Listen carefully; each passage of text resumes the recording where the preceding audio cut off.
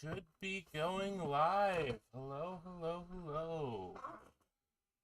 How is everyone doing today? This has been a long time coming. Took me a bit longer to compile my notes than I thought it would.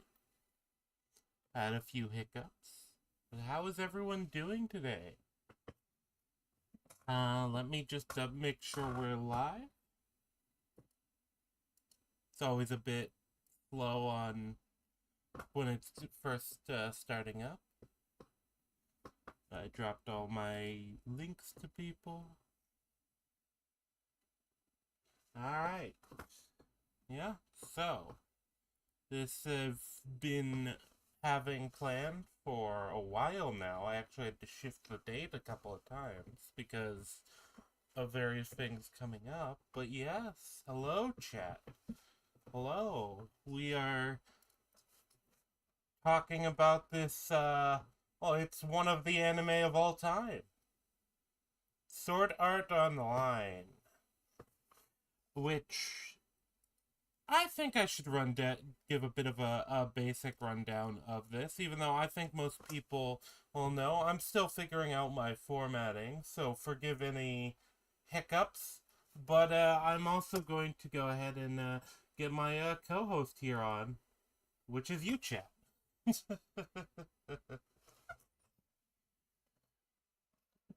uh, yeah, so what is Sword Art Online, and what did I mean in the title by saying it's the beginning of a problem? Uh, I think before I should lay out my plan for how this is going to go, chat, so that we can see how things go. So, overall, my plan is I'm going to tackle this episode by episode. I'm going to try to avoid being overly broad with the series. I'm not bringing anything up outside of the first 6 episodes unless chat does, for the most part. We are taking it as it comes, seeing how well it holds up. And that's going to be my method here. I know Sword Art Online is a bit of a long-running series. There's multiple spin-offs. There's multiple movies involved. I don't even know how many episodes in the actual anime, counting all of the versions of it, or all of the iterations that happened after the first season. Let me adjust my volume. I sound a little loud.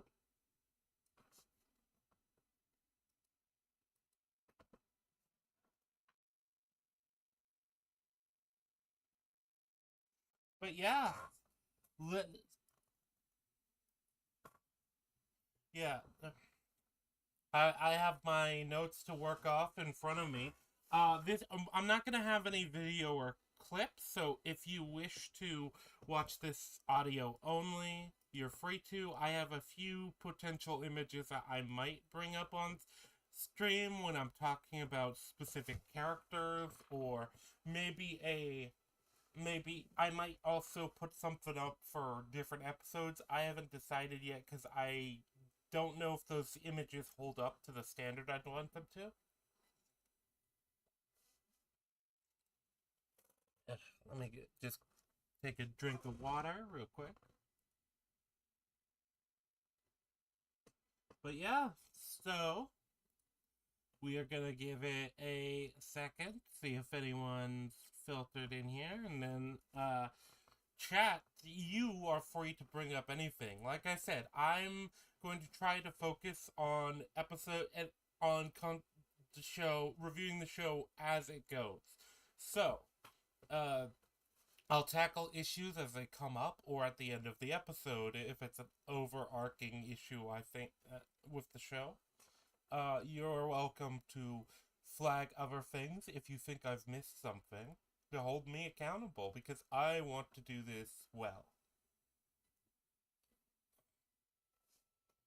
That is weird. Here, let me turn myself down on my end.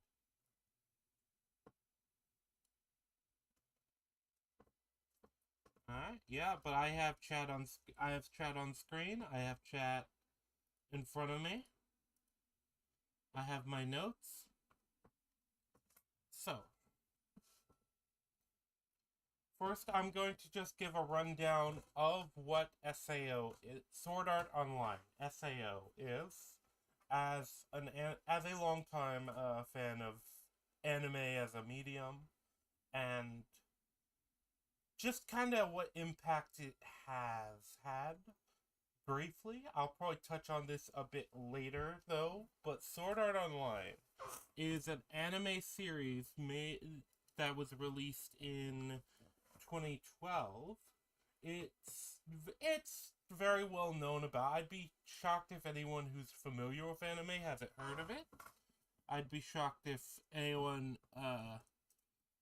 outside of... Actually, I'd be surprised if anyone who's not even vaguely familiar, not just an anime fan. Let me pull up my notes for this intro part. I should have had this ready.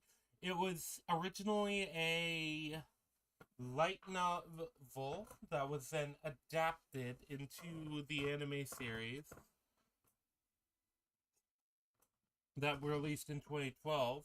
The light novels were written by a Reki Kawahara and is illustrated by Abeck. I don't know who that is. But I can close the Wikipedia summary now, though. Just because I meant to put that on my notes. I don't know. I guess I just forgot. But yeah. But yeah, so as far as the series as a whole, the main core concept of the show is the idea of characters trapped in a video game in which you die in the game, you die in real life. They can't log out. This is the environment they're essentially living in. It's a fully immersive video game, to the point of being difficult to differentiate from reality outside of a few things that will come up. It is a fantasy video game, but they are trapped in a fantasy video game, and that's where the show's kind of sold. That was the main core concept that sold the show. The show is also probably one of the big series that I wouldn't say it started the isekai trend, but it definitely helped popularize it. I know a lot of people personally who this was their first anime or their first introduction to anime outside of things like Dragon Ball or Pokemon. And I'll comment now that the visuals of the show for the time were seen as pretty good. I don't know if I'd say, after having reviewed it, I'm kind of surprised to say, though, that they don't really do a lot with those good visuals that they have. The music is good, but once again, I feel like the good music is wasted on this show. It doesn't have there's not a lot of meat on the bone when it comes to Sword Art Online. It's very contentious as far as anime fans. I've met more people who dislike it than like it, and I'm coming into this as somebody who didn't like it, but I'm trying to be not entirely, I can't say entirely unbiased. Nobody is unbiased, but not biased by my own experiences with the show. I'm trying to come with this fresh. I've been doing fresh viewings. These notes are all taken as I'm going. And as said, I'm going to flag issues as they come. So, with that all said, I think I've said everything I need to about the introductory stuff. We know that the show takes place in a near future setting, and the year they specifically give at the beginning is 2022, which obviously this would have been 10 years after the the anime was produced. Probably based off what I know, it would have been longer from the light novel. The light novels were originally made. The original run was 2002 to 2008. So it was obviously a 20 years into the future was the goal of the writer at the time. But we are going to mostly focus on the actual anime because what actually matters talking about the anime isn't what happens in the light novel, isn't whether the light novel may explore things better. I've never read the original light novels, but I shouldn't need to for an adaptation. And same with manga, that is going to be a philosophy when I do reviews on this channel.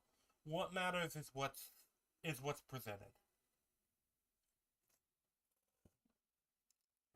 I'm going to try to stick to that. Alright. So, yeah, back to the episode 1. Yeah, we are going into the begin episode. So, the episode starts with basic information as our main character seems to be listening to some form of MMO podcast or broadcast of some kind. This is called the weekly MMO stream. That's what they refer to it as. And they seem to give a promotional trailer. They seem to talk about the launch of the game, and they specifically, what's weird to me is they mention the launch as having happened a week ago. So the only thing I can assume is they gave a week for people to purchase the game before they turn on the servers. Though this isn't explained exactly, it seems like a weird line that implies that as though the game launch was the previous week. I have to assume that's true. We also see footage of people waiting in line, including a certain character that's going to come up later. The character in question would be Klein, who, let me bring him up on screen. I hope this looks fine. This character.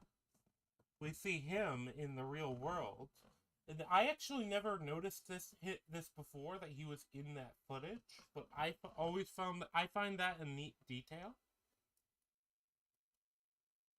I'm just going through this episode by episode, but more importantly, they give a bunch of information specifically. Oh.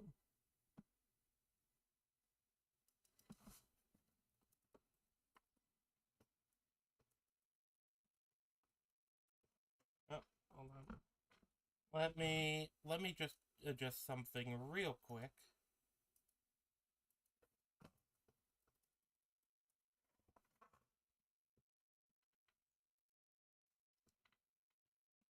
But yeah, alright, anyway. So,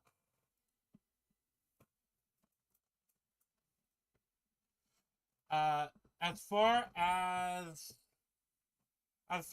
the outfit goes, the notable information we get from this stream is primarily background info on the game. It's very highly anticipated within the world. It had a limited release of 10,000 people, which is not really highlighted as strange, but anyone who's played an MMO, a full player base of 10,000 isn't a lot. At least not for a launch MMO that's supposed to be the big thing, very popular. Because we're talking the total people who own a copy of the game. we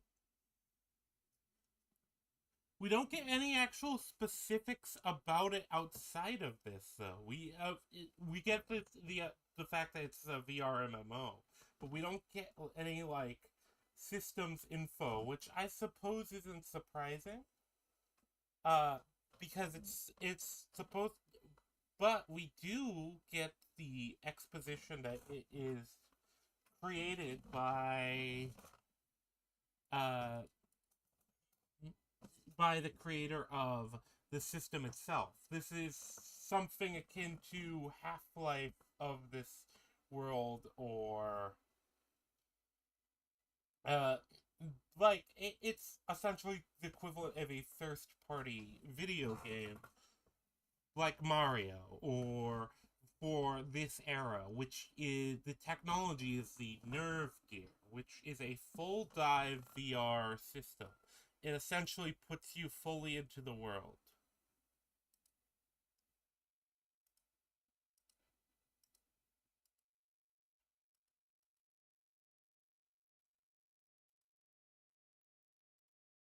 Uh, I,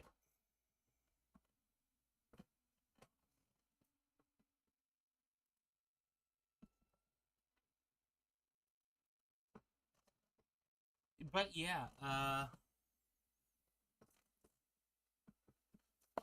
Anyway, sorry, I'm a bit nervous.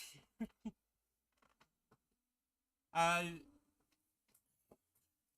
but it specifically said that.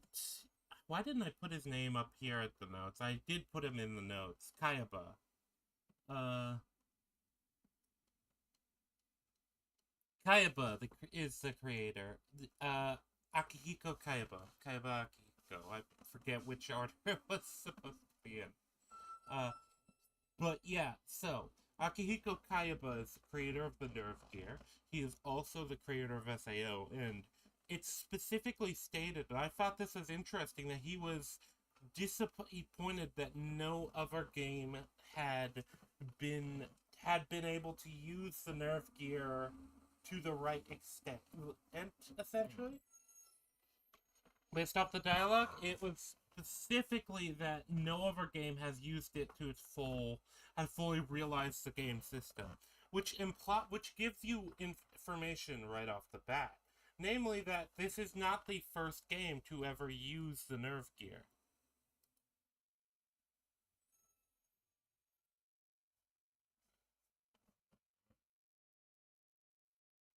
But yeah, anyway,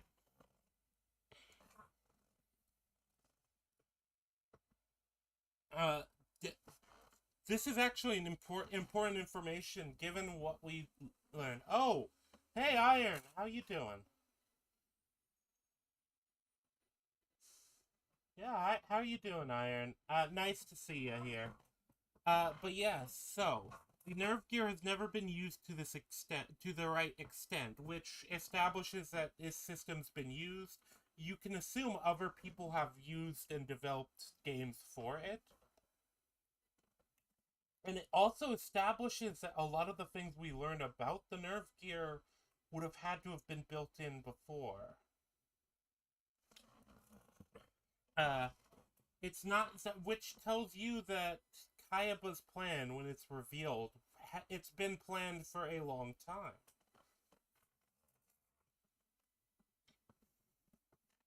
But yeah, we also see our main character, Kirito, he's reading a magazine on the Nerve Gear while he listens to the stream.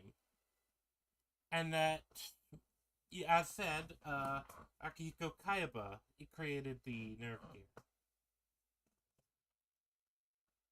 Uh, we learned the let me just make sure I'm not missing anything. Yeah, the podcast. Yeah, the podcast of. Oh, okay, perfect.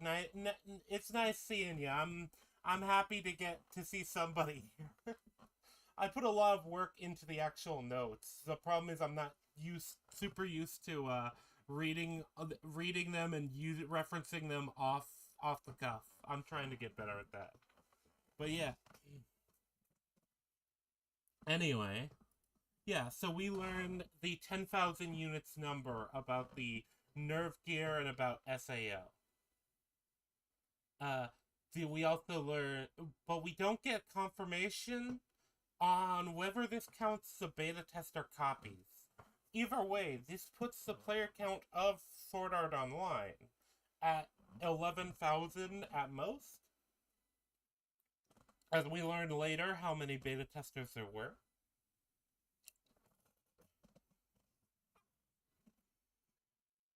Anyway, the podcast ends and we see Kirito setting up the nerve gear to log into the game.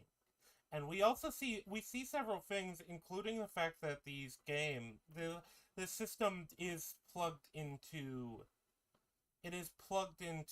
uh, uh, his computer, whether that's for computing power or simply as a power source or a connection. It isn't actually clear yet. But I believe it is a revealed it's supposed to be a connectivity thing for like it's kind of like an internet cable. This is before Wi-Fi was as widespread when this was written. We don't get a lot about this. We don't get a lot of details yet about who Kirito is. And actually, I think this is one of the big problems with Kirito's character. We don't get any of the view of his life or of what he's like outside of the game. And so it makes it hard to really understand him as a person when you first meet him. He seems to be he seems to be a fanatic when it comes to this stuff. He's also young. We know he's a beta tester, or from information provided later. But for the most part, we don't get any of his like life outside of the game prior. But yes, he logs into the game. We see information about him, including his name, his nationality, his gender. Japanese male. Kirito's what I'm going to go with, even though that's not the character's full name, because his full name doesn't actually matter for the most part for this. But yeah, we also get that it loads his prior beta tester character info. And the first dialogue is, "I'm back in this world." That is what the first thing he says, which could be it could be interesting. We see the world of Sword Art Online for the first time. It's this big kind of fantasy city area that he's in on the first floor. The city of beginnings, which gets mentioned. It's probably one of the more often mentioned locations within the series. And we get his initial dialogue, and Kirito begins to run immediately, seemingly, I suppose, to begin questing, begin leveling. He seems a very determined person as far as being a gamer.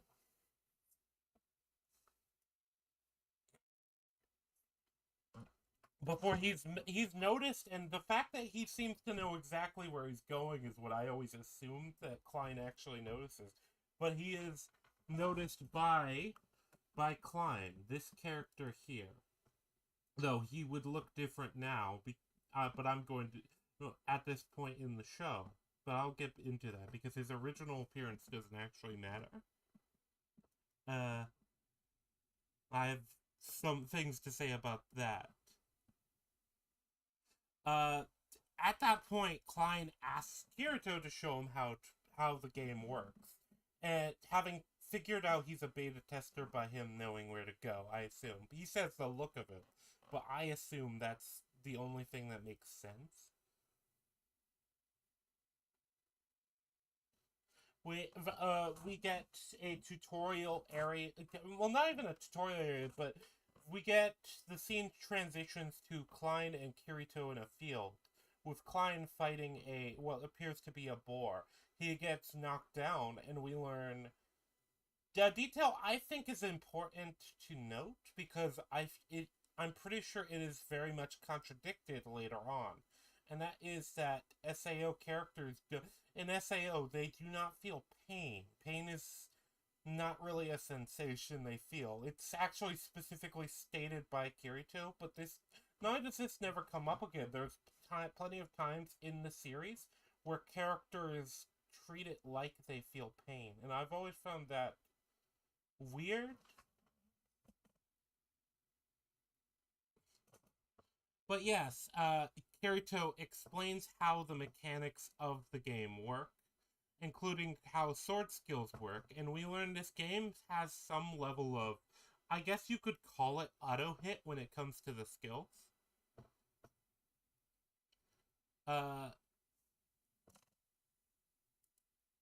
Kirito states specifically that the sword skills are bit on a initial motion output, which I assume just means stances, and they activate the sword skills, which then, if done correctly, the system ensures they connect. The way Kirito explains this done is, the specific line is, add a slight pause. When you feel the skill begin to activate, let it explode, which it's very vague, but it feels like it's probably something you would feel intuitively. The neural link connects directly to the user's brain, so I assume it might give players an actual sense of this rather than their own physical senses. But this isn't actually explained. But this is kind of our basic understanding of how Sword Art Online combat works, which it seems to be built primarily off just these sword skills, rather than, and I don't know if that's enough to go on. We don't really learn a lot of other mechanics when it comes to specifically the combat or how the combat works. But during this conversation, they do explain that within the game, it's primarily a level and skill based thing. There are an unlimited number of skills is the way they explain it. But which I don't know. It seems like it would be cramped as a system. Like I feel like a game with unlimited. You'd want it would probably end up unrefined for a lot of the skills, and we don't ever get any one of my big problems with the show actually is we don't actually get a good understanding of how the skill system works outside of combat or in combat, because this comes up a lot throughout the series, particularly throughout the first 6 episodes. This is going to come back up. I believe there's an unlimited number of skills. We also get the information there's no magic system in the game. There is no magic, which is commented as bold.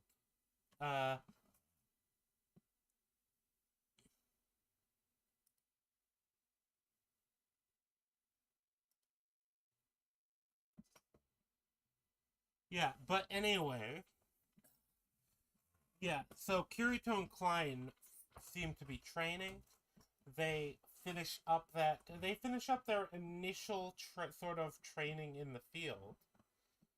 Kirito and Klein sitting watching what seems to be a sunset, and they talk about both the real world and the game in general. This is where we learn about there being 1,000 beta testers specifically. Which, that's 10%. If we take the 10,000 number at face value, that's 10%. Even of the game's population, even if we don't take it at that number and we assume 1,000 people who got a copy of the game in addition to the 10,000 player, that's still a pretty high percentage of players, and it's never really acknowledged, or it always felt to me like the creator doesn't understand how games actually end up being, and so they just chose random numbers that don't really work. This is actually it feels like the creator of the series didn't really understand how games worked or what numbers meant when it came to a game. Like a 10,000 player MMO is not that good for a launch title first party MMO. Actually, let me see if I can just look up something right now.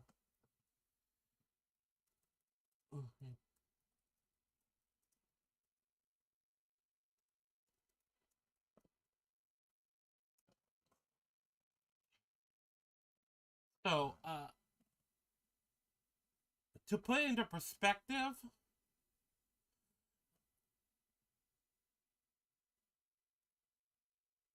there's at least 10, maybe there's at least 150 million people who are registered, for example, to play League of Legends.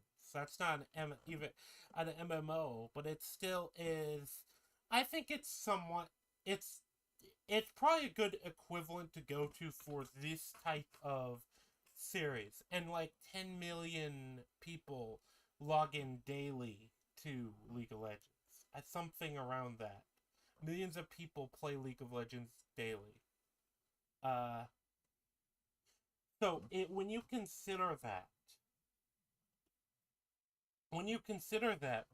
and then a large scale MMO designed to have 10,000 people,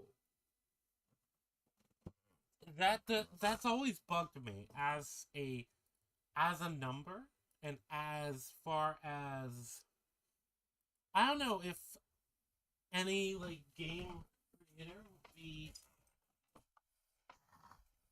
fine with that number. It's always I feel like now we also know that Kayaba's planning something specifically, but it makes you wonder how exactly he sold it on this. But yes, here as far as the conversation goes, we get a basic idea of what the beta testing phase was. It was a 2-month period, with 1,000 players, and we learned that Kirito himself states that he only made it to floor 8 out of 100. There are 100 floors within the world of Eingrad, which is the MMO world's name. And Kirito further states it took him 2 months to reach floor 8. And adds that he plans to do that in a month now, which I think is interesting when I go into his character at the end of the episode. Further states that in this world, a single blade can take you anywhere you want to go. I noted that because I feel like it's going to be another thing I'm gonna put a pin in. I think that's gonna go down to his character. But he states he feels more alive in the virtual world. It's clear he's very enthusiastic. And Klein states that he's going to log out because he has food on the way. He invites Kirito to meet with some friends afterwards, after he eats. And then I think I'll go into a lot of the details of this. I think I'm gonna go character details at the end of the episode. But yeah, from this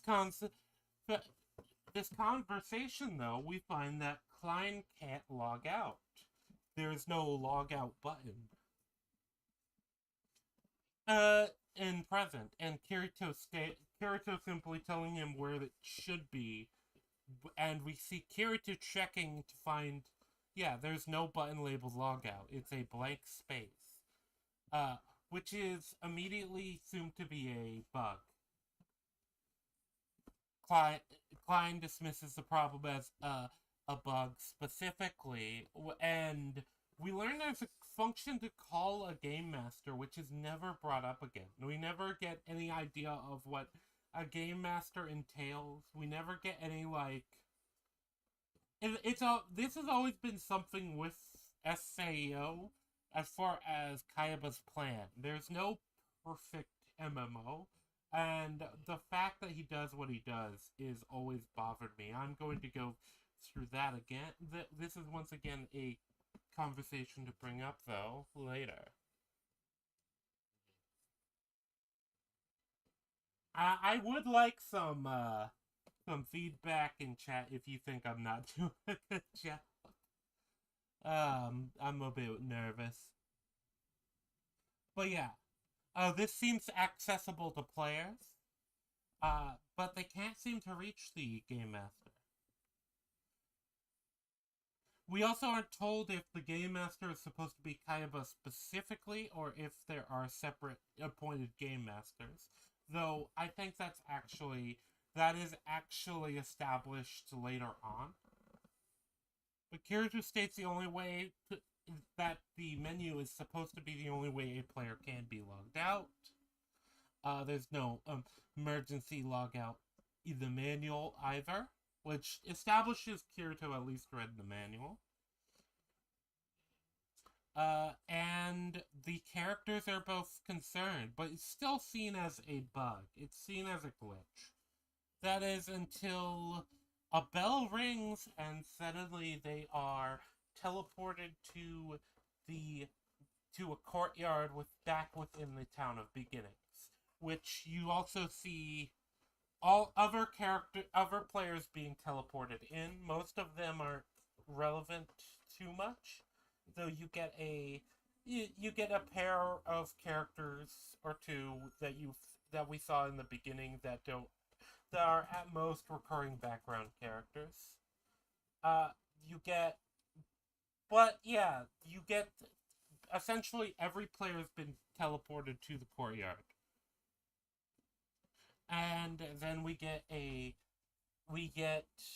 essentially alerts in the sky that basically this is an announcement. I don't know if this happens any other time in the series, because it's rather hard to say, because, well, I'll get into there's a certain problem I hate where this show hates pacing. It hates pacing itself. It feels like Sword Art Online wants to get done with everything as soon as possible. But yeah, we learned that this shadowy hooded figure that appears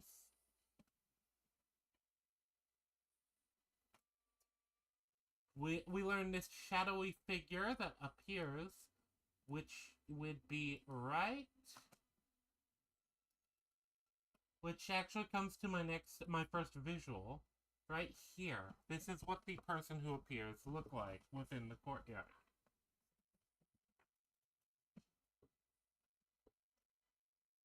This man appears, and from when he appears, we get the essentially basic information as he addresses the crowd. The first thing he notes is that some people may have noticed that the login button is missing, and that this is working as intended. This seems to be an intentional thing that's being done. He then explains that this is a core feature of Sword Art Online. Users cannot log themselves out, nor can the nerve gear be shut down from own or removed from the outside. And anyone doing so or meddling with it will kill the user. Specifically, he says, triggering a powerful microwave, which Kirito seems to confirm they can do this, which is interesting that he have that technical knowledge. But, yeah, we also see news broadcasts brought up that show that this has happened. apparently. I don't know if... It does make me wonder if anyone else noticed that. Like, did anyone die within the tutorial? Because we learned this also happens if somebody dies within the game. And Kirito, once again, adds within his own narrative that the nerve gear has an internal battery, so they can't wait for the nerve gear to run out of power. But we learned 213 people have already died in the game. Which would bring the number of players of the game down to... I'm actually probably going to try and keep a count based off the numbers they give throughout this series. So, let's assume 11,000 because 10,000 people who bought it plus by the beta testers.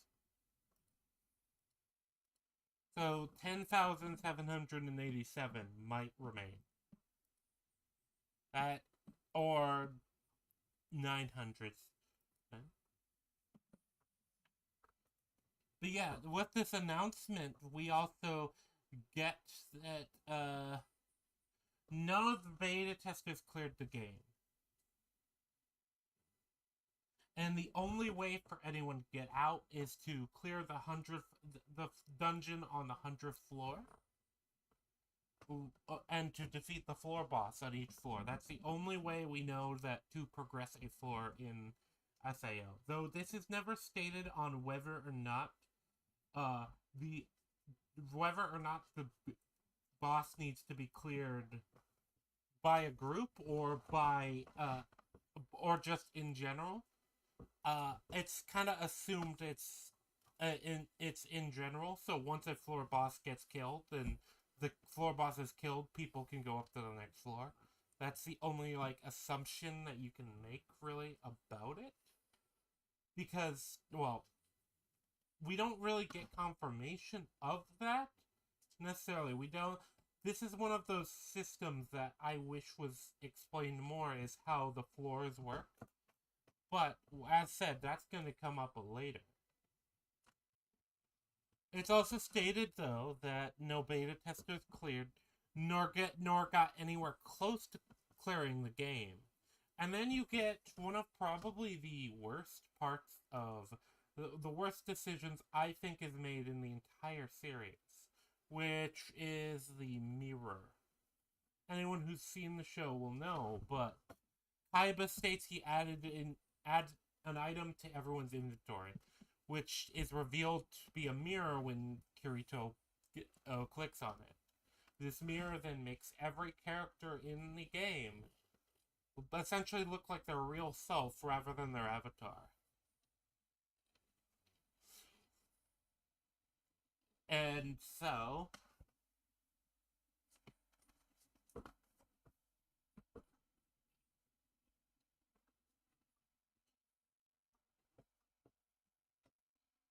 Kirito explains that, yeah, apparently Kirito and Klein muse on how this could be, with Kirito stating that the nerve gear can actually see the user's face. And Klein stating the calibration is probably what allowed it to know their body shape and size and proportions. Either way, when it comes to this, I think I should just talk about this now. So, I hate the mirror as a concept and as a scene. So, the idea of making all of the characters look the way they do in the real world, it's one of probably the biggest wastes of this entire show. Because the premise of people trapped in a video game has certain built-in interesting ideas, and one of which being the idea of identity. And there's a lot you could explore there. There's a lot you can explore with the idea of characters having to be in a body that isn't necessarily their own. Maybe it's one they've designed. Maybe it's an idealized one. Maybe it's one that's entirely different from their real body. but there's so much you can explore thematically, and so much you can explore simply from from a story perspective, and essentially from what's the best way to put it? From a character perspective, with this, with the fact that characters might have to be engaging as avatars, and the most I think we ever actually get with this is that a couple of people in the crowd who were, for example, who were girls, end up being guys, and it's treated as a cheap gag.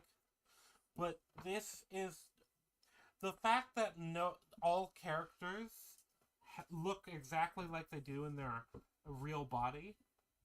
Uh, it doesn't add anything to the story. They don't do anything with that concept, and as I said, it's so much wasted potential. But also, I've always felt like it's out of character for Kaiba. And I'll talk about it when I talk about what I feel Kaiba's character is established to be within this episode. But this is probably the single biggest waste of Sword Art Online. This is probably I've always felt like Sword Art Online, one of the core interesting ideas is because you're trapped in a video game and you're living in that video game. It's not just you're trapped. You have to live, breathe. You're spending 24 hours a day for actually years within the time scale of the series in an avatar body. There's a lot you can explore there.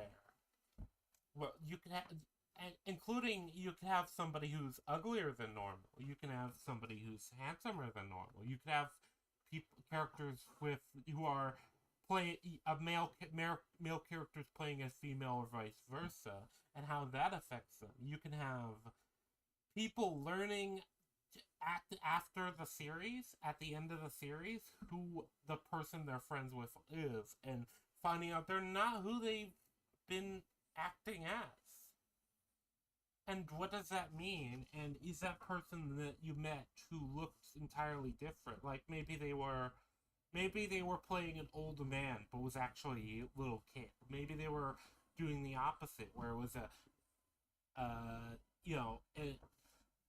somebody who's maybe on the older scale, playing somebody young and energetic and enjoying using their body in a way that they can't in the real world.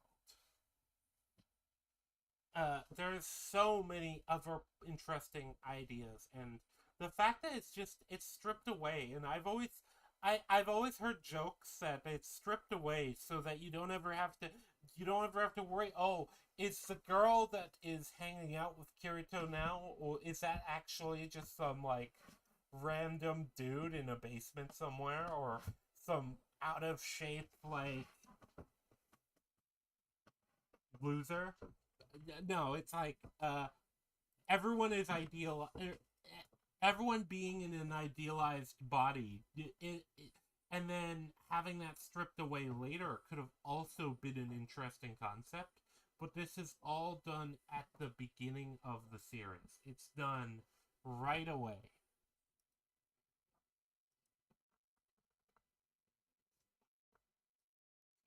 There's no even acknowledgement of the idea, the concept of maybe people setting up their character in a way, and also said I feel like it doesn't go with the Kaiba we see in this episode, nor the Kaiba we see in some of the later episodes.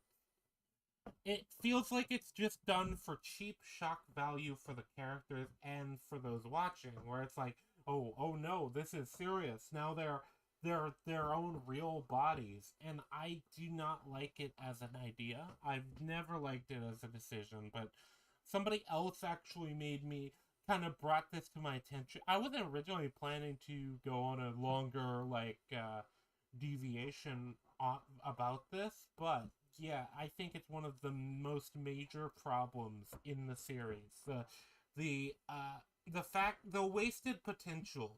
and the wasting of ideas that are almost built into the concept of characters trapped in a video game is that you're not going to be you're going to be somebody, you're the character you created. And you could even have characters who people who maybe as a coping mechanism embrace the character that they originally planned to build and become more theatrical and more, and basically putting on an act in order to kind of put themselves at ease with the big reveal. But Kaiba finishes his speech with saying, trying to answer the question of why. Why is he doing this? Why build what is essentially and what is often described as a death game within the series? Why trap a bunch of people? Why have people die essentially? While other characters, including Kirito, seem stunned by the idea they could die in this game, and that there are stakes here. Kayaba states that his answer is just simply that his goal has already been achieved. He wanted to create this world. He wanted to create a world and intervene in it. And then he states that this is the end of the tutorial. And we have Klein and Kirito running out from the area. Specifically with other people shouting while or arguing.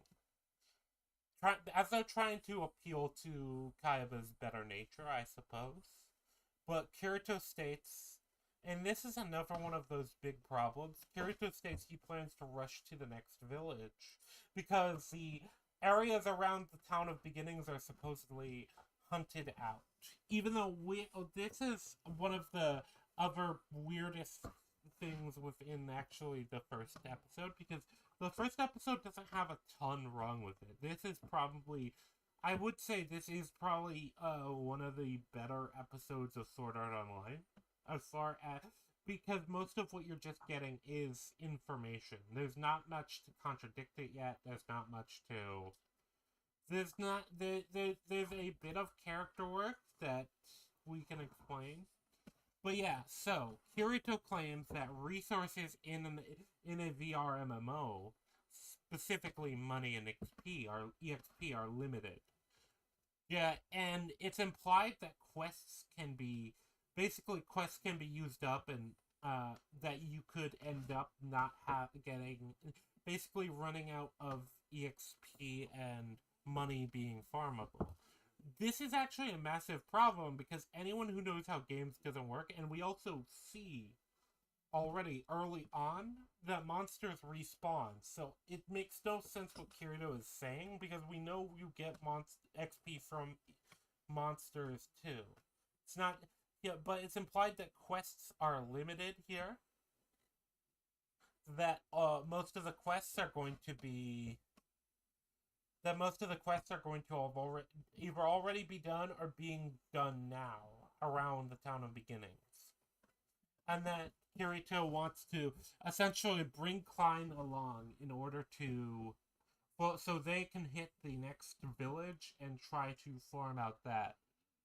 Klein states that he came here with friends, like he joined the game with a group of people, and that he doesn't want to abandon those people. And thus he insists that basically he says that he's not going to hold Kirito back, and Kirito should just go. Well, first he appeals to see if Kirito is willing to bring the friend along, which Kirito isn't for some reason, which I'm going to go over again in the character section of this episode.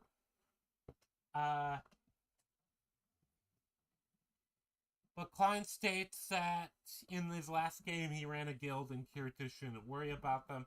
At this point, they've kind of established that they were good friends, and that's essentially the end of the episode.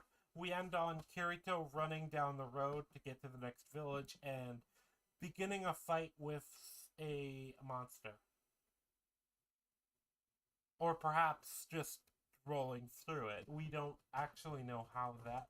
Well, we know how that turns out. Kirito survives, but yeah, that's the end of the. That was the end of the first episode.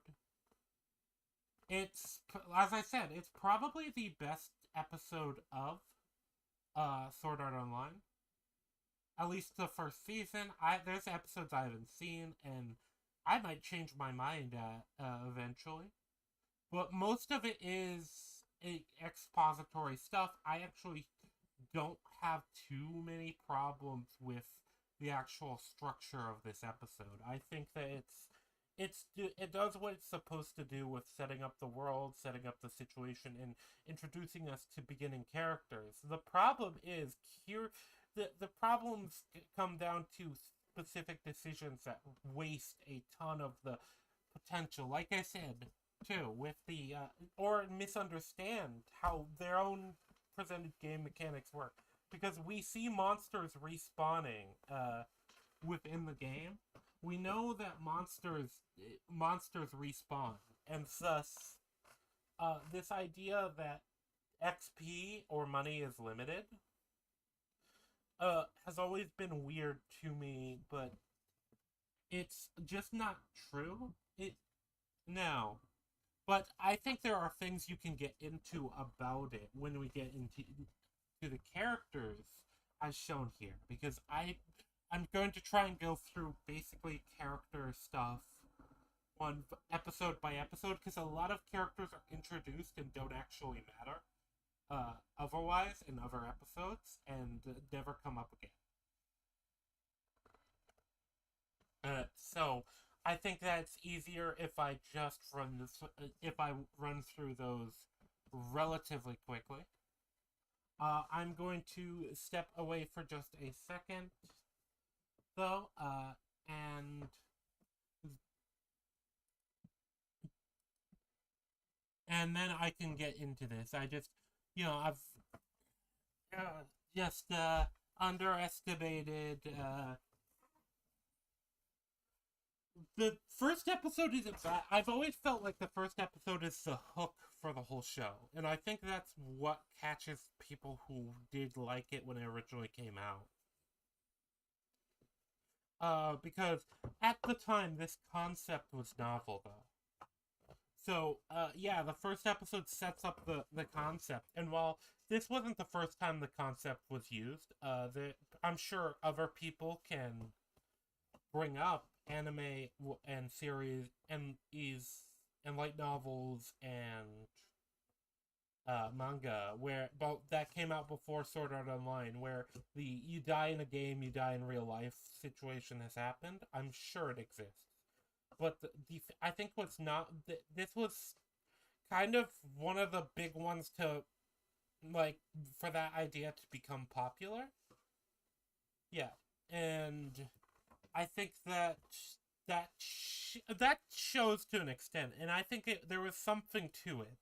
My big problem with Sword Art Online has always been wasted potential, and you can get into that with the mirror the getting rid of avatars as like a major factor of that.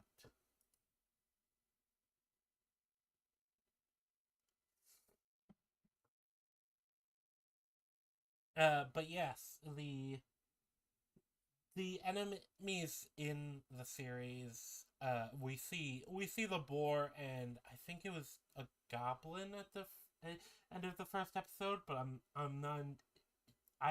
That part isn't actually too important. It never comes up too much, but the enemy design always looked pretty neat, and the animation and, as said, music is decent. The art is decent. The only problem with the main problem with Sword Art Online is characters and story, though. And speaking of, I'm going to step away now for a minute, and then once I come back, we'll get into characters, and we'll go through Kirito, Klein, and Akihiko Kaiba.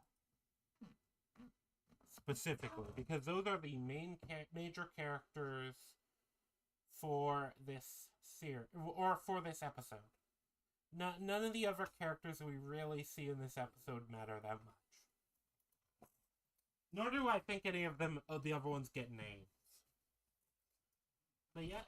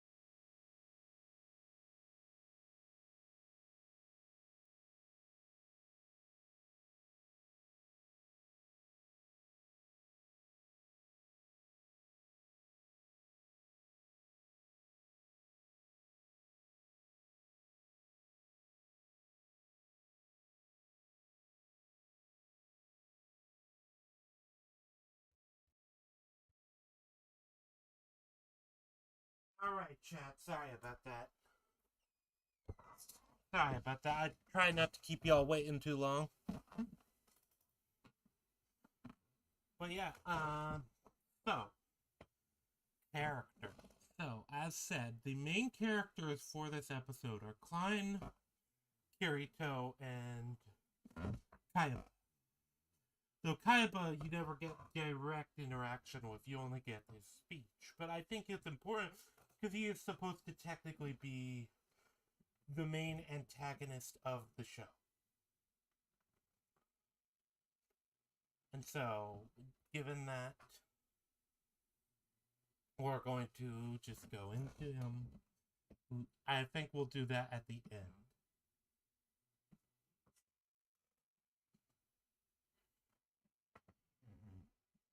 But yeah, so, what we know about Kirito so far is he is a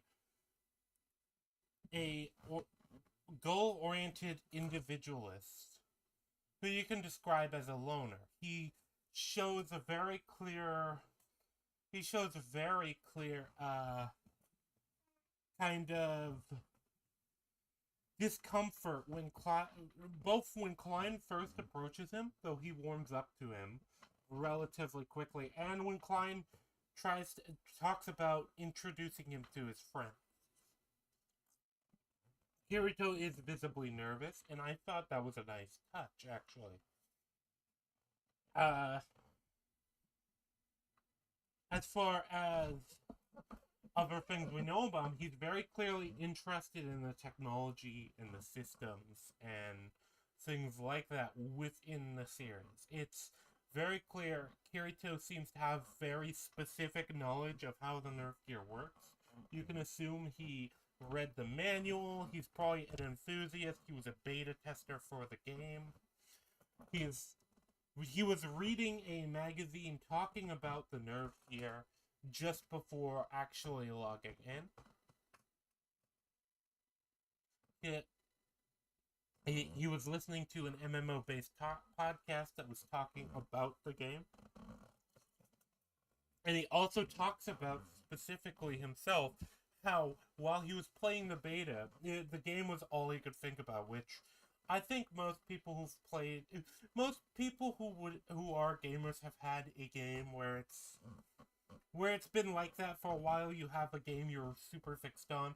Some people might have even done that with MMOs, and that happens a lot with MMOs.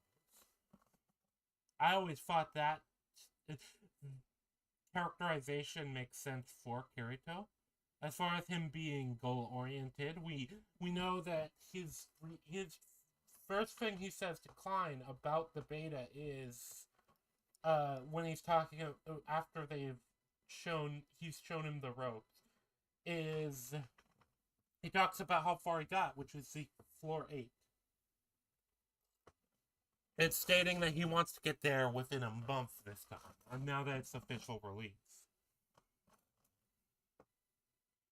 You kind of have to assume that Kirito's interest in the game, though, go beyond just the game.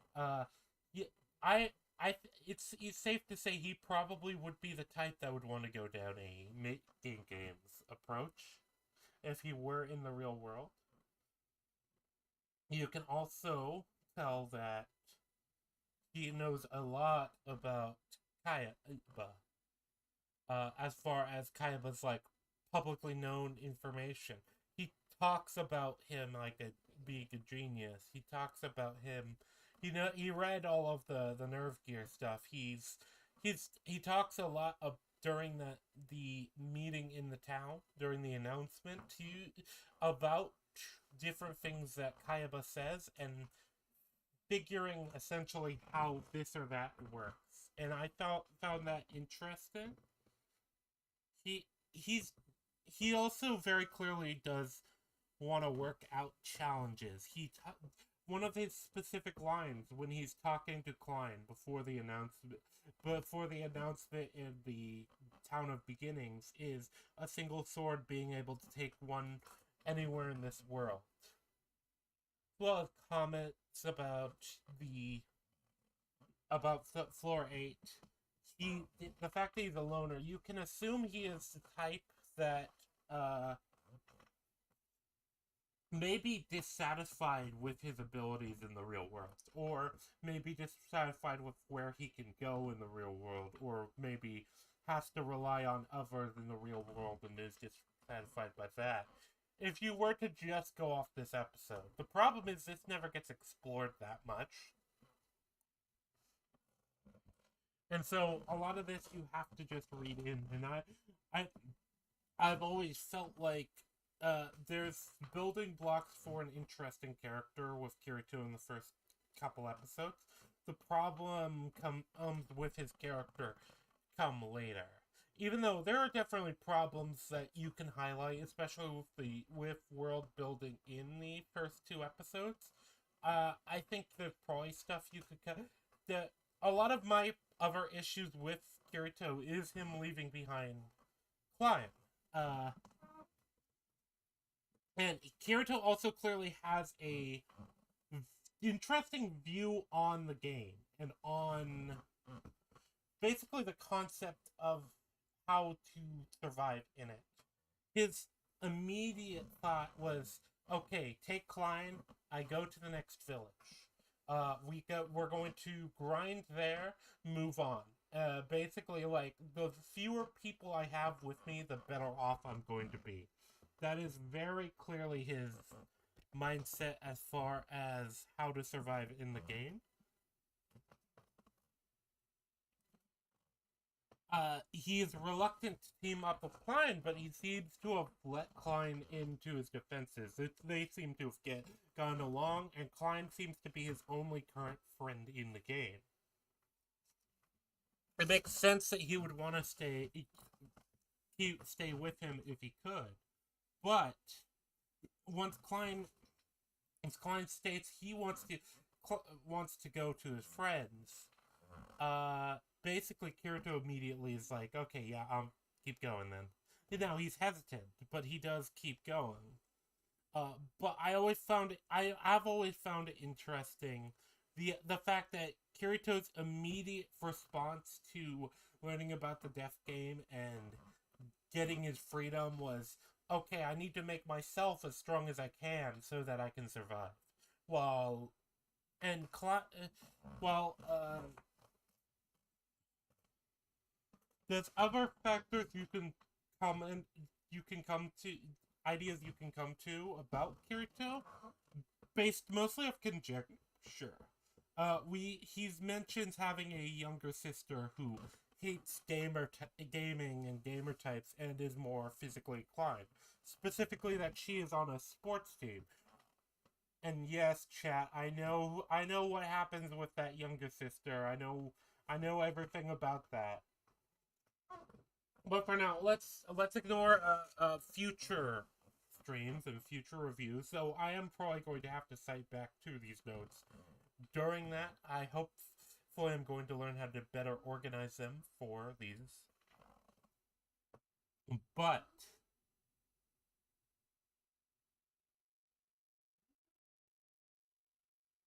yeah, while Kirito himself confessed. But yeah, so yeah, but my conclusion has always been that Kirito is somebody who's unsatisfied with how his life is in the real world.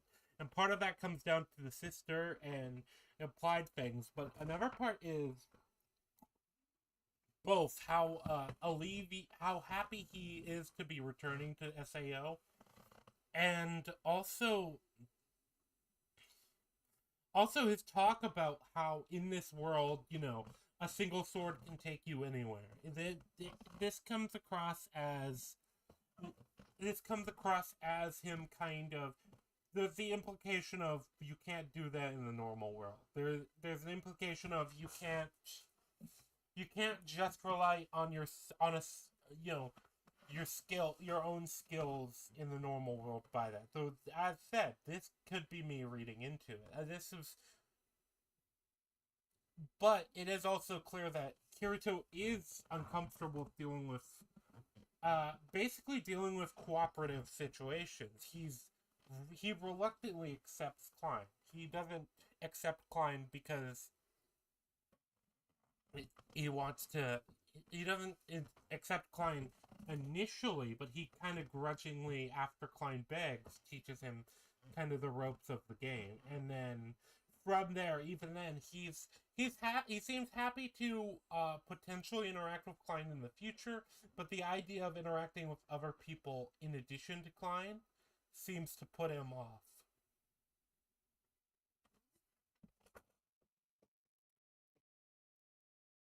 As far as other factors go,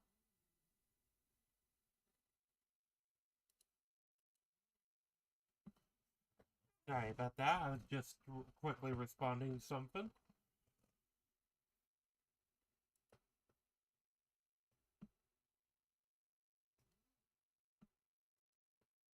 Alright, sorry. I've got.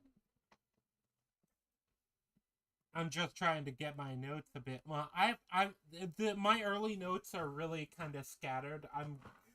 I've kind of been learning as I go. So I'm just like making sure there's nothing I'm missing. But yeah, Kirito views adding additional members of the group without knowing whether they're competent or not as a liability.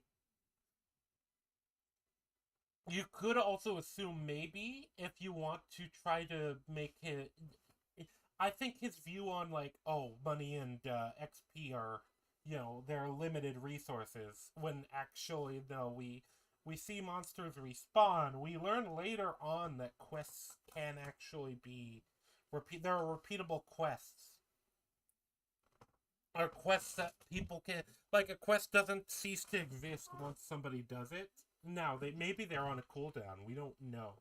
This is one of my big problems actually with the series is we don't get a lot of the early mechanics after this, and I always felt like that problem actually begins right in the next episode. But we will talk about that after we go through the other characters. And speaking of other characters, I think the secondary character to talk about is also I guess if I had to pick a favorite Sword Art Online character, it would be this one, Klein. Well, we'll put him back on screen. Actually, I should probably have these ready to put on screen with a moment's notice. I will do that again in the future. But yeah, Klein, this guy. Kirito is obviously the black-haired man in the background, so I don't need to put up an image for him. Oh, hey, Iron. How's your work going? I hope I'm not being boring. I'm being a bit rambly, but yeah, I'm about to go into the character of Klein from the first episode. As a person, he always felt to me like he's built to be a foil to Kirito. He's built to kind of be the mirror, essentially. While Kirito is clearly a loner who seems very system-oriented and goal-oriented, Klein seems to be an outgoing person who is eager to learn and willing to ask for help. His immediate actions in the game are actually to go find, yes, Klein is great. His immediate actions were to go find somebody who knew what they were doing so he could learn from them. Like, that is actually it's an interesting mirror to Kirito, and I always felt like Klein should have been more involved in the story. I actually think he would have been a better main character, but even without that, he should have been more involved in the story, and I always felt like he was meant to. But yeah, Klein's also clearly less tech-oriented as a person. He doesn't know he isn't familiar with all of these, like, specs and specifics that Kirito seems to be. But he also seems to be a regular gamer himself. He's implied to be older, which we do learn is true. He seems to be in his 20s. And he's a friendly, likable person. He's also, this is something nobody highlights, but Klein is set up to be very much the type of person that's very prepared. This is illustrated by actually two things I noted. One of them being when the MMO podcast in the beginning is talking about the first people showing footage of the first people to be in line to get the game that camped out in the middle of the night. We actually see Klein in that group. So we know he planned enough to camp out the day before in order to get make sure he gets his copy of the game. We also know with the pizza, he organized food to arrive at a specific time, and he was ready to, and he also kept his schedule, so he was able to, if the death game thing didn't happen, what Klein would have been able to do is, he would have found somebody to teach him the ropes of the game, ate dinner, had time to eat dinner, and then meet up with his friends as already organized is to meet up with. All of that is already, like, arranged. He's also set up to be a very empathetic and observant person. Klein immediately recognizes that Kirito knows what he's doing. Just by the fact that he knew where to go, he's not checking a map. He's not hesitant. He's not taken aback by the virtual world, and so Klein was immediately able to zone in and, like, that guy knows what he's doing. He's probably a beta tester. Klein, he's somewhat excitable, such as when they talk about Kirito's sister, and he's like, "Oh, hey, you have a sister? Could you introduce me?" But then also, he immediately picks on a lot of the time, picks up on a lot of the time on Kirito's, basically Kirito's emotions. Even though Kirito isn't very, like, well-made character, he immediately picks up on Kirito being uncomfortable at the idea of, for example, meeting his friends. And he immediately picks up on what Kirito is thinking at the end of the episode as well, when he's talking about going back for those same friends.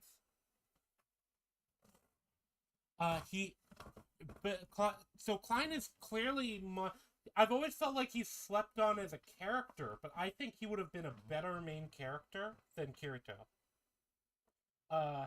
Because he knows what he's, and I said he at least would have been a better secondary character because he's clearly it's weird how he's kind of meant to be a mirror image, clearly, as far as I can see. Kirito is the loner, he's a group thinker. Kirito is an individualist who seems to figure out stuff for himself.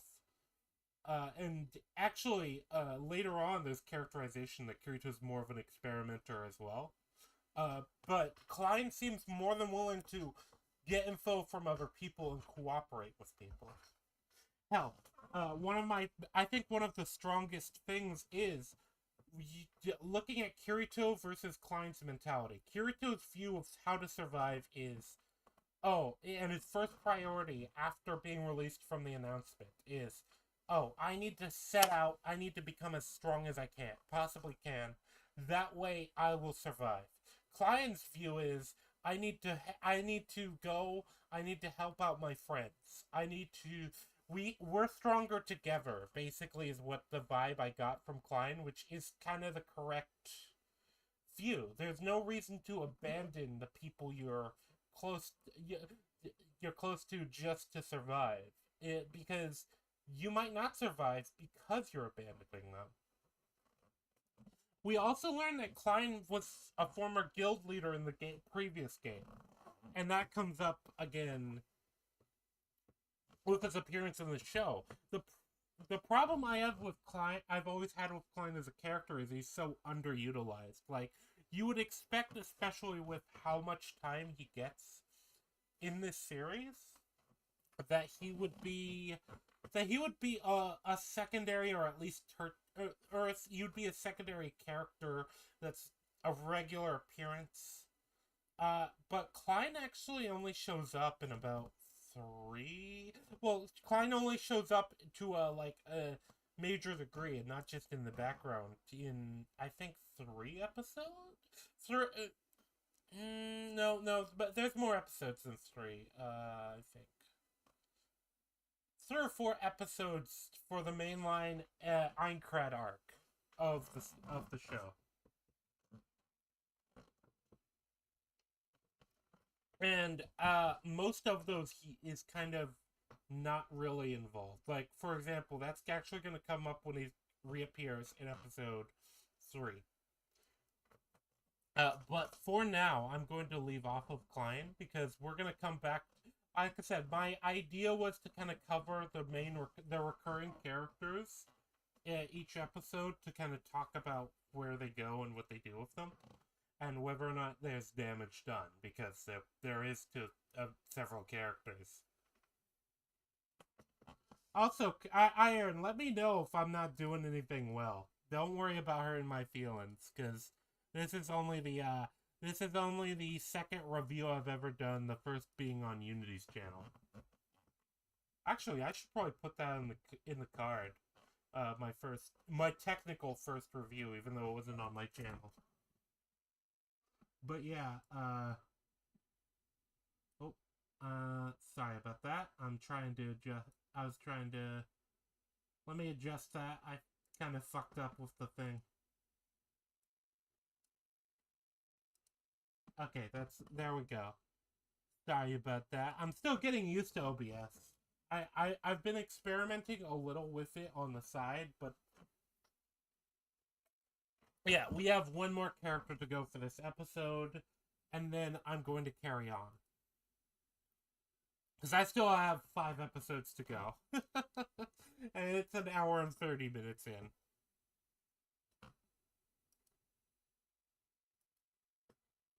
But yeah, so, And this one's going to be a bit faster anyway. So, the only other character I think that's important to talk about for this episode, and most episodes don't have this many characters worth talking about anyway, but it is Akihiko Kaiba, or Kaiba Akihiko, whichever you want to describe him as. I actually am not sure which is the proper pronunciation, Japanese, or I don't know which is his family name and which is his actual name.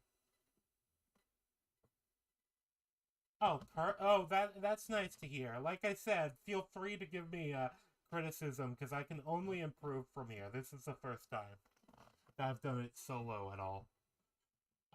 But yeah, so we know very little about Kayaba personally.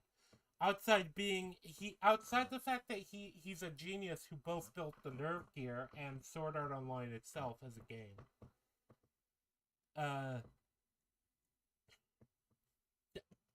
What information we do have of him outside of that involves very clearly what Sword Art Online actually is. Kayaba is not a good person. He's somebody who traps at least 10,000 people into a death game. We don't, and the first episode doesn't actually reveal exactly why that is the case, but well, it gives us a reason. Kayaba says his motives were very specific too. He wanted to create a world and intervene in it. Essentially, he has a god complex. And I think that the later series, as much as I don't want to talk about the later series, I think it's important to acknowledge this is kind of an abandoned idea within the franchise, and I've always wondered why in the future they try to make Kayaba sympathetic, because he's not. He is essentially a man with a god complex who traps 10,000 people into a game world where they can easily die. We also know that he seems unempathetic to the fact that 200 people have already died because of from this plan. And we don't really get any indication he did anything to stop that. If anything, it feels like he allowed it to happen so that he'd have like a warning to other people to not fuck with the equipment and stop his fun.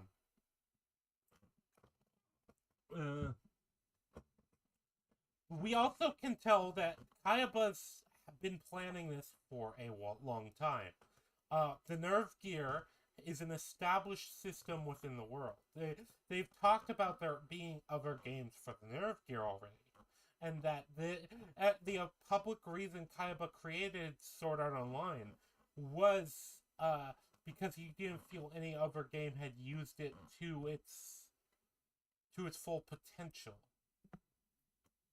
Which means that, as said, Kayaba's been planning this a long time.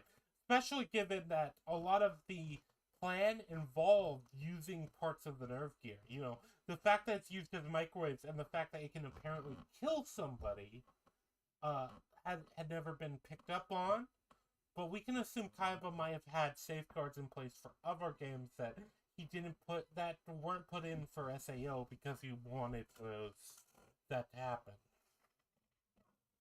We also know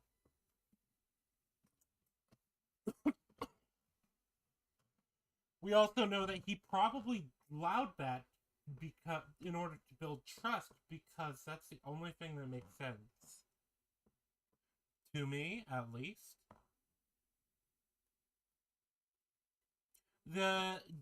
Kaiba's a genius with a god complex, though. And he is more than willing to screw over normal people to essentially indulge in it, because that's what SAO is. It's him indulging in his god complex. But as far as the first episode goes, I think that's it for Kaiba. And I think we can probably just move. That means we can probably move on to episode 2. Yeah, we're an hour and 30 minutes in, so that's a good indicator. I did a bit of preamble though before, so that's a good indicator. This is probably going to go on for 5 or 6 hours if I had to guess. Probably longer because a lot of the first 2 episodes I think are the best episodes in the series. Uh, there's less problems, so there's more problems in episode 2 than episode 1 because episode 1 is really all set up.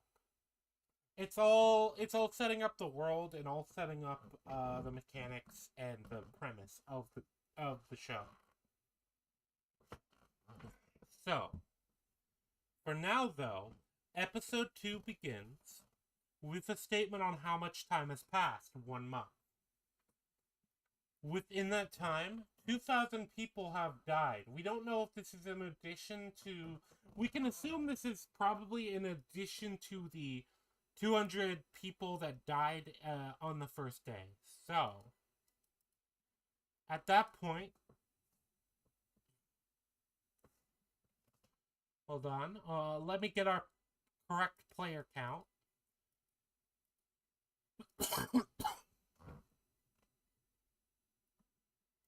For context, because I think keeping track of the player count is actually very important. So, if that's the case, within the MMO, we have 8,787 people, potentially, from what I understand. If we assume that 2,000 is an addition, even if not, well, we can even give them the 200, yeah, and also this is assuming that beta test copies are not counted in the total. Because if we don't assume that, and that out of the 10,000 commercial copies, that comes out of the 1,000 beta tester copies comes out of that, then it's going to be 7,787. This is the only time I'm going to highlight that from now. But I don't think in the 6 episodes we get any more player counts other than that when it comes to dead players. But yeah, 2,000 people have died in a month out of 1,100. Or 11,000. That's an insane rate of attrition. But anyway, continuing on, nobody's cleared floor 1 yet. And namely, this is stated as nobody's found the boss. This is kind of implied to be that nobody's found the boss room yet, including beta testers. This is going to come up later because this is one of the big problems with the episode because it's treated as a big reveal. We're also told that today there's a meeting about finding the boss and clearing the floor. And I assume this meeting is supposed to be public. Either way, we open on this meeting where we see a few dozen players. With Kirito being among them. And a player with blue hair named Diabel being being the one running the meeting. He starts off joking and jovial about how serious this is, even acting as though he doesn't understand the mechanics, and saying that his job in the game is knight, even though apparently there's no job system in SAO. Which, that's another, like, mechanical thing. I feel like there's gonna be a point where I have to compile the mechanics and do a separate maybe a whole separate stream on the mechanics of SAO, because it's very interesting how much they use mechanics. I think every episode they try to introduce and use a new mechanic. But yeah, so The Diabel also says that the clearing the boss room is the sacred duty shared by all those at the meeting. Basically, it's seen as we either do this or we give up. That is how I interpreted it. And everyone present agrees. And before it's asked that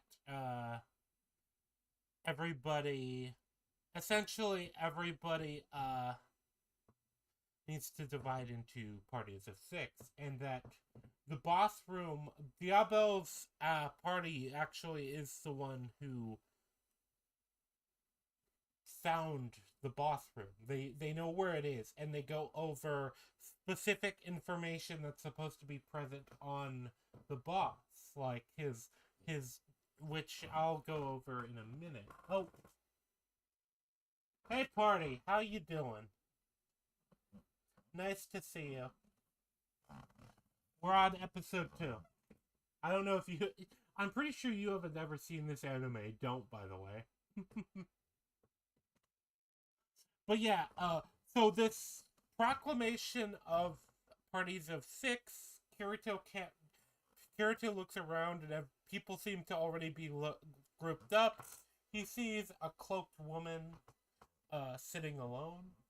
He eventually approaches her and asks her to party up, since neither of them seem to be with any of the other people present.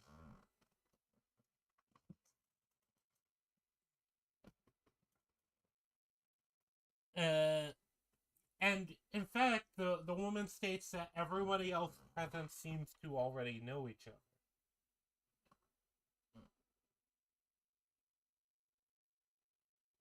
Yes, that is the premise, and that the good thing party is that's basically the first episode in a nutshell. You just summed up most of the first episode outside of the characters, so I don't need to recap it too much. Yeah, Kirito asks if the cloaked girl is a solo player, and then asks to form a party. We also get the reveal of the name of this character, Asu.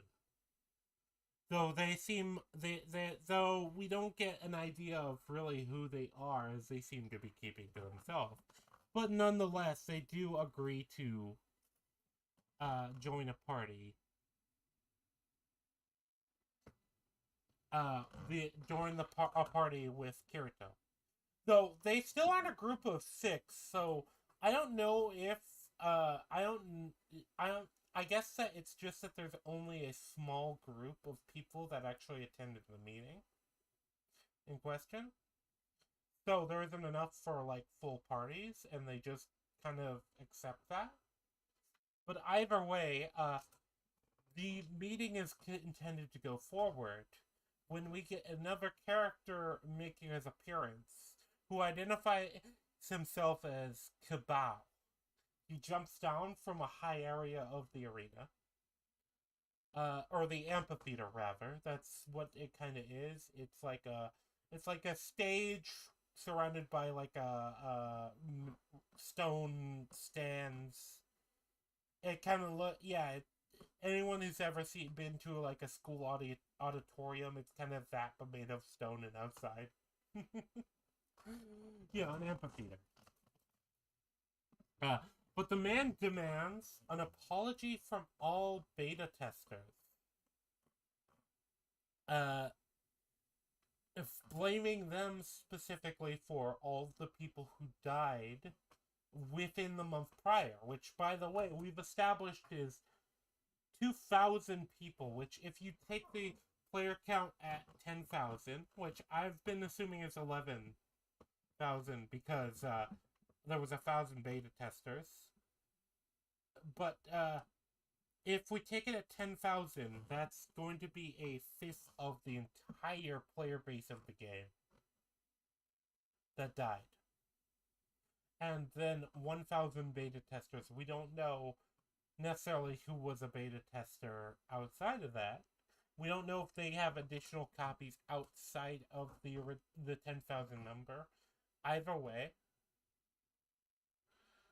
yeah, Cabal demands apologies from all beta testers that may be among those present, which is probably a safe assumption to assume some of the people present might be beta testers, especially given how many beta testers there actually were. But he specifically says that beta testers are responsible because they withheld information, hogged all of the good quests, hogged all of the good hunting spots. It's for, for XP and EXP and money. He also says that they should give up all the money and items they've hoarded as well. That's the specific wording on it.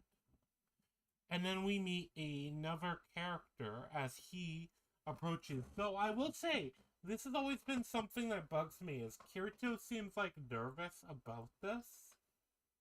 But yeah, a new character emerges. Let me see if I have a picture for him.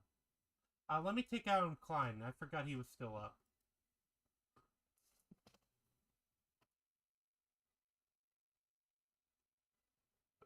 Nope, I forgot to get a picture of him. Give me a minute, but yeah, this is Akihiko, who is actually a recurring character, so I'm going to talk about him in the character segment.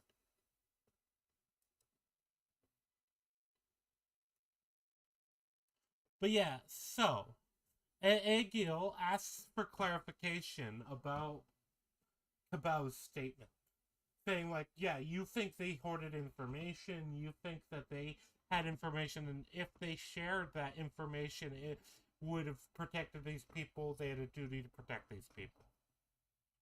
He then pulls out a book that he calls a guidebook, which is explained as a book made by with information provided by beta testers and is provided for free to every single player within the game at every shop.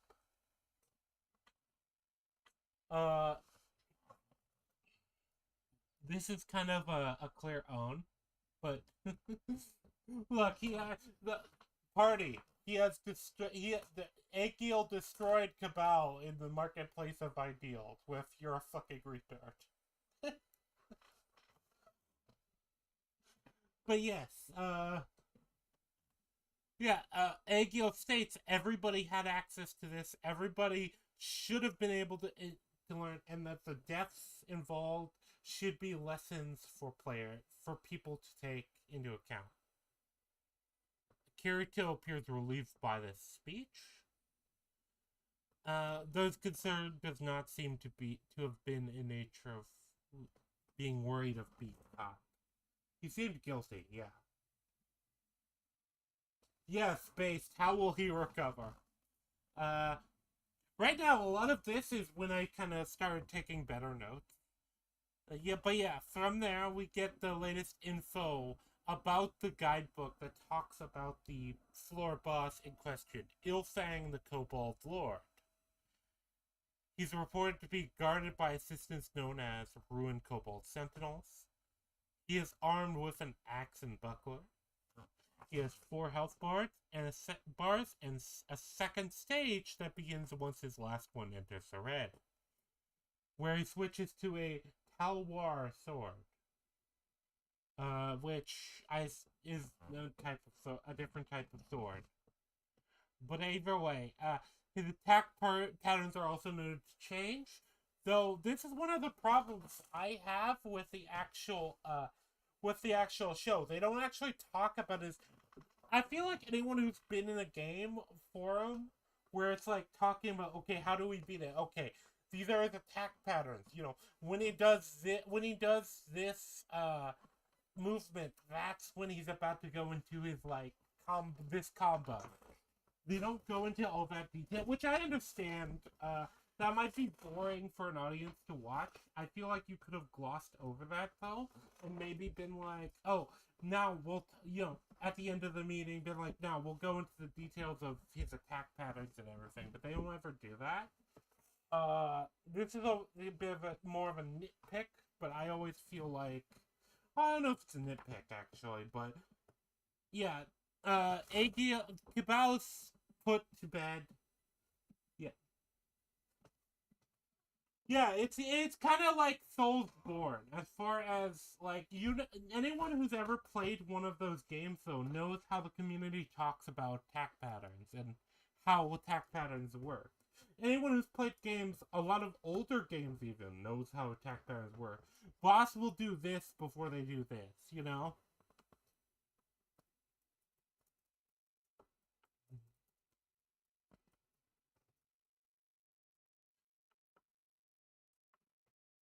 Yeah. But yes,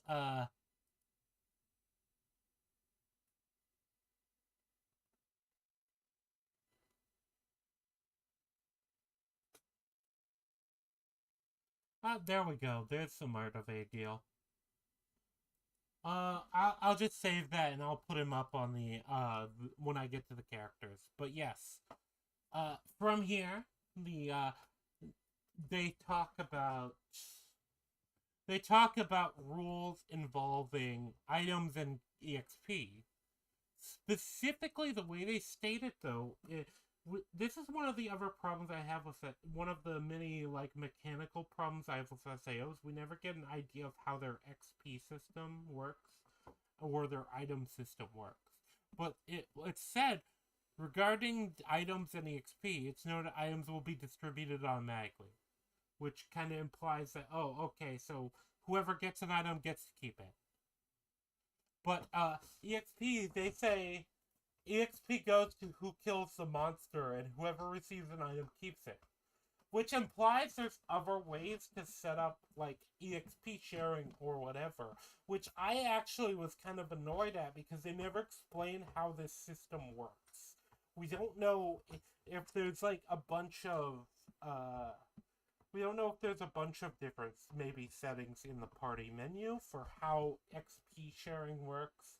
We don't know if there's different systems involved with items. What we learn actually about the items a bit later. But yeah, in general, I always found this annoying because, like I said, uh, I have a rant about this episode actually later for the beginning. That's I should have done in the beginning, but I think it's gonna be better at the end. But yeah, so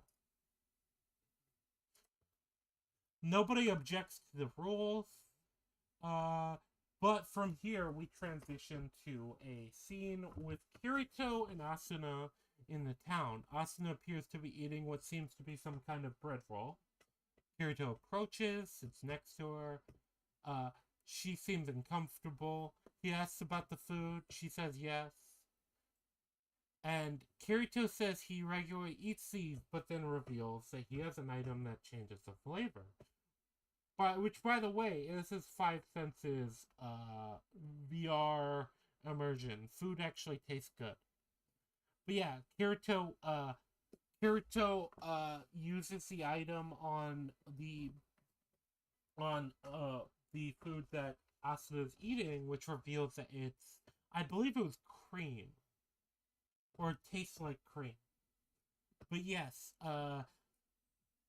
she likes it, and he mentioned this is when he mentions, and this is when it establishes that quests are repeatable, because he mentions it comes from a quest called the Heifer Strikes Back, which is a village away, and he could show her the trick. And now, this is another thing I think puts a hole in the idea of, oh, XP and money is limited in a MMORPG. It's like, well, no, obviously it's not. You could be talking about events, and maybe you'd have a point, but he's not talking about events. He's talking about in general. Either way,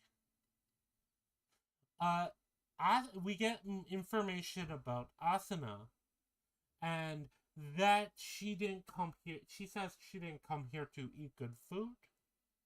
I'm trying to like go over the events quickly, but uh, Asuna states that she wanted to stay herself rather than run away in an inn. And actually, honestly, I think this episode is probably one of the really good points of Asuna and her character.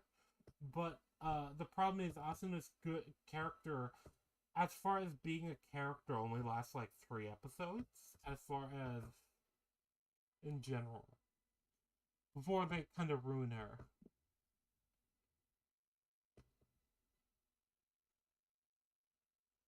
Either way, Kirito states to Asuna that they are part of the what's kind of he says as the leftovers. Basically, their job is to fight the minions. Their job is to fight the monsters while the main groups fight the boss.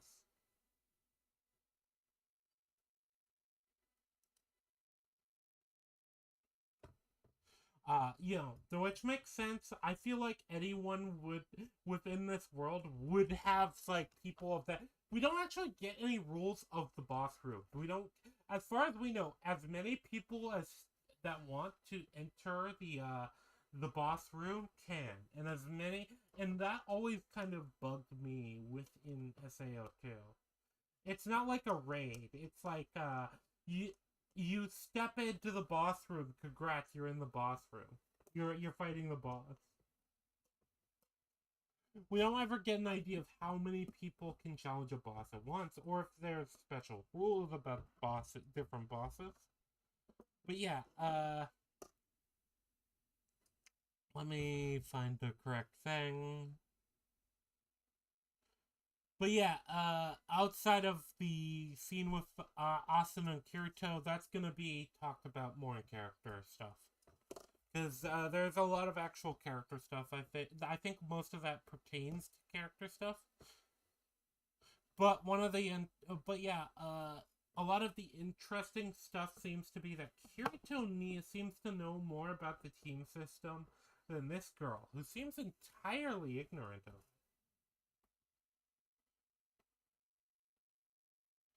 But yeah, the scene transitioned from there. We get the info about them being the leftovers, and then Kirito's further stating he'd use a sword skill before Asuna switches in, which she seems to be unfamiliar with, but this seems to be a normal term as far as the game goes.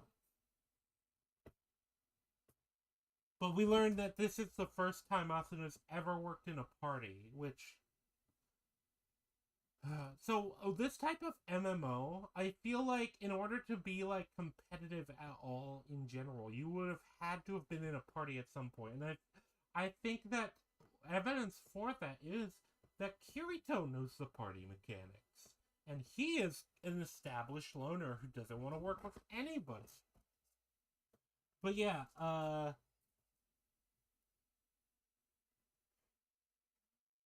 the game's also been going for a month. Anyone who's hesitant is going to have been forced to work with people at some point, just by the nature of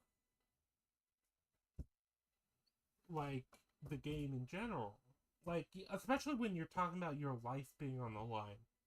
This has always been a problem I had. This is another one of those always been a problem things. But yeah, after Kirito's initial shock about this and her not knowing what switching is, which is essentially the idea of switching is somebody uses a sword skill and then the other person switches in while that person is recovering from the sword skill.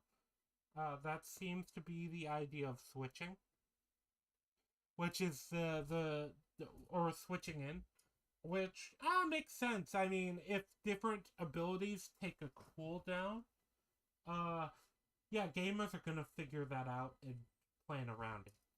I think that is a safe thing. But yes, after this initial shock, we cut to the boss room, the door of the boss room. The beginning party seems to enter hesitantly. The minions spawn, and Diabel gives the order to attack. Which is when all of the parties, including Kirito and Asuna, spring into action with several engaging with the minions and several engaging with the boss himself and beginning to deplete. We also learned the group says that the information that they have seems to be accurate so far. And as the fight goes on, but with Asuna and Kirito seeming to do their job well, we learn that Diabel, the blue-haired leader of the group attacking, yeah, Diabel seems to suddenly go against the plan and make an aggressive attack move. Oh, I didn't know this would shift when I moved it. Okay, that makes sense though.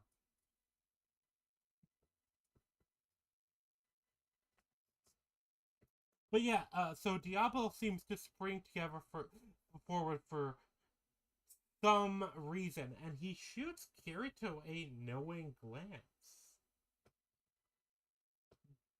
But Kirito notices that the boss's second weapon that they seem to be switching to at this time, which implies they're already down to their last health bar. It's not a Telwar, it's a different weapon. It's I think it was an Odachi. Oh no. Or no, yeah, it's a Nodachi. That's what I noted in my notes. And Kirito, this is the point where Kirito realizes, oh, the beta test is wrong, but like the information we had in the beta test is wrong. This is gonna come up at the end. Don't worry. But actually, no, I'm gonna acknowledge this now. How the hell did anyone not think it was different from the beta test? Considering it took them a month to find the boss room. If any of the beta testers is gonna know where the first floor boss room already is. Which means either the beta testers are among those that died because they kept trying to fight the boss and using wrong information. Or that everyone's a retard and didn't consider, oh shit, the boss room isn't in the same place it was, because we know Kirito at least made it to floor 8. So if he made it to floor 8, then that means that other people not necessarily that other people made it higher, but that other people made it past floor 1. So if it was still exactly the same as the beta, everyone would know where the boss room is because this is an early floor. But yeah, this is treated as a shock that maybe the attack patterns changed, which, okay, fine, we can accept that. Let's accept that for now, for the sake of it. That there's for some reason shocked that they would even change the boss patterns, not just the location, because they had to have changed the location. Yeah, so Diabel gets hit with a dangerous attack, and he is knocked away with his HP bar slowly descending. Kirito offers him a healing potion, and for some reason he doesn't take it. We don't know if he can't. As far as we know, he can't. His health we still see his health declining, but he refuses it. Reveals himself to Kirito to have been a beta tester, and admits to going after what's called the last hit bonus. But he's left shaky and defeated. He then asks Kirito to make sure that they win, knowing Kirito to be a fellow beta tester.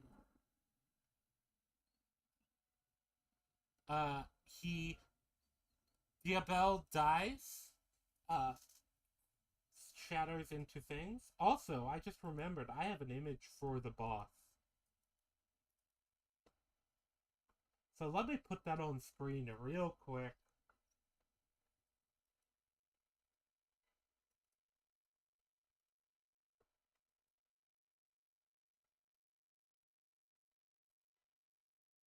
But yeah, there was a last hit bonus. I believe this should be the right image. Yeah, there. Here's our soul boss, Ilfang the Kobold Lord.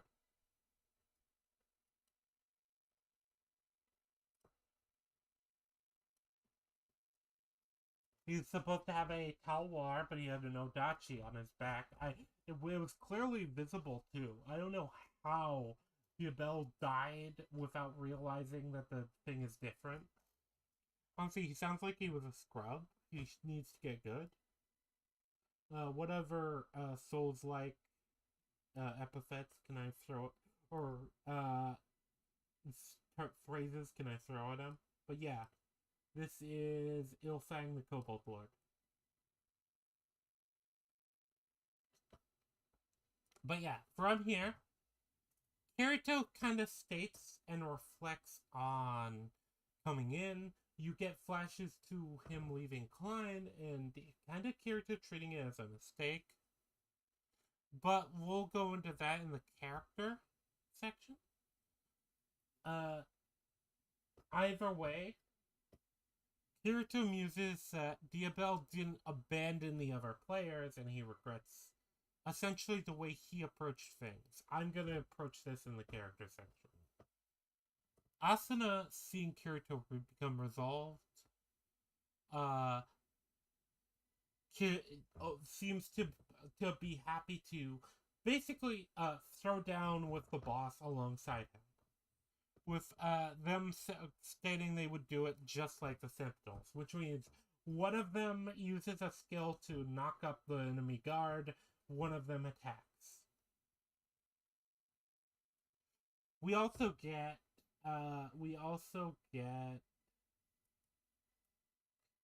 Kirito's or Asuna's actual appearance.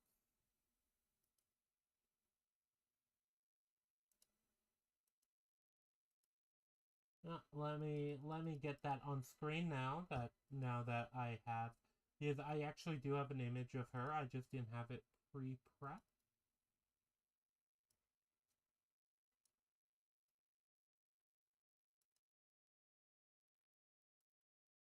Huh? Is it not? Oh, I know it's wrong. There we go. There's Asuna. You have her on screen, had her on screen already, but yeah, there's Asuna. Well, this is the first time we get her actual appearance.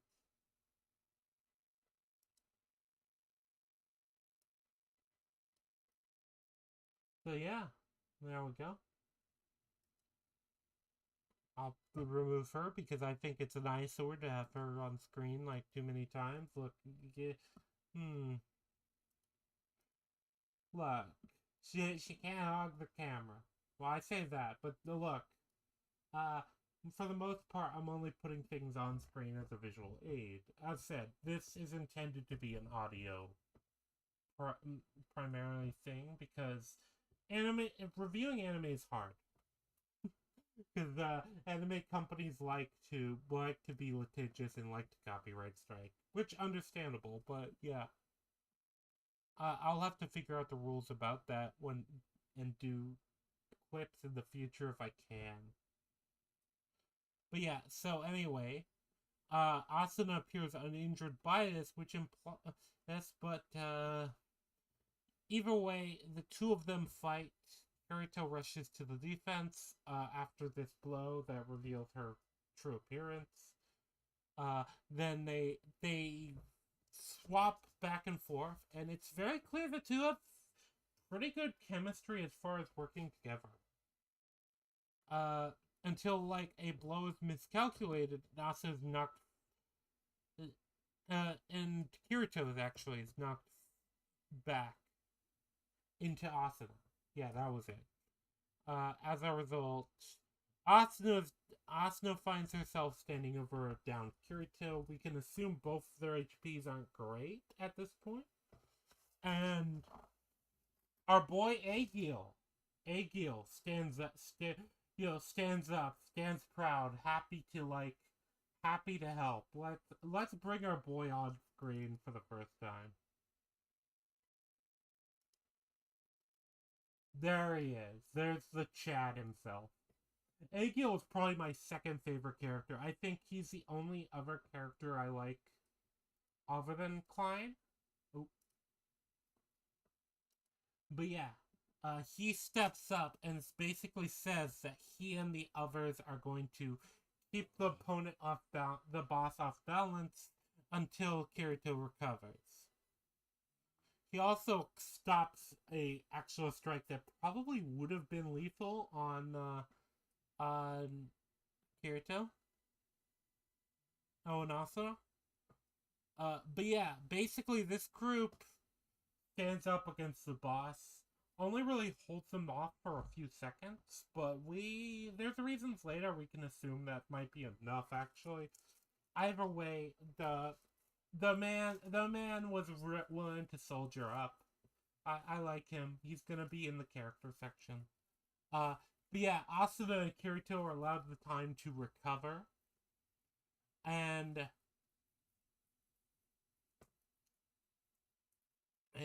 one of the problems I have is actually that this group that's supposed to be buying them time kind of gets floored in seconds before Kirito finally rushes in. I feel like they could have given a bit more time to this other group in order not only to establish Agil and other characters, maybe other recurring characters if they wanted to include them, but just in general because we have to assume that this is supposed to be Kirito and Asuda are close to death. Oh, there's Iron.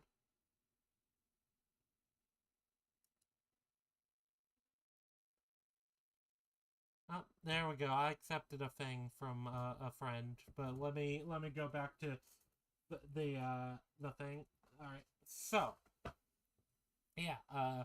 Anyway, yeah. That Kirito recovers in minutes. Rather, I feel like you could have given like this group a whole like minute or two and had it be like a bunch of the recurring characters.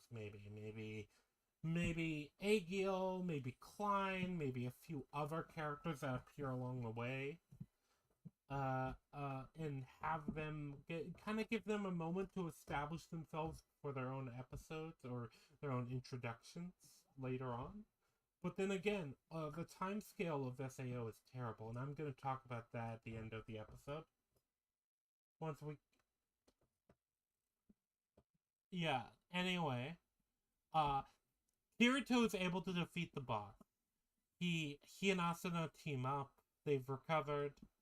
They defeat the boss in a the Bravo. This is probably the one of the stronger action scenes of the. And I don't know if it's this entire series, but at least of the 6 episodes we watch, I think is actually the only like really hyper energetic and hyper focused action scene with the boss battle between Ilfang the Kobold Lord. But yeah, so Kirito kills the boss and gets the last hit item, which is called the Coat of Midnight. It is also the coat that he wears actually within the thing.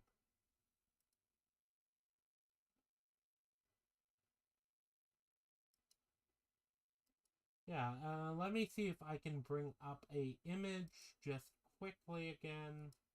Because I think that I like having visual aids, and I did have an image of Kirito ready. I just had to bring it up. But yeah, the coat he's wearing in this image, this black coat with all the straps, this is also something he wears throughout the rest of the series, which you have to assume is a good item, which means floor boss items are generally so good, even the first floor boss item is comparative to other things. Uh, I need to look at this thing that was sent to me later. Uh, but thank you, Iron. I appreciate what you did send me. And I'll look at it later. But yeah. So essentially, yeah, Kirito got the last kill, and there's cheering all around. And then Kabao speaks up. Kabao, you know, the man who was owned in the marketplace of ideas. And he questions why Kirito let Diabel die. Which, by the way, is a good question, because Kirito could have helped. Because for some reason, Diabel refused to get healed before he died. We don't have any reason to think that he was dead yet. Like, healing might have actually saved Diabel. But he refused the healing item and died instead. So, on that note, Oto, because we know where this is I think we know where this is going, but I'm gonna tell it. Diabel states that Kirito let him die. Or, I mean, not Diabel. Kabao states that he let Diabel die. And, well, and others begin to, like, muse on if Kirito is a beta tester. Because for, you know, we'll go into the beta tester argument soon. I have a rant about that as well. But yeah, basically, they accuse Kirito of having withheld information regarding the actual moveset of the boss and acting like he knew the boss's moveset out of time. Eventually, Kirito just laughs aloud and treats it, and basically goes on a rant that is like, it's clearly bluffing. But he talks about, like, oh, don't compare me to those newbies, the beta testers. I was the best beta tester. He essentially takes on a heel persona. If anyone knows wrestling, heel is like the villain that people kind of love to hate.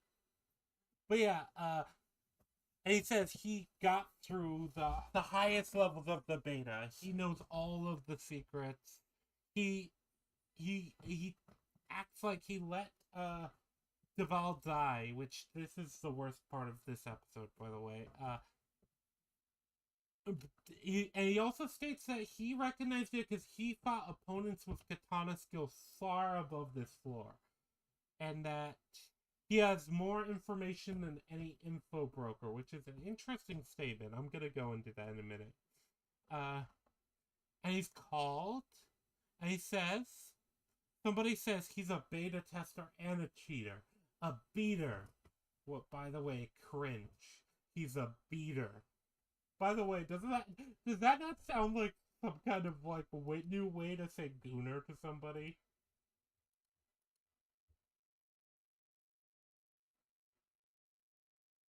But yeah, he's a beater, and Kirito, like, hears this and is like, oh, yeah, I like it. I'm gonna go by that from now.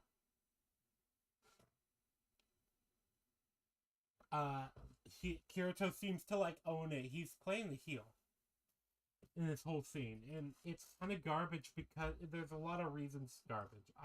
I feel like I'll go over that at the end of the episode, though, because it's too much of a distraction. But yeah, so Asuna approaches him as he's leaving the boss room probably to go to the second floor, and she seems surprised by the fact that Kirito during the fight called her real name, which Kirito points out that he can see her health bar, and which displays her name, and Asuna seems surprised by this. Which you can assume that Asuna either doesn't play a lot of video games, or she's really dense. But either way, even then, you'd think she would have noticed that at some point. But yeah, Kirito then states that Asuna is strong and she should join a guild if she's invited, before stating that a solo player has limits and she's gonna reach that really quickly, which seems kind of hypocritical given it's him. But yeah, he leaves the room, and that's the end of the episode. And on that note, I'm just gonna go use the bathroom real quick, refill my water, and then I'll be back. I'm gonna try and make sure that's not too long.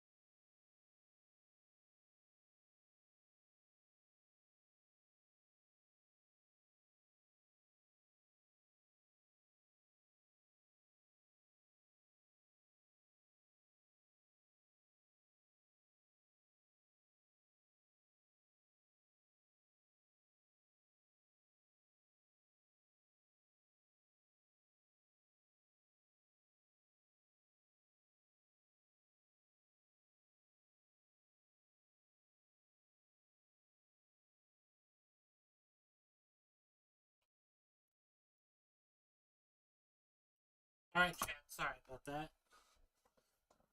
I need to figure out a way to not have to step away every little while. But yeah, we got water. We went to the bathroom. So yeah. Episode 2. Kind of let's go run down all of the like details of it and all my like big issues with it. For one thing, I don't like the 1 month time skip. And this issue actually is one that gets more egregious the further you go on to the series. But I feel like there's a lot of setup, a lot of not only just character stuff you could have done in that 1 month, and there's a lot of world building you could have done within that time too. There's a lot of world building you could have done in that time too, and I don't know. I find it very disappointing that it's done in the way it's done because overall, uh, we don't get a lot of like the basics of the systems, the basics of the culture, as far as within the game goes. We don't even get like what's the initial reaction after a day for people within the game. You know, people have what is it like waking up in your first time in a game world? Yeah. There is a lot of problems with how this is done in general, but I think that's kind of the most egregious. what is it like with all of this? There's a lot they could have done. A lot of the adaptation and the character moments of all of this that could have been explored with, like, what is the first month of living inside of a video game like? Like, how do people react? Are there people who have already become violent, or they're not, which is gonna come up later? Uh,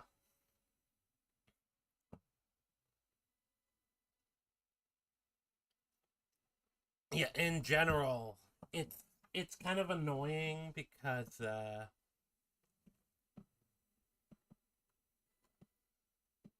I'm on the wrong page. Hold on.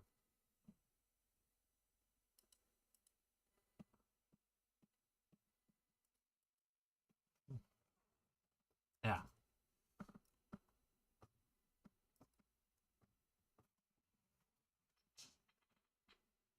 But there's other conflicts that would have been better off if you had had time to really let them stew and see the effects and see the views of it. And one of those is actually the next one I'm going to talk about, the beta tester thing. Uh, so the way it felt like always to me with how this is done is the boss likes the idea of doing a witch hunt sort of plot line with beta testers. You know, they want it to be people witch hunting beta testers, blaming beta testers. Maybe just for withholding information. Maybe for the whole situation, people are looking for something to blame. The problem is there's no setup for this. All we get is Cabal's rant at the beginning, and then the unhinged people talking at the end. And not only that, but then Kirito, which I assume the idea of Kirito doing this is to essentially, it's his view on it is that he is taking all the blame. He is acting as a lightning rod so that other beta testers aren't going to be hunted down as much. He's downplaying them and creating a second boogeyman over the first boogeyman, essentially. Uh, I feel like that's what they want, but we don't see anything about beta testers outside of this group. A month after the game's been in play, we don't know anything about the culture or the views or how people interact. But we hear, oh, beta testers are being blamed for things, but especially by this Cabal guy. But the and Kirito doesn't seems almost like so. Not only do you have the fact that Kirito seems to blame himself for his actions at the beginning. Maybe you can maybe say that it's also due Kirito's actions are also due to other certain things, but more importantly, yeah, the beta testers have provided a lot of information. And the beta testers are hiding information as well. Diabel, specifically is going for a secret bonus that nobody else knows about. And Kirito gets that bonus. Because this is the first floor boss. And it seems to be treated like nobody else knew that the last hit bonus existed other than the beta testers. So this is something that's being held out on by the general populace. And you can assume there are other things as well. So to an extent, Cabal is right, but we don't see any justification for what he's saying. We don't see any justification for the view that persecuting the beta testers is right either. Is right or wrong. We don't get any of the detail. We don't get any of the setup underlying this conflict. It's just a conflict that's thrown out, and then it's forgotten about for most of the show. It rarely comes up, for then very brief mentions. We also have the boss room location and the information involving the boss, which is another massive problem. If you know that the boss room is not where it was originally, how do you know think you know any information about the boss? If you knew if the boss room was there it was originally, why did nobody approach it yet? And why did nobody expand on this information?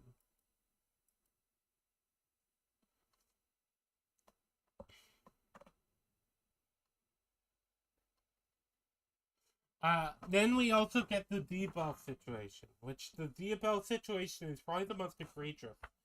This guy, for seemingly no reason. Now, I think the idea is, oh, he's already dead. His HP is gonna keep going down no matter what. Uh, but he's not dead yet, and so I feel like they haven't established how the death mechanic works either. We haven't seen somebody. This is the first time on screen that we ever see somebody die. We don't know that healing him is not going to do anything, so it looks like he's just being stupid. It looks like he's just basically saying, oh no, don't heal me, I'll just die. I'm good.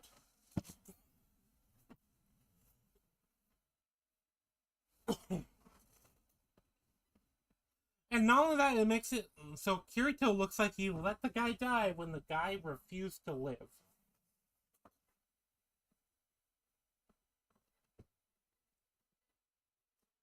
Yeah,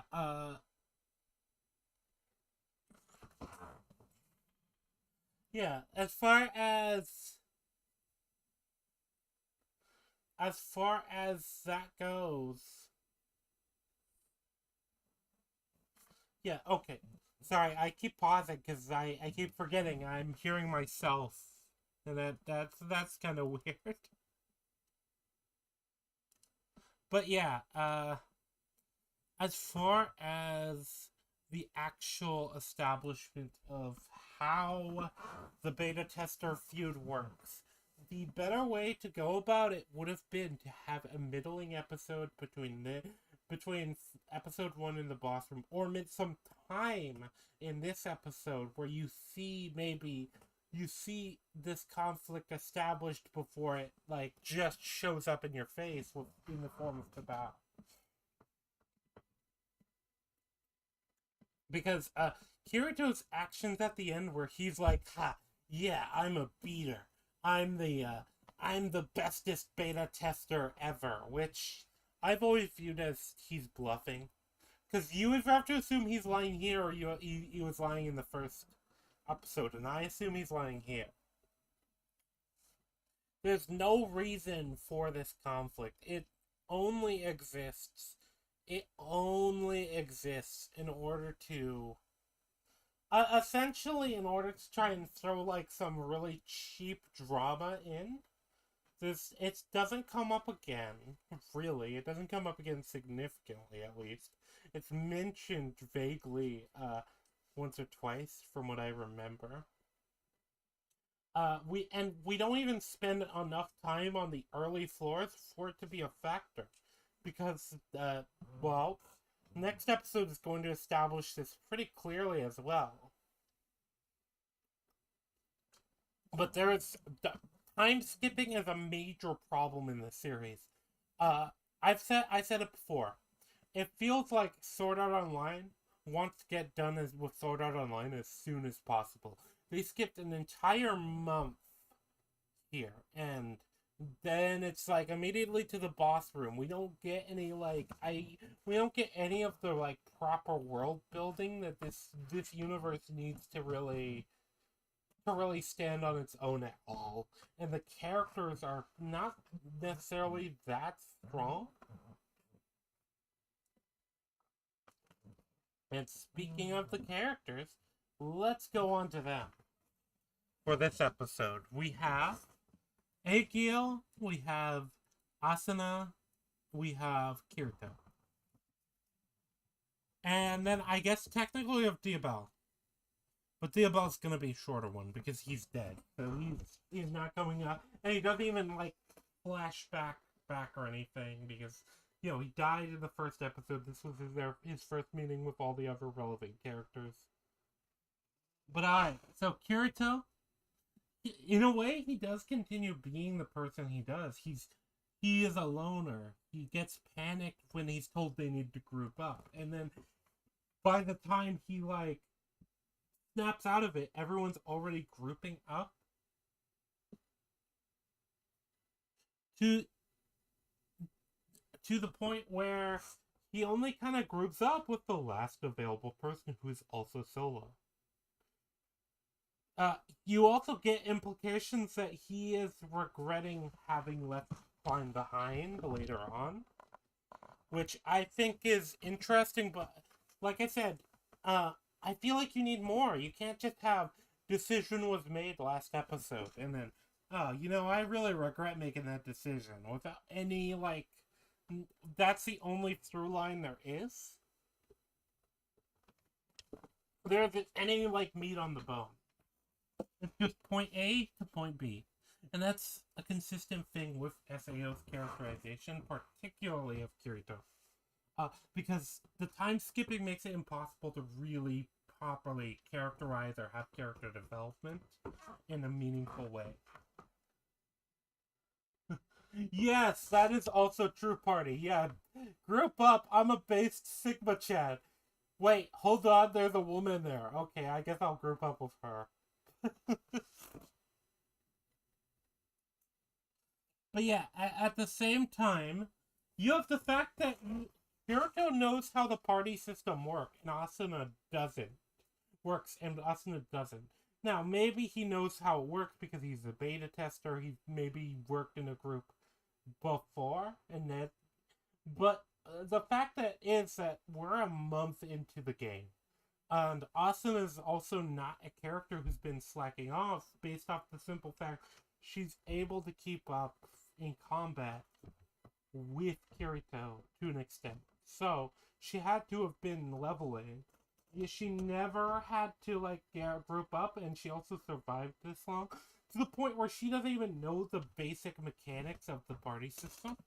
But yeah, Kirito seems to know it and explains these mechanics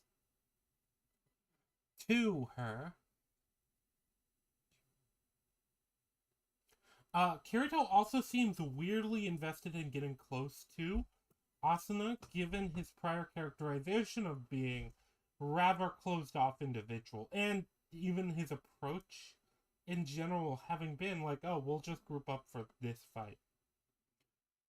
He does seem to hold himself to the idea of not wanting a party member to die, which is understandable. I don't think anyone wants someone to die and it to be their fault, unless they actually want to kill somebody.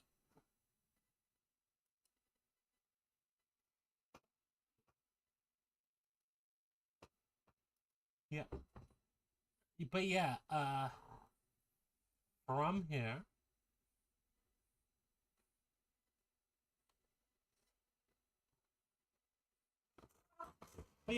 from here we do get some of the good characterization between Kirito and Asuna. I'll probably go into that a bit more in the Asuna section, but Kirito seems to not just be determined to win the game. It seems to be that he is spending time on things like quality of life stuff, such as the item that tastes like cream. He seems to be he is exploring other bounds of the game. Like I said, the problem is we don't get enough background info between this and the first episode in order to really understand how Kirito is engaging with these systems and what's going on with that. But I've already railed on that a lot, so.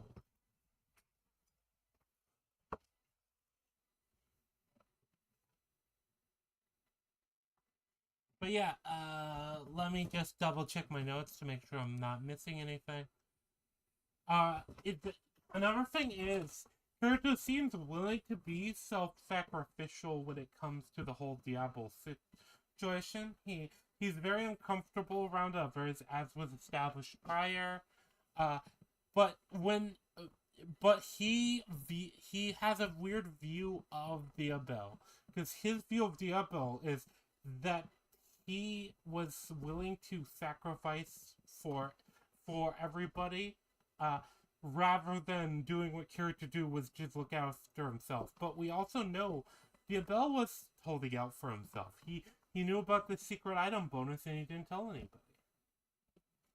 But yeah, in general, Kirito is clearly already very he feels bad about leaving Klein, and he feels like he could have done more good pairing up with Klein.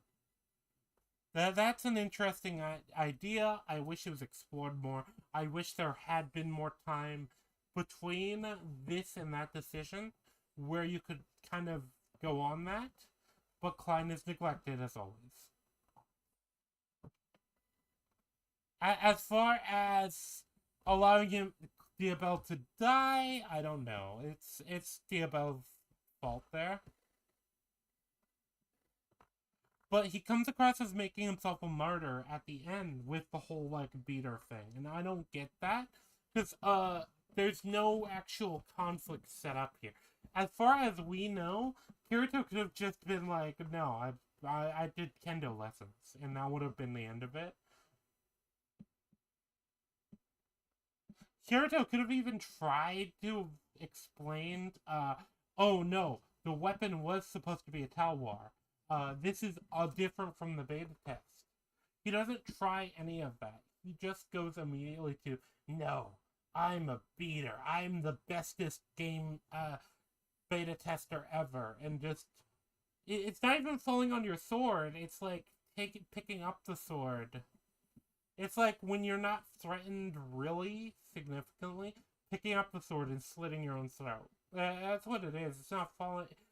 It's treated as like he's making this like dramatic thing, and his view to Asuna seems to be that he regrets being a loner, but he's not going to like do anything to change it. And maybe that is just him, trying not to have somebody else repeat his mistakes. Either way, we can probably move on to Asuna as a character, given this was our first episode with her. And geez, we're almost at the 3-hour mark. Alright, well, we'll keep going as much as we can go. Worst case scenario, I have to part 2 this and just wrap it into 7 to 12. But I intend to at least try to make it through all 6 episodes. Which 5 and 6 are easy to do because they go together. Alright, so Asuna, she's established as a solo player similar to Kirito, in a way. She seems to be somewhat shy and reserved. She clearly has different reasons for being a solo player, but she is portrayed as a woman of action primarily in her interaction with Kirito. The two of them, when they interact, she specifically states like, "Oh, I didn't come here to eat good food," as an example. Which establishes that she has a very different view on this virtual world. And this actually comes up in her characterization in later episodes as well. But essentially, her view on things is every moment I'm wasting in this virtual world, I'm wasting a moment of the real world. You get the impression, based off her characterization in the second episode, that she is a highly driven person, the person of action, a person who doesn't want to, like, sit around doing nothing. To the point she neglects basic comfort. But then at the same time, she comes across as somewhat withdrawn. She doesn't want to engage with people. You get the impression she does have something to lose in the real world, and that's why she's so driven to want to be able to help them advance further in the game. And I'm not going to comment right now about what we know about her outside of the game. That's not in this set of episodes. But yeah, she hides her appearance under a cloak, which implies she might be shy or self-conscious about her appearance or her presence in the game. But she's also highly loyal to the point she's willing to risk her life to attack the boss with Kirito and stand by him when she needs to. She also doesn't seem to immediately write him off as a person. Overall, we can tell she's somebody who's shy, driven, somewhat caring, and rather loyal. Outside of that, though, we don't get a ton of information about her yet. Kirito does specifically tell her, we do know she's strong. As far as player characters go, we can tell she's strong because Kirito seems to regard her as such, and he's our only real window into this world because we haven't gotten to see this world, you know? But, we also don't get an idea of how, because she hasn't engaged. I always got the impression she's new to games. She's not as familiar with the gaming space as someone like Kirito. Agil's gonna be the shortest. He just comes across as a principled, level-headed sort. Agil essentially, he's pragmatic as well. He immediately defends the beta testers because it's stupid to blame them for the deaths of people. People are going to get themselves killed no matter what. But also they shared a lot of information they didn't have to already. And he brings up that he seems to put forth the idea that people are personally responsible for themselves. To an extent. Everybody had the access to this information. And he's willing to call out Kabao, which I always thought was an interesting aspect. Let's put him back on screen. I think I still had him selected. Nope.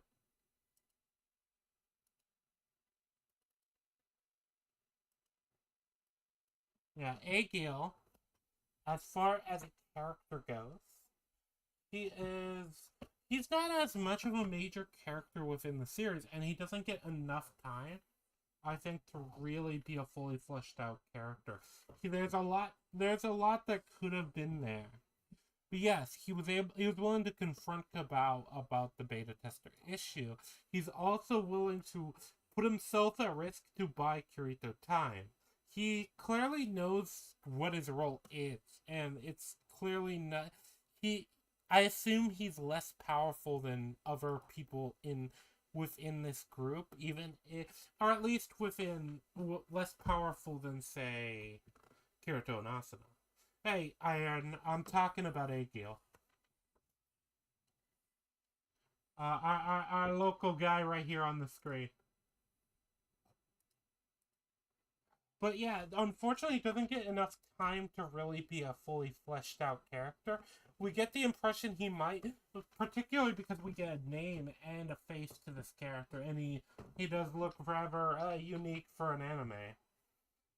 The darker skinned characters, especially because I think Agil is supposed to be an American, or at least someone from America. But yeah, he's given really a lot of focus, but I like that he's very pragmatic and logical as far as the discussion with him and Kabao. He says everyone had the access to this information for free. And this was provided by the beta testers.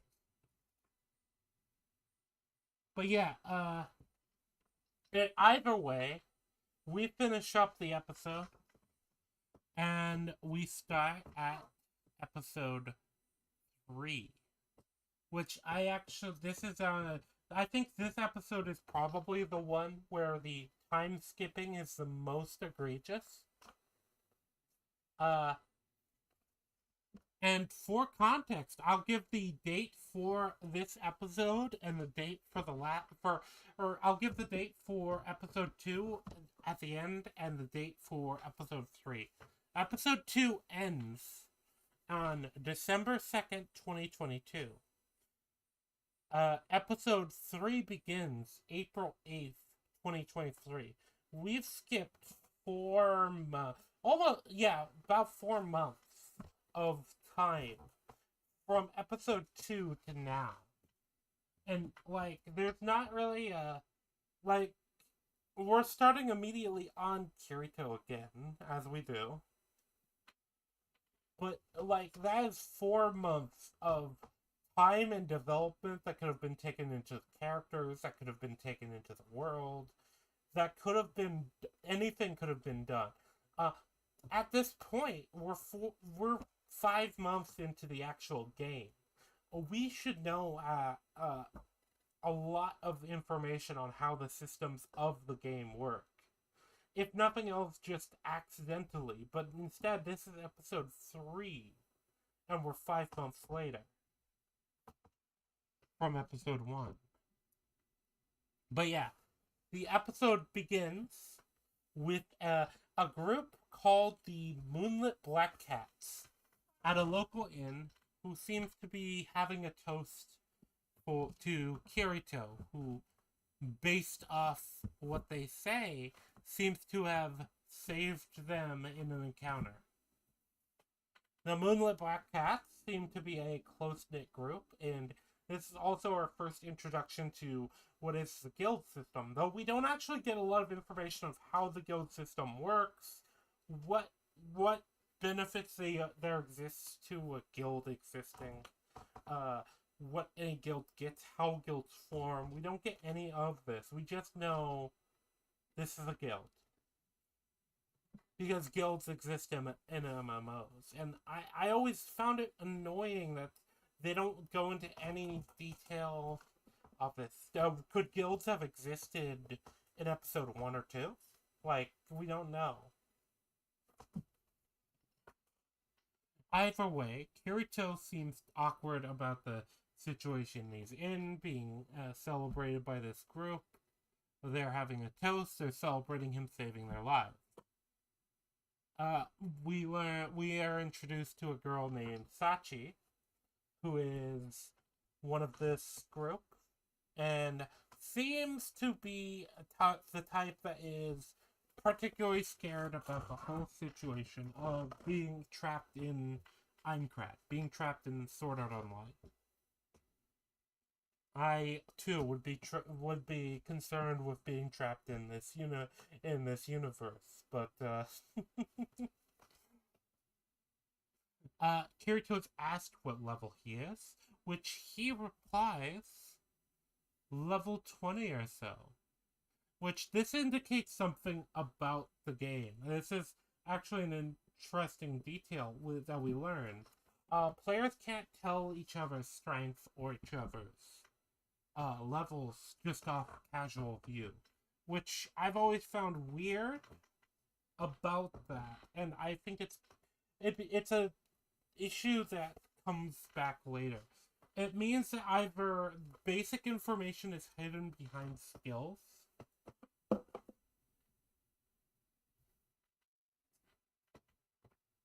but yeah, either way, we see that Kirito's level is closer to 40. We don't know, not really a lot of reason to know why Kirito's lying here. There's not like I said, this comes down to, I feel like there could have been a lot of setup of the world that would maybe give reasoning to decisions made like this. But yeah, Kirito's lying and saying he is saying he's level 20, he's actually level 40. And he's, regardless of that, he's noted to be impressive. And this group states that this is similar to around the same level as them, which I feel like they should have doubted it immediately. Especially as this is noted to be unusual for a solo player, which is what Kirito is. Kirito stating he specifically targets isolated monsters and that isn't very effective. But we know that's incorrect because Kirito is one of the strongest players in the game. And he's in the front lines. We have implications that he's been in the front lines of what is called the front lines. That's gonna come up later though. But yeah. I'll probably go into this a little bit later. Kirito is then invited into the guild by the guild's leader, whose name is Keita. And with it stated that, Keita states that the group's only a vanguard is one other person. Like, only vanguard player is one other person. Which this is implied to be a role within the game's positioning. But we don't get enough information to know how. We don't get enough information about that to know whether or not that's a problem for them or not, really, other than they specifically stating it. We don't really know this is about the problem with a lot of these mechanical topics that are brought up. There's no actual exploration with what things mean.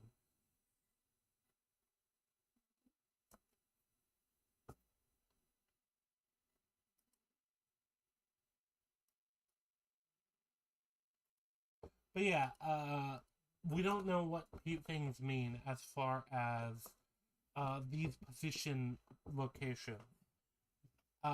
We just know that, okay, the Vanguard is an important position, apparently.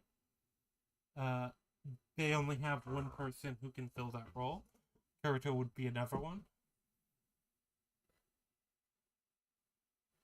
That's probably important. The guild leader also states that he wanted Sachi to switch to sword and mace to work on the front line better.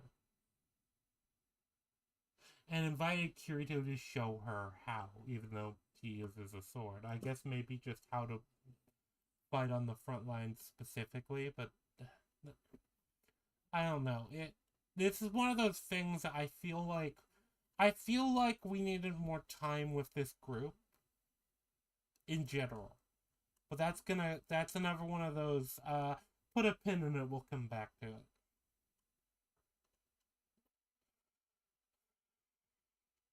But yeah, Kirito continues talking with you. Sachi takes offense. With these people, Sachi takes offense to the implication of being useless, and she does state that she is too scared to be on the front lines and to fight on the front lines, which, we get the impression that's another position as far as how people phrase it. But we don't get any information on what that means. You're probably noticing a theme here. But others in the group stating that she would just hide behind her shield if she was in that position. That's how she always was.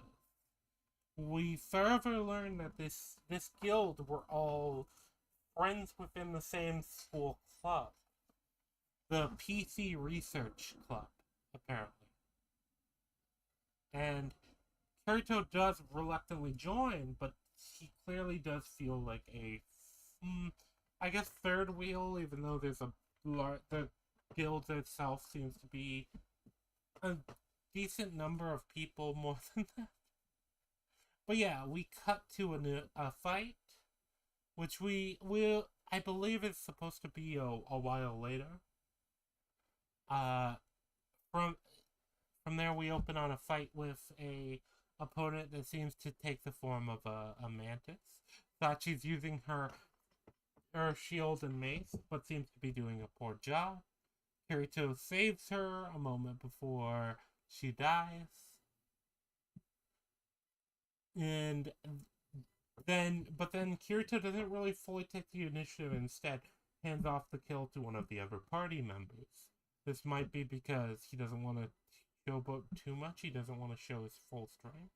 But we don't really get...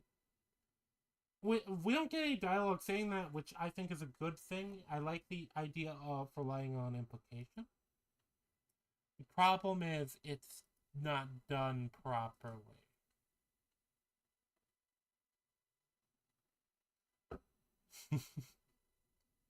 Damn, burgers got roasted. Hold on. Okay, never mind. I can't comment on that too much. All right.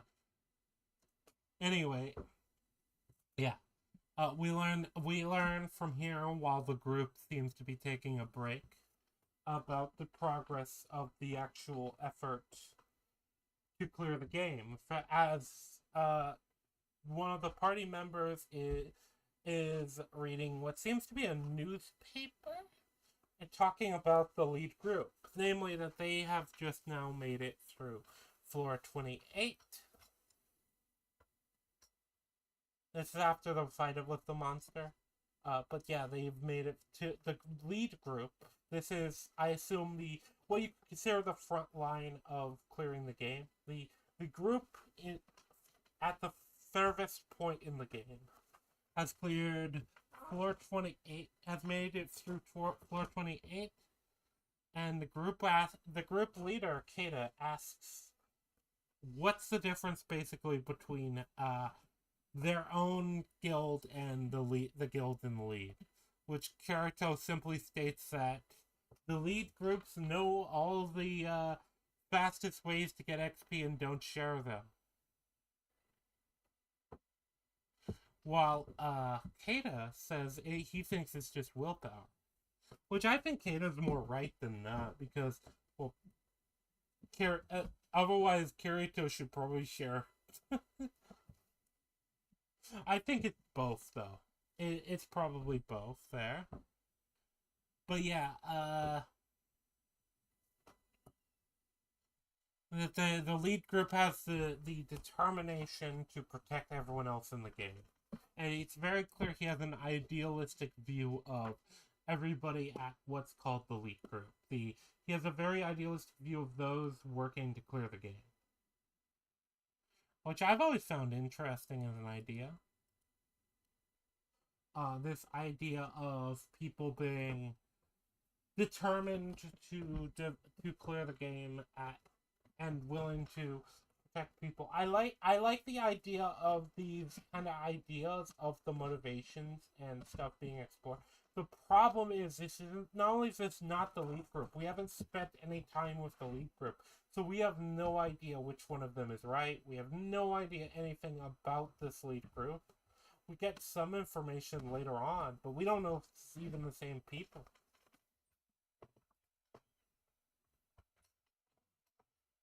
Willpower is important in Souls games.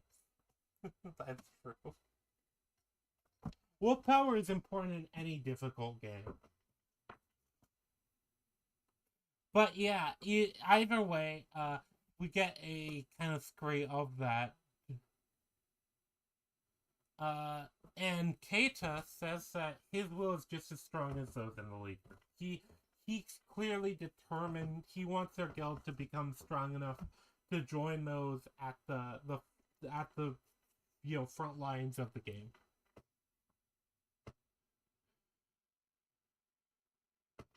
Yeah, he states as much, but he also states that his priority is defending his friends. Keita comes across as kind of generic as a leader of the group, but very much determined to do the thing. We also received names of guilds within the lead group, namely the Holy Dragon Alliance and Knights of the Blood Oath, which these come up later in future episodes. But the guild kind of talks about, oh yeah, we'll be just as strong as them, and then then it's commented we should worry about hitting level 20 first, or not level 20, level 30 first. And it's treated as kind of a jovial situation. Either way, we get Kirito musing that if Keita did make it to the front lines, he feels it would change the insular atmosphere up there, which implies there's issues that he has with the front line, You also get the understanding that Kirito himself is was a frontline player, at least before he joined up with his crew. We don't know if he's fallen behind or not, but either way, he clearly was unhappy with the culture there, which is an interesting idea. But there's nothing there. There's no structure here. This is the I'm gonna flag this down now because the problem with this episode is it jumps around way too much. It feels like this episode should have been a whole half a season, to be honest. Especially given what happens in the episode. But yeah, basically, we don't get too much detail on it. We get the information that the group has saved enough that they might be able to buy a house soon, which seems to be treated as a big deal, though we don't get any implication on what that means necessarily within the game outside of just... Yeah, but, this is a group of friends. They've saved up a bunch. We can assume that they probably would still appreciate it. And some people muse on upgrading Sachi's equipment instead. Specifically stating that they couldn't rely on Kirito forever. This implies that the group is essentially using Kirito as a crutch to an extent, which I can believe. He is anyone who's been carried in the game might understand this when you carried versus when you play the game alone without the person who was carrying you. And it's a very different experience. But it seems weird because the group seems to always have high regard for Kirito's abilities, even though they don't even know. But this comes up later. I actually have a rant about this later, too. This is a common theme on these episodes. But yeah, we cut to Kirito at night, seeming to be leveling himself, probably wanting to protect this group. But either way, he is clearly hunting and leveling himself. He runs into Klein. They have a relatively brief conversation where Klein acknowledges that, oh, hey, Kirito, did you join a guild? Which implies that essentially guild membership is visible to everyone. But Klein tells his people to finish off the trash mobs, as he says. The conversation is notably stiff and awkward, with Kirito probably regretting and thinking about how he had just kind of left Klein behind before, and now they're still at the same level, if you know what I mean. I assume that's what he's thinking, but it's never explored, and there's not a lot of good dialogue here, so it's kind of hard to say. But either way, we get the fact that Klein notices that something is clearly bugging Kirito. Something is getting on his nerves in a way, not in an annoyed way, but it's clear something is troubling him. And after the encounter, Kirito receives a message that Sachi is missing. The rest of the group has gone to the nearby dungeon area, but they don't know where Sachi is. Kirito activates a skill that allows him to somehow locate her by, I guess, tracking her footprints. And he finds her under a bridge within the town. He approaches, and Sachi jokingly asks if they should run away together. And is clearly sad or upset about something. And it's revealed she's not just talking about running away from their guild. She's talking about suicide. But before them saying that basically she wouldn't have the guts. She would be too scared to do that. And that she's afraid of everything in the game. She's afraid of dying, essentially. Sachi it then asks, essentially the core question of why. Why do they have to be in the game? Why is this happening to them? She has a breakdown about the whole situation. to the point, and she states that she couldn't even sleep, oftentimes. Kirito then convinces her, no, as long as the guild is safe, you'll be fine. Our guild is really good. The best guild. But yeah, the guild is strong and they have a high margin of safety, which I assume is supposed to be a term within the game, but it's another one of those we don't explain shit to you. That we just assume you're just gonna roll with whatever terminology we throw or part of the gaming culture. It's kind of annoying, to be honest, with they keep doing with this. But yeah, this is another one of those terms that they just kind of throw out there. Doesn't actually mean it. I guess you can kind of assume what it means, but I wish we get what they want to tell us. Sachi's also clearly just because specifically she's fighting on the front lines rather than, I guess, the back lines or midline.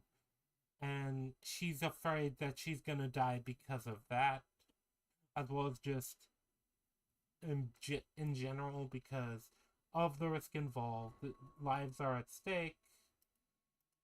Uh, this is as much real as really can be without being in the real world.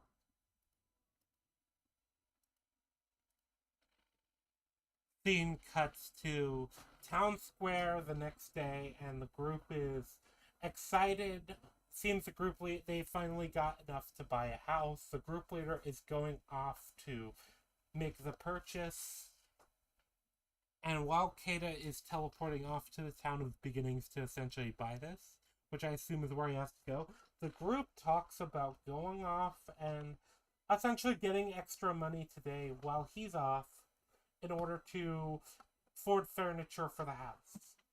And we'll also get the current date. It's June 12th on the 27th floor. So we have done another time skip of several months at least within this episode. So at this point, from the end of episode 2 to here, we are, 6 months later? Within one, and this is within like 12, 15 minutes.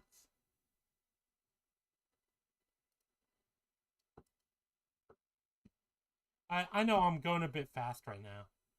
But yeah, the group talks about where to go for extra money, and basically suggested instead of going to their usual areas that they go to, which I assume are the places that they'd be safe going to, they insist on going to the nearby dungeon above, on one of the floors above, stating also that their levels are high. They think their levels are high enough that they can survive it. With the current levels, there should be no problem. Is the specific wording, and if they'd be able to make money faster so that they could get furniture for the new house.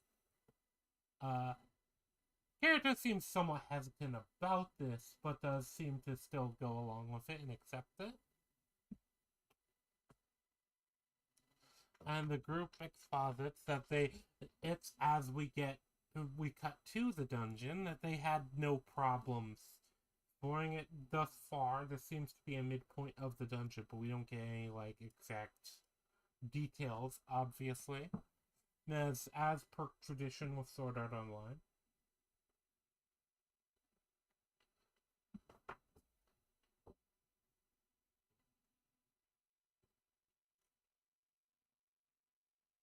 But yeah, the group continues until they find out that they haven't had any problems, and then they find a hidden door in the dungeon that seems to surprise Kirito. And the hidden door opens up to a single treasure chest in the middle of a large room. Anyone thinking is gonna be like, wait, is this a trap? Because that's a likelihood. But Kirito's companions run ahead of him.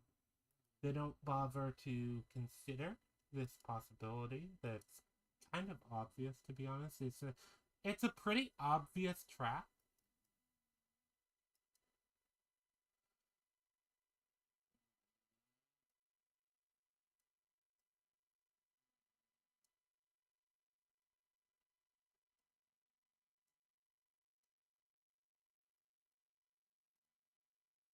Yeah, but anyway, I'm just prepping something real quick.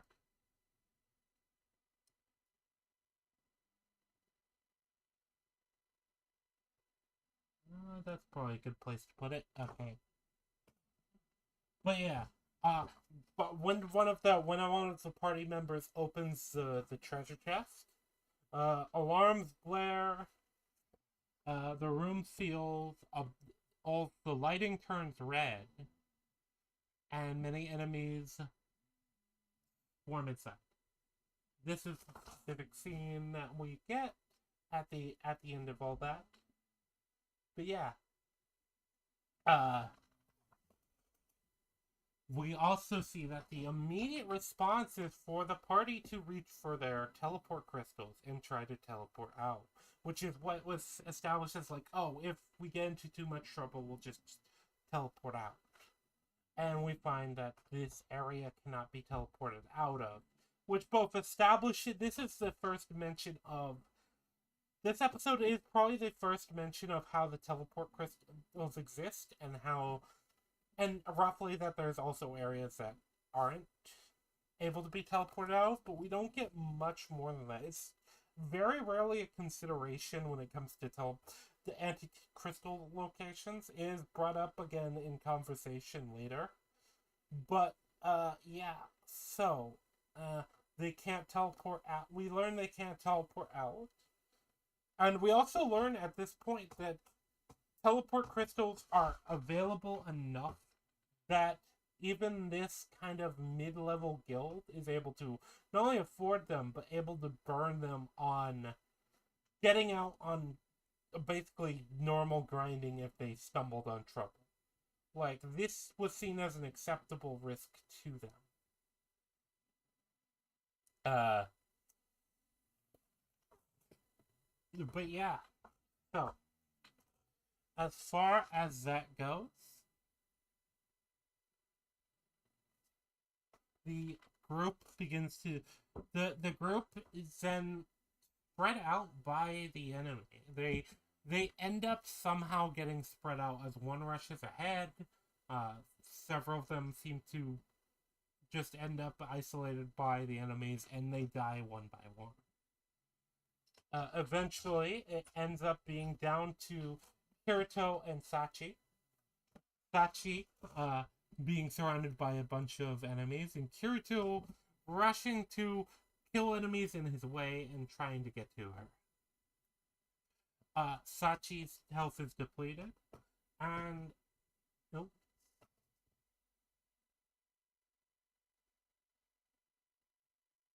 I wouldn't know. I actually wouldn't know about that party. I haven't played Bloodborne too much. The only one I've played is Sekiro, and I haven't beaten it. Well, I think I've played a few others, but I haven't really beaten them. You know, I've never gone far in a Souls game. I'm not a big Souls player. It's just personal preference, I think. But one day, honestly, if I ever get 100 subscribers, I'll play a Souls game on stream. That's gonna be a promise right there. If I get 100 subscribers, I will play one of the Souls games on stream. Probably Dark Souls 1, I guess.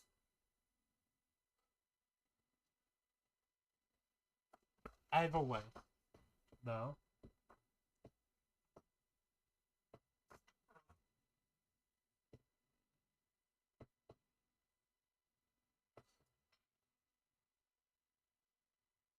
But yeah, yeah, I never get that far in Souls game. I'm just not a Souls player. It's not usually the type of game I play a lot. I'm the type that a lot of the time when I get to the point where I'm just getting killed over and over again, I just like, oh, okay, I'll play a different game now. I don't feel like playing this anymore. Which I understand it's a skill issue. I usually just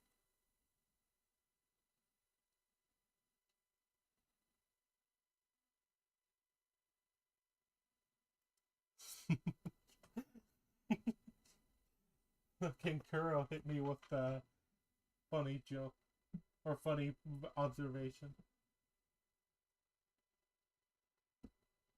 I played. I think I got into like the big castle at the beginning of DS1. I didn't get any farther than that. I got into the castle though.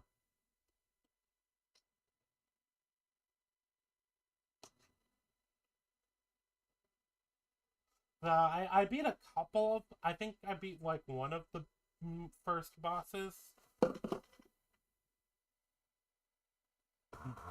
Yeah, and some games I'm willing to bang my head against a wall, but it's usually not.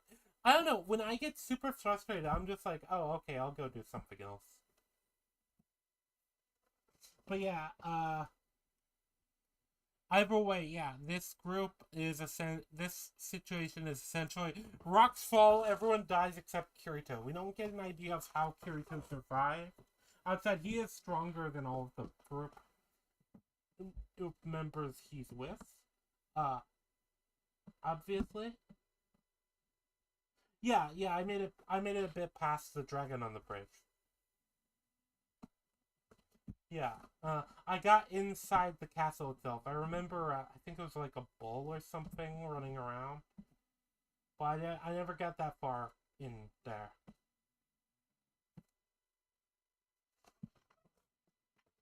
Yeah, but yeah, my with me, Dark Souls has always been a. I like the idea of it. I like that it exists. But yeah, Kirito, is the only one who survives this encounter. Everyone dies, including Saki. We then cut to. Oh, yeah, I remember this. So, guys, we're getting another time skip. We cut to a town on floor 49 on December 24th, 2023. At this point, we have skipped more than a year since the end of the last episode.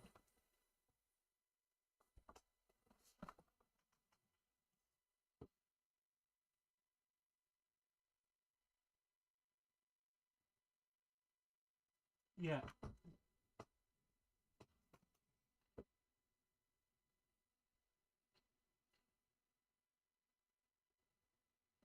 Yeah.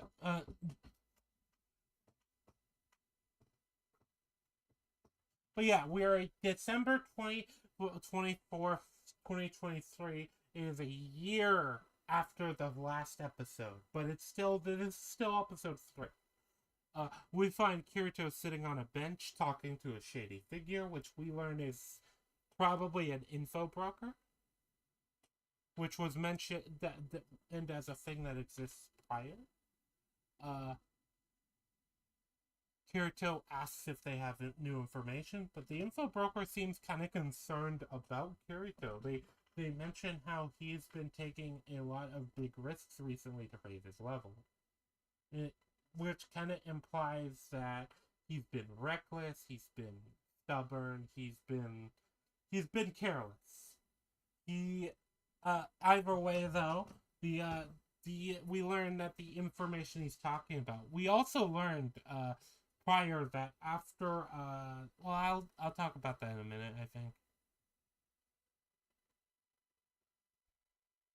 I did forget to mention something, so uh I'll talk about that before I talk about what's going on exactly.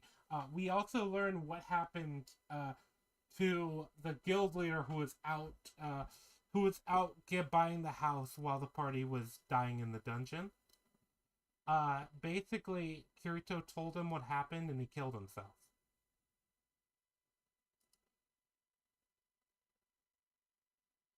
Yeah, so Kirito's entire guild died. All of them.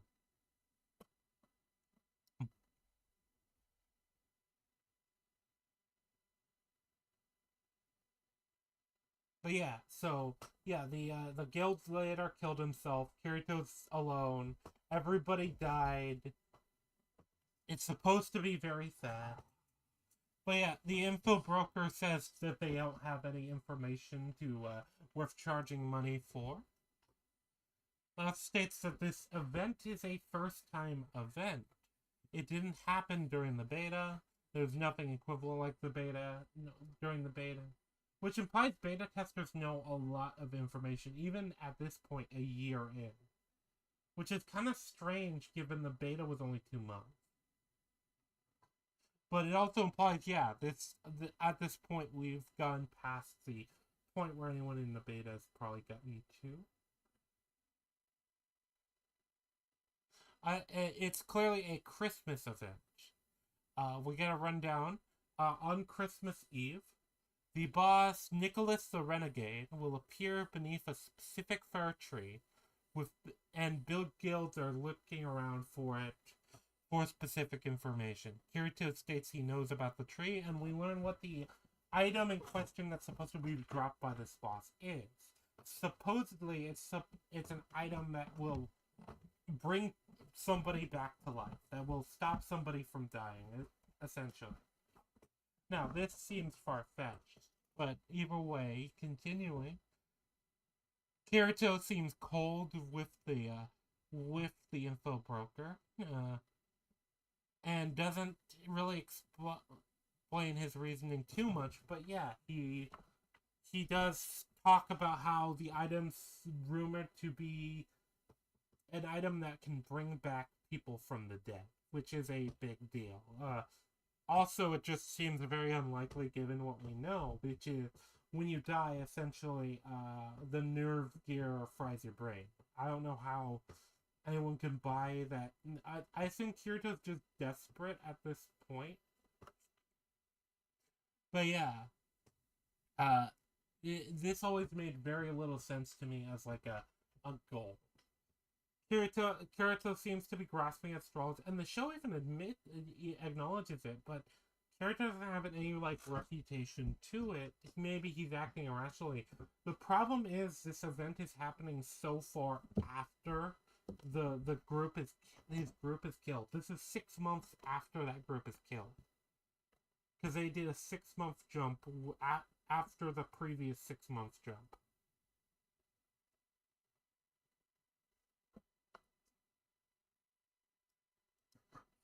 So, yeah, that is apparently a thing. But yeah, we learned what happened to Keita because he jumped off. He took a long walk off a short cliff, and Kirito rushes to the tree in order to get this item in question. The item that is supposed to stop somebody from dying or to essentially bring back the dead. And at this point, we also get Kirito gets confronted by Klein, actually. He runs into Klein, who is with his guild, and Klein stops him and insists that Kirito's being stupid and suicidal.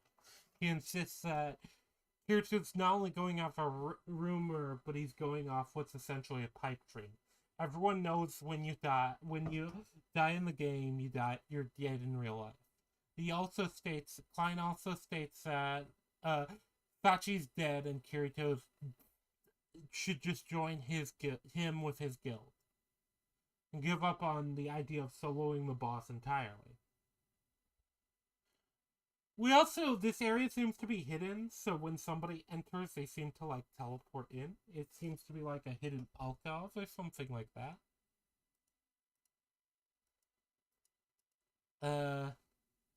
But yeah, Klein seems to have known that he would encounter Kirito going after this. It feels like there should have been more. This is another one of those, there needed to be more. They needed more groundwork.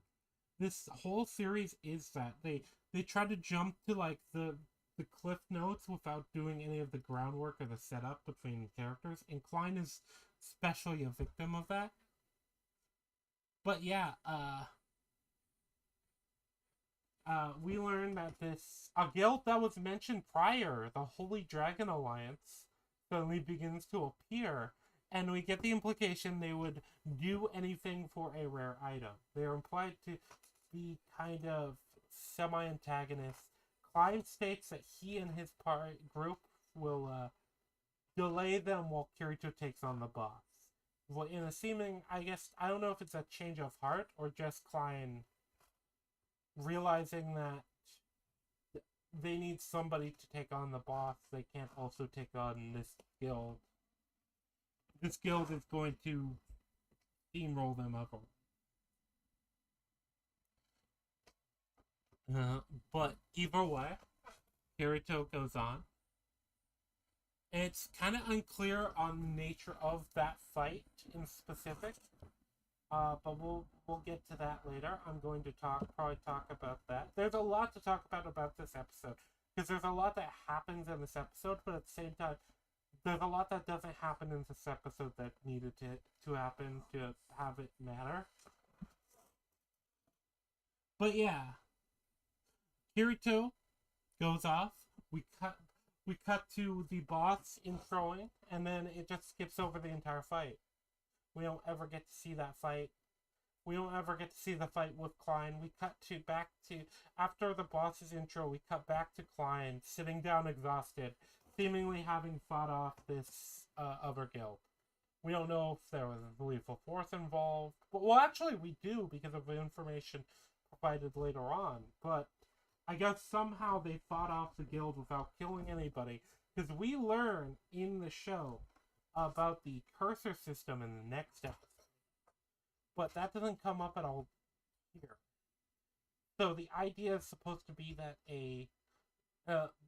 but yeah, there's no indication necessarily there was lethal conflict, but it is very clear Klein's people seem all intact. It doesn't seem like they've lost anybody. Kirito returns, seemingly despondent, and then throws the item to Klein. Klein, looking at the item, sees that it does in fact save a player who it revives a player at death only within 10 seconds. And Kirito states to Klein that he should use it on the next player he sees die.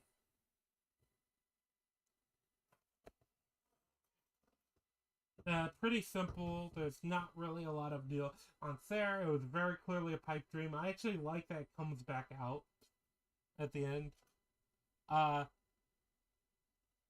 Kirito begins to walk away, and Klein begins to start begging that Kirito needs to survive. And I feel like this is another one of those moments of we needed a lot more development, but they're going for immediately the emotional payoff. Because they're treating it like Klein and Kirito are super close. But as far as we know, they have encountered each other 3 times in the last year. They encountered each other the first day. They encountered each other when Kirito was walking around leveling in the middle of the night. And they were... Oh, is it? Let me see if I can fix that. I know what's wrong. Hold on. Is that better? Is that better? I think that's better. Alright. I tend to fiddle with stuff, so sometimes I'll mess with my mic. So that might have been it. Well, I was also kind of turned and facing the wrong way. But yeah, either way, it always felt to me like there needed to be a lot more with Klein and Kirito before this point. Especially if you want to have this like dramatic scene of Klein begging Kirito to survive. Because as said, as far as we as viewers know, these people have met each other 3 times. Look, they're cool, but begging in tears for somebody to survive, in the way that Klein does, seems a bit extreme for a guy you've met like 2 other times.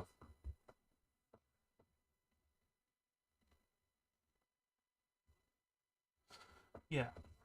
Alright, good. We're good. Then I just changed a setting on my mic, so.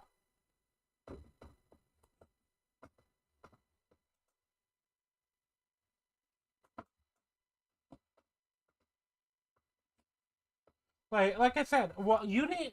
I feel like we should have gotten whole adventures with Klein and Kirito before this point, ever. But they skip a whole year in this episode. The episode finally ends though on Kirito receives basically a message in his message box. It seems to be a recorded message from Sachi, who within the recording, this is in after he's left Klein. Within the recording, he we get the information that Sachi states she never wanted to leave the town of beginnings. She says it's not his fault that she died. It was her own problem, and says that she knew he would blame himself. We also get her saying she knew about Kirito's true level, which he seems to be blaming that as the whole thing. The reason that the group died. But we'll get to that. But yeah, Sachi urges Kirito to go to live on. And from there we get a thank you goodbye, which is revealed to be the words that Oraver arigato sayonara, rather, when it comes to the actual dialogue. But yeah, but thank you goodbye is essentially what that means. Those were actually her last words. Kirito seems to have believed that she had been cursing her in cursing him in her last moments. But yeah, that would have been the end of the episode. And I think that now we can talk about some of the broader problems with this episode. As I said before, I've railed on it a lot already. This episode takes place over the course of a year. And we don't actually get any real substance for the characters before they die. The characters of the Moonlit Black Cats before they die. We in fact only get the names of two. Well, I think we get a third name, but we actually only get characterization at all for two of them, really. Like, to significant points, which is Keita and Sachi. Keita is very much... He's not given a lot of character, though. He is very much a bland character. He has some ideas of how he believes things are, and he could have been a very interesting character. The problem is this whole episode should have been 6 episodes, at least. We needed a good amount of time to get to know these characters and care about them before they die, and then we needed another episode or 2 with Kirito dealing with their death. Because the episode expects you to care that, oh my god, all of these guys died. Kirito's friends died that he grew so attached with, but at the end of the day, we only know any of these people for 10-15 minutes. And they don't do anything anywhere near enough character work. The only character they dedicate any significant time to is Sachi, as far as the Moonlit Black Cats, which seems to be the one that Kirito cares about the most. It's the one that's kind of haunted him. And I think that's fair. I'm fine with her being the big important one. But we don't even get anything. We don't even get a lot of significance there. It's this group of randos that we're introduced and told to care about that seem to all be good old friends from school. They ended up playing this game together and they got stuck together. They're going on adventures. They meet Kirito. He lies about his level, joins up with them.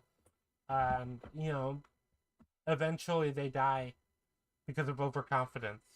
I think one of the big issues is with the Kirito lying about his level drama, which is a highly common thing that comes up constantly within this episode.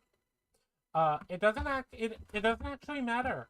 The group died from overconfidence, and Kirito telling them his actual level probably wouldn't have helped that at all. In fact, it would probably made it worse.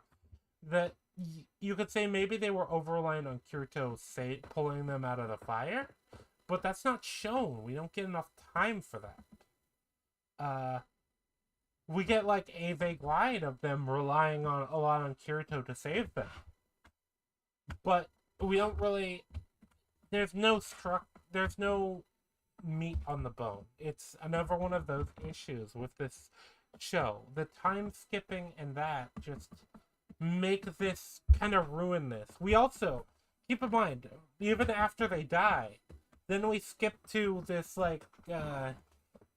we skip to this long shot. Oh, maybe I can save her. Maybe I can bring Sachi back thing. But I said, and yeah, that is irrational. But as I said, we don't get any anything there. There's no meat on the bone. It skipped 6 months, and we don't get to see the direct results of Kirito escaping. We don't get to see. We only learn, oh, Keita died. Keita killed himself after. We don't get any of the time of Kirito having to deal with this, and the fact that he got these people who were apparently his friends killed. We don't get any time with the friends to get attached to them, to get to know them, for it to really drive forward. It's another wasted potential episode that should have been a whole season. You could have had this be a whole season with them dying at the end of the season or the second to last episode, and maybe even the second to last episode, and then cut 6 months later with Kirito doing the long shot quest with a actual full episode exploring this. You get no time with Klein. I barely took any notes on Klein's character here, because I think I've already said everything I have to say. He's not really a character here. He's just that guy that knows Kirito, that sees Kirito and acts the way he did before, but also is very friendly, and then breaks down into tears after having risked his life for Kirito and begging Kirito not to die. There's no meat on the bone all of this episode. It's stretched far too thin.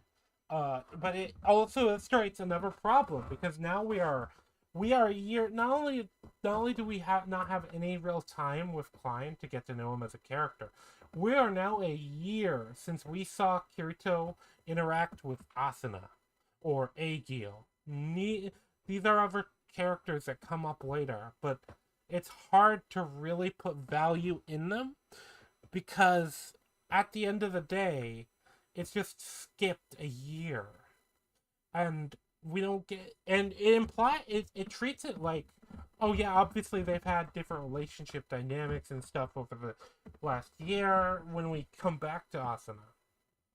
So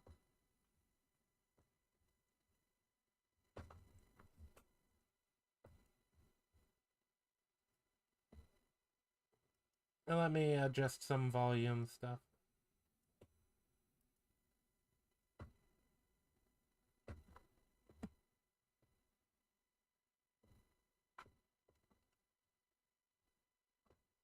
But yeah, it's such a strong issue with the whole situation.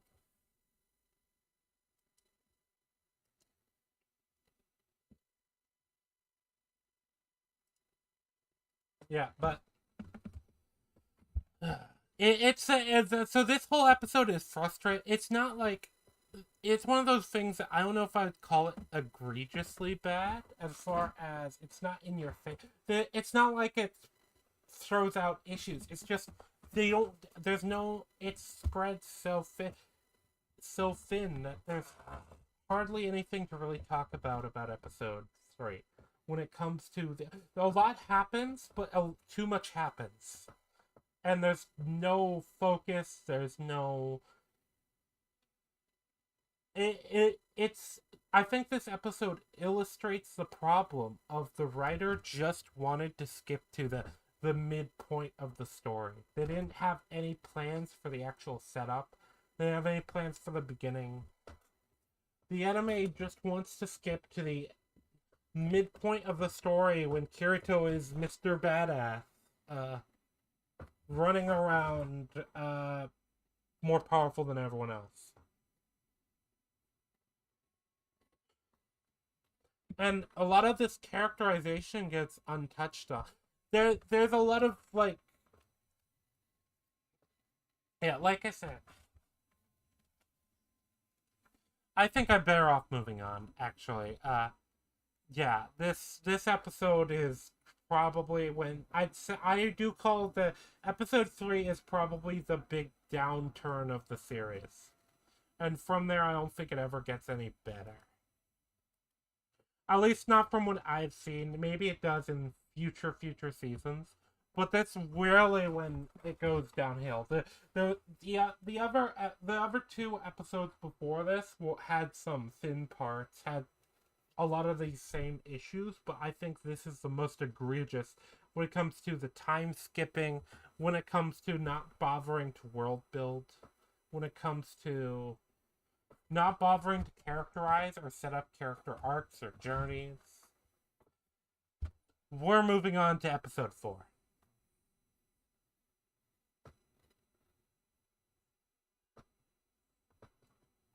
Yeah, so at episode 3, the date we get for episode 3 is February 23rd, 2024. And so we are another 3 months later. Or 2 months later. Yeah, 2 months later. We open on a scene of a party with two girls having a disagreement. Namely, the girls are Silica and Rosalia. And the two of them seem to be arguing over items. Which specifically stated by the older one that the younger one's dragon is able to heal her, and thus she doesn't need the items. The younger girl has a dragon. It's established later on she is a dragon tamer. This party is 5 people, counting the 2 girls. None of the men are getting involved in the actual argument. It's not like they're siding either way. But either way, the argument gets to the point where Silica, the clearly younger one, walks off in annoyance at the girl in question, who she also notes wasn't fighting on the front lines, which implies that within the group, Silica was, or at least to some extent.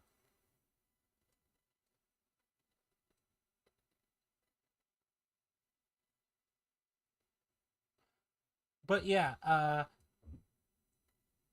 Silica walks off from the group, saying she doesn't want to team up with Rosalia, the older looking woman of this group further, and that there would be plenty of teams that would want to have her in their groups. Seems like a relatively standard disagreement, even though, you know, it's a standard, it's a woman moment, let's be honest.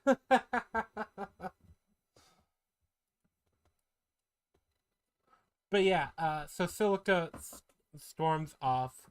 We get the intro credit scene, which obviously skip over.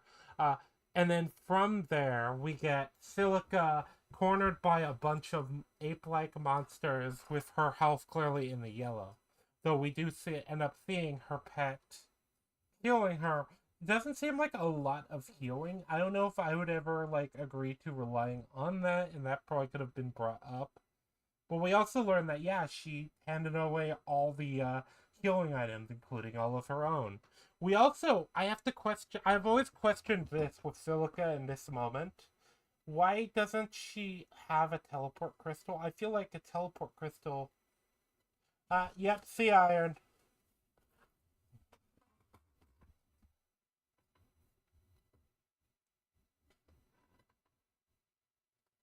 But yeah, teleport crystals are already established over a year ago.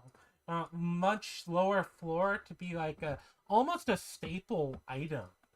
It's relied on by the Moonlit Black Cats to the point where they get themselves killed because they were over reliant on the fact that they could always pull themselves out. It's that's something I actually find frustrating with it.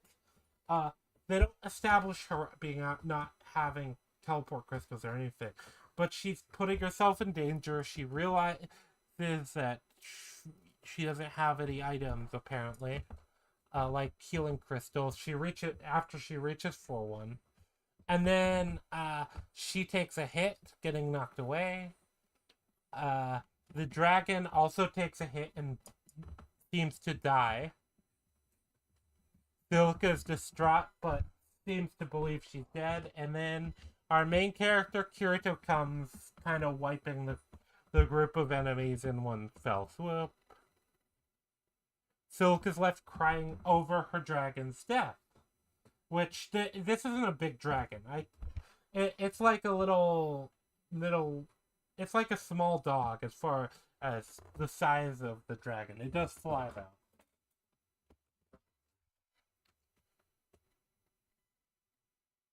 But yeah, an item is left behind with an item name, which comes up later. But yeah, a single glowing feather is left after the dragon, Pina. Pina, that I believe that was the name, is killed. Kirito asks her what's wrong, only realizing a second later she seems to be a beast tamer, and realizing that her, familiar died? Either way, Silica blames herself and stays she was stupid, which she was kind of. And Kirito asks if the item has a name. And then once it's confirmed it does have a name, which is Pina's heart, he states that means that the dragon can be revived on a dungeon on floor 47, the field dungeon on floor 47 called the Hill of Memories. Silica seems happy, believing, oh, okay, I can make that to it eventually and bring back Pina. And then Kirito states it has to be within 3 days, which adds a bit of a ticking clock to this episode. Obviously, hold up a minute, my dog just came in. Obviously, 3 days. Uh, Silica's on. I forget what floor she was on at this point. I believe it was 33. We know her level is level 44, so she is as strong as Kirito was. She's roughly as strong as Kirito was at the beginning of episode 2.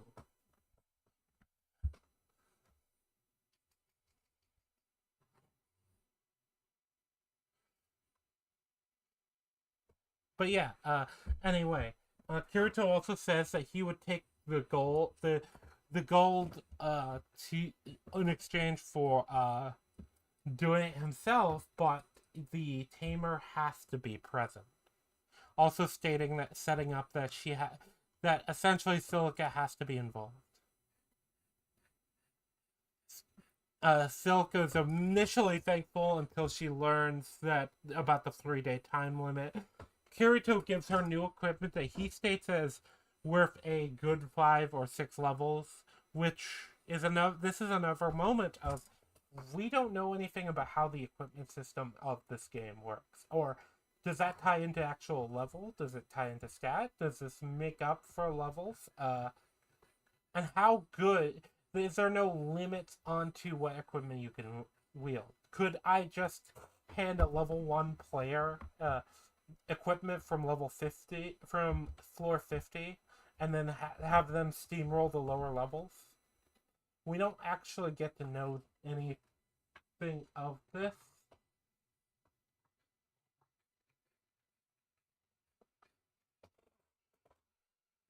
We also know that player-made weapons are a thing, so that later on, so that makes it even more annoying. This is another one of those things. SAO does not want to ever give any explanatory. A lot of anime have the problem of explaining systems too much. SAO has the opposite. They throw rules out every episode or two, but then they don't ever want to expand on what a system actually does. They don't want to take the time to world build and to build up an idea. And you don't have to do this with a 15-minute expository scene. You can do this with smaller adventures going by over time. The problem is SAO wants to get done with SAO as soon as possible. Yeah. Well, Sword Art Online wants to get done with the Aincrad arc immediately.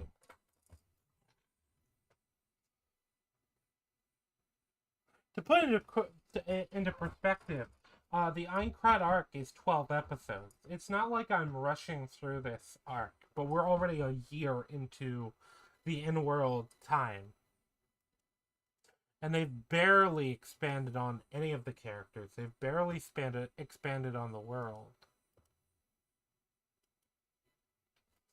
But yeah, so the Kirito gives her equipment that would be worth 6 levels or so, as he said, and then says that he'll go with her. She then asks why he's doing that, which he embarrassed says because she looks like his younger sister, which that's gonna come up eventually in one of the future reviews. But no, she doesn't. She laughs, offers to pay Kirito. Kirito states that he has other goals that this plays into anyway. So he has other goals. This is not his only goal in doing this. Scene transitions to a town on floor 35, which I believe is the current floor. Notably, Silica is recognized by people in the town, many of whom want to party up with her. It's very clear that she has some degree of popularity, which Silica regards as stating those people want to treat her as a mascot. I assume it might be and implies also that part of it is her being a dragon. She's known as Dragon Tamer Silica. Oh, no, his goals are kind of dumb when they come up. Well, not dumb, but it's kind of irresponsible. But yeah, we'll come up to that.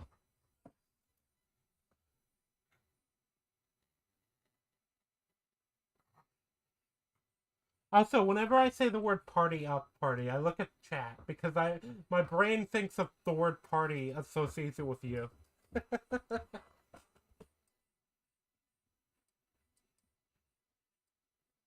I have to remind myself I'm not talking to you. I'm talking about the show.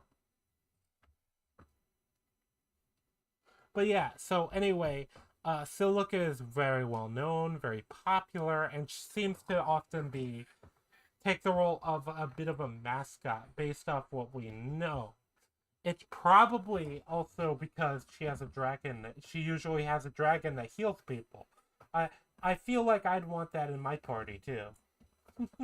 I want that in my group too.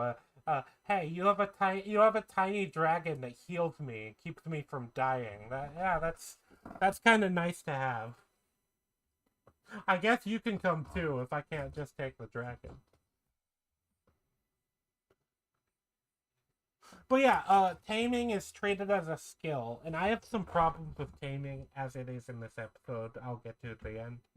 I'm gonna try and get through this episode a bit quicker. I don't think it's a very substantial episode. But yeah, Kirito is then asked where he lives, and he replies on floor 50, which establishes they've gotten at least that far in the game. They then run into Silica's former party. a member, Rosalia, who seems to be smug and asks both about Silica's survival as well as what happened to Pina. Silica states she's going to bring her dragon back, but he died. Or that he died, but she's going to bring him back. And Rosalia seems to immediately know about the item that Kirito was talking about. Specifically stating, mentioning I believe it was the Hill of Memories. And asks if Silica is going to be able to make it there at her level.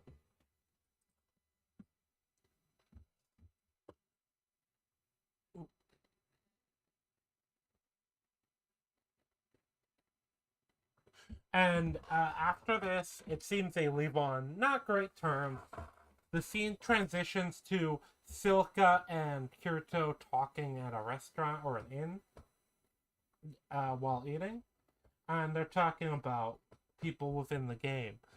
With specifically Kirito stating that many people's personality change when playing games. Some people like to play the villain, which is true. There are plenty of people who like to play villains in games. Kirito also explains the cursor system, which basically means that most players, their cursors that appear above their heads are green. With anyone who's committed a crime, such as assaulting someone or killing somebody, appearing as yellow.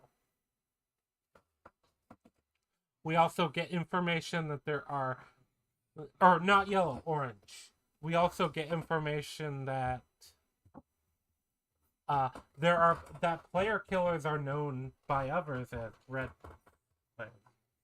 Yes, being the bad guy is No, excuse me, you're not the bad guy in Stellaris. Everyone else is for stopping you. Look, it says Xeno's fault for existing. It's not your fault.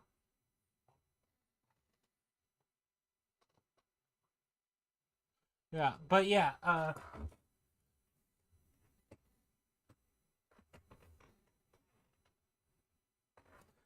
player killers are generally known as red players by people because they have the orange cursor. Kirito similarly adds that these players would have been harmless in other games, but Sword Art Online is different. And I find the whole player killer orange guild thing cringe. I'm gonna go off on. I think I'll have to talk about that a bit in another episode, during another episode either way. So I'll talk about it now. It's stupid, and this idea that, like, sure, there are gonna be people who are like, oh, yeah, you die in the game, you die in real life. Oh, I'll go off and kill people. It's like, no. There's gonna be other people that are going to go and like, no, fuck you. We're killing you off, and then I'll sit in my thing and wait out the bad cursor, my guild hall, and wait out the bad cursor because you're a threat to society. But yeah, I'll go into the guild, the orange guild and the red guild later at the end of the episode because that's another one of those world building things I think could have been explored but isn't. But yeah, Silica then declares Kirito's a really good person before getting embarrassed. It's very clear she's kind of crushing on him.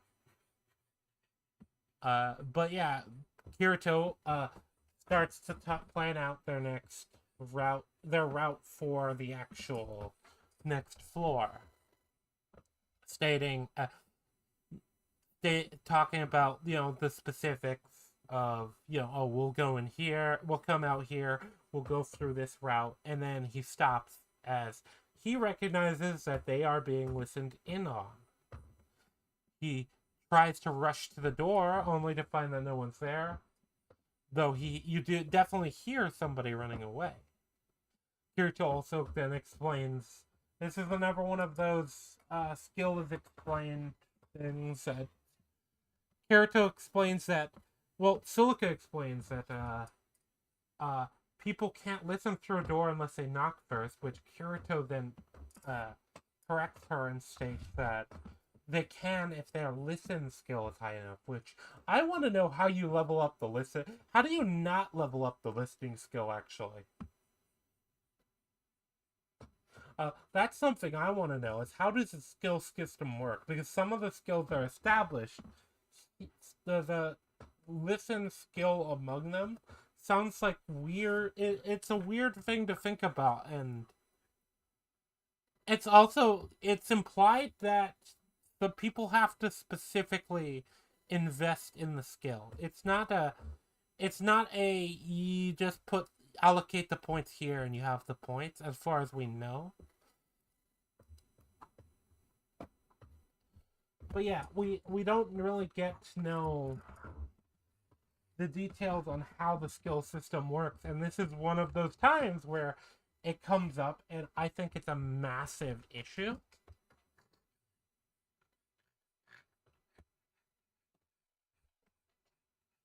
Yeah, it's just it like the listen skill. Oh, how do you not just passively level that up? Being evil in D&D is quite fun. But yeah, because it's implied that it's like skills are a passive thing. I think we never really get to know, because otherwise, I feel like people would just min max their skills to whatever they're trying to do anyway, and there'd be no point in like investing at all. And we know Kirito isn't doing that, because Kirito seems to have skills to for like observation as well, noticing people hiding. Either way, uh, yeah. So we learned somebody was listening in on their conversation. That person seemingly gets away, but they continue on without too much worry. Kirito, them going to the floor in question, I believe is floor 37, and Silica is amazed by the floor, as it seems to be a giant flower garden. It seems to be a giant field or meadow of flowers with a lot of like roads and pathways through it. It's called, the nickname for the floor is called the flower garden. So that is a thing. The two get ready to head out, but Kirito gives Silica a warp crystal, which I feel like every player should have a warp crystal. Every player should never leave a town without a warp crystal. Even if there are anti-crystal zones, I feel like that would be seen as like, no, obviously I'm gonna have that so I can bail out, because as far as we know, these can be used in combat and these can be used as a moment's notice. There's anti-crystal zones, but as long as you're not caught in one of those, you should be fine. But this doesn't. It, it's never used properly, I feel like. It's treated like something that's both super common and super expensive. But yeah, Kirito then says if anything unexpectedly dangerous happens, or he tells her to, for Silica to use the crystal to bail out and leave him behind. Silica shows clear interest in Kirito and approaches him to ask a number of questions before grabbed by a monster. Kirito yells out that the monster's weak. She kills it. It's kind of meant to be a bit more of a comedic scene, I'm pretty sure. But either way, on the journey forward, we get kind of the time lapse montage, which I'm actually fine with in this case. It's not like they're skipping whole sections. This is kind of a bit more of a bottle episode. The problem is that Silica and Kirito don't really have the characters to carry a bottle episode. You have very bland, shallow characters with very little characterization that we're supposed to follow along with this bottle episode. That's kind of a big problem, I think, with just how they're doing it. Though there's not much you can do about it. But yeah, Kirito talks about it and says, yeah, she looks like her. Silica looks like his younger sister, which, by the way, she doesn't. We see her. I said I wasn't going to refer things in the future, but she's a major character in, like, the next arc. And we know for a fact that Kirito's sister does not look anything like Silica. But it's also we also get that it's rude to ask about the real world. That is a thing that's said. But Kirito states that he and his sister, which is actually his cousin, and that he was adopted. He doesn't believe she knows about this. And yeah, his cousin now. You know, anyone who's seen the anime probably knows where that's going.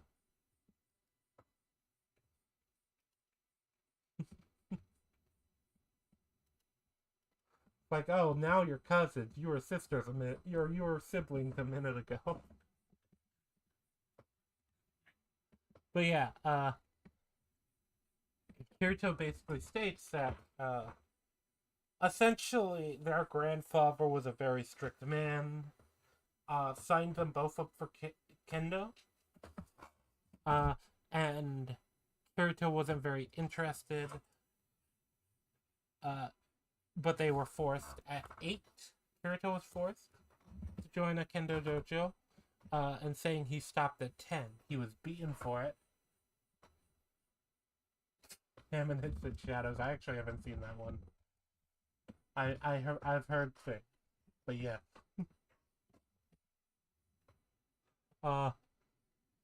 He was beaten for it by his grandfather, and then his sister said that she would put in the effort to like learn in kendo for the both of them. This is probably the most background we get about Kirito before we actually get the real world. I think. I don't remember if there's any other themes. If there is, it's definitely not within the 6 episodes. But yeah, we learn that his sister made it to nationals. And that Kirito feels guilty because he feels like him choosing not to participate in kendo forced his sister to follow that path.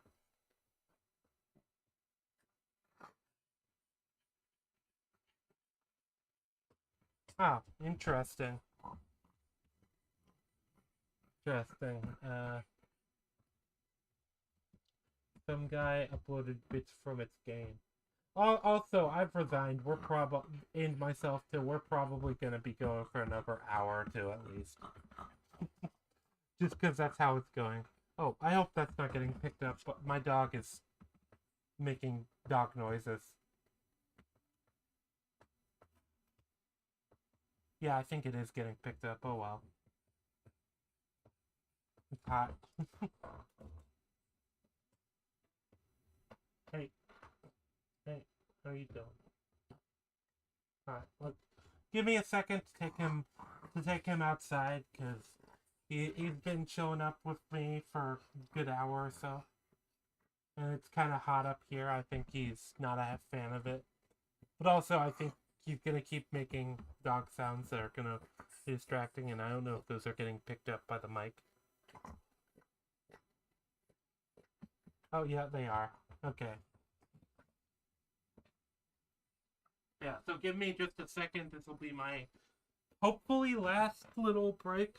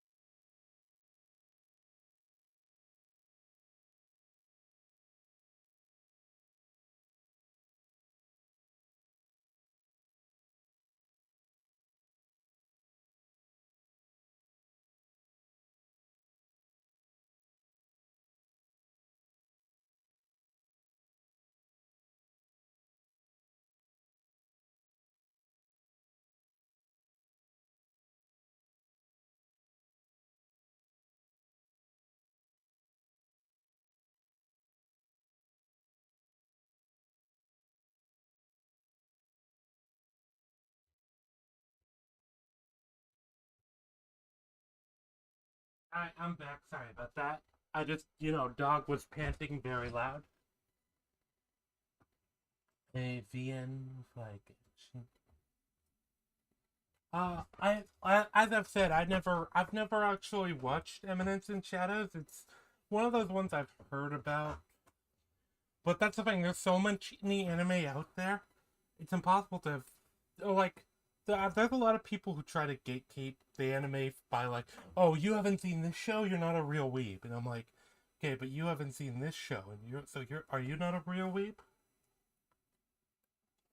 No, okay, then shut up. But yeah, sorry about that. I just had to take the dog out because he was panting very loudly because it's hot.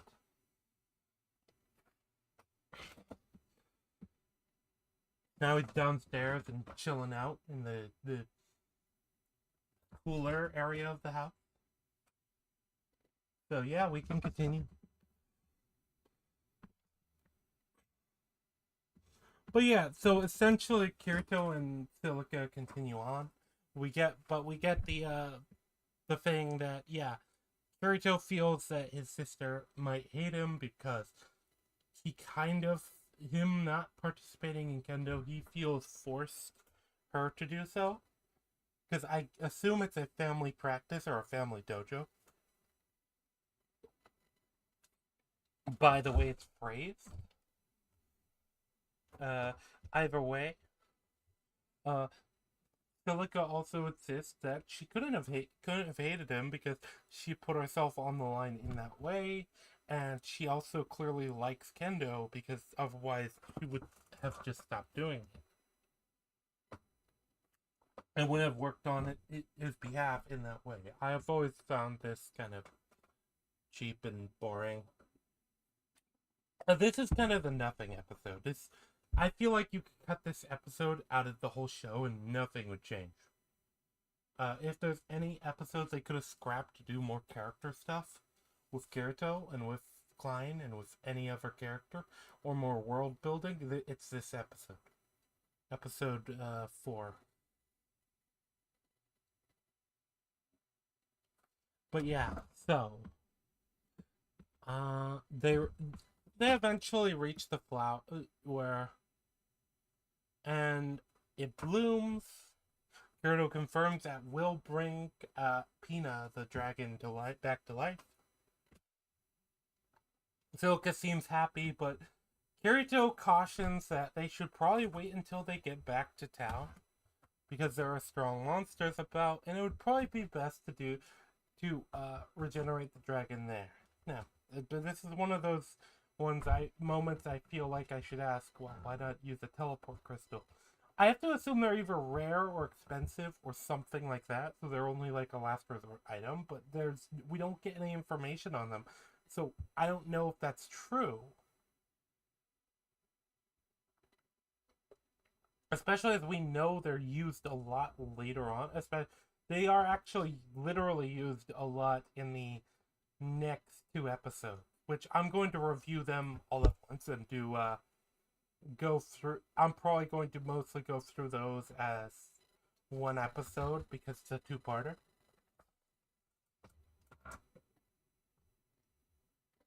But yeah, so they start heading back to town in high spirits. They reach a bridge, and then Kirito notices something off. He warns Silica to stop, knowing that somebody is waiting in ambush. Rosalia appears from behind a tree, noting that Kirito's detection skill must be quite high to see through her hide skill. And this is another one of those things. I wish we had information on how the skill system worked.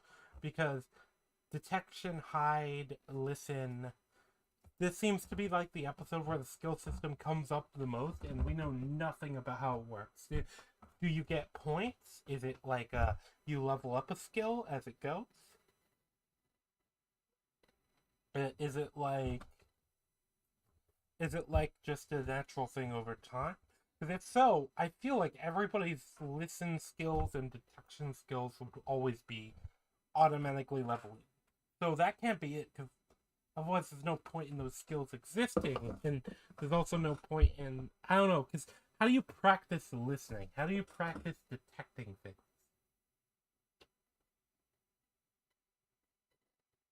Either way, she observes that they have the flower, which is noted to be a rare item, even though, well, this seems to be known about thing, but alright.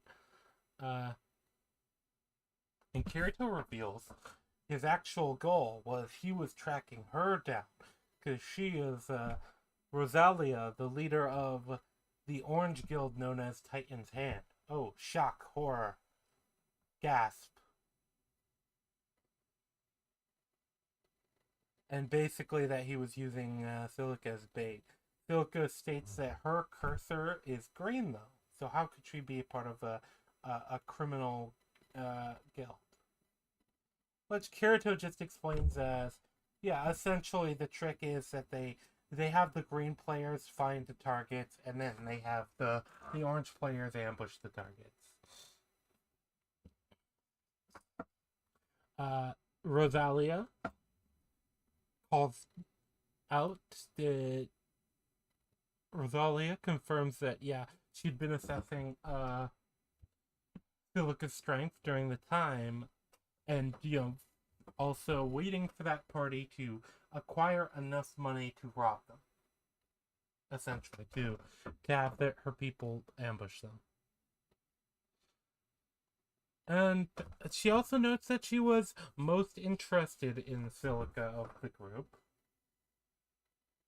and that she pursued because she knew they were going for a rare item. Apparently having, I guess, abandoned any plans with the original party, or maybe they killed them already. The time scale on this episode is really weird because I don't actually think it lines up properly. I've kind of gone through it a few times because we know that Silica was traveling with Rosalia for 2 weeks. That's what she says. So 14 days.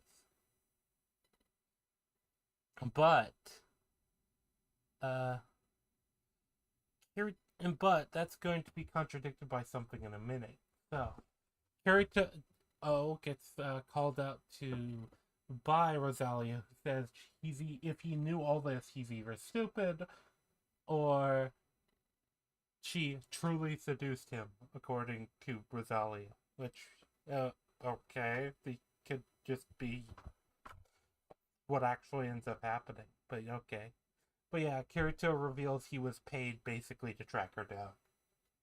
But, well, not paid, but he took on basically another guild that she attacked 10 days ago, which doesn't make sense. But their leader was killed, and Kirito was essentially asked to go track them down and use a teleport crystal to bring them to the jail, which we'll talk about that at the end because there is a problem there.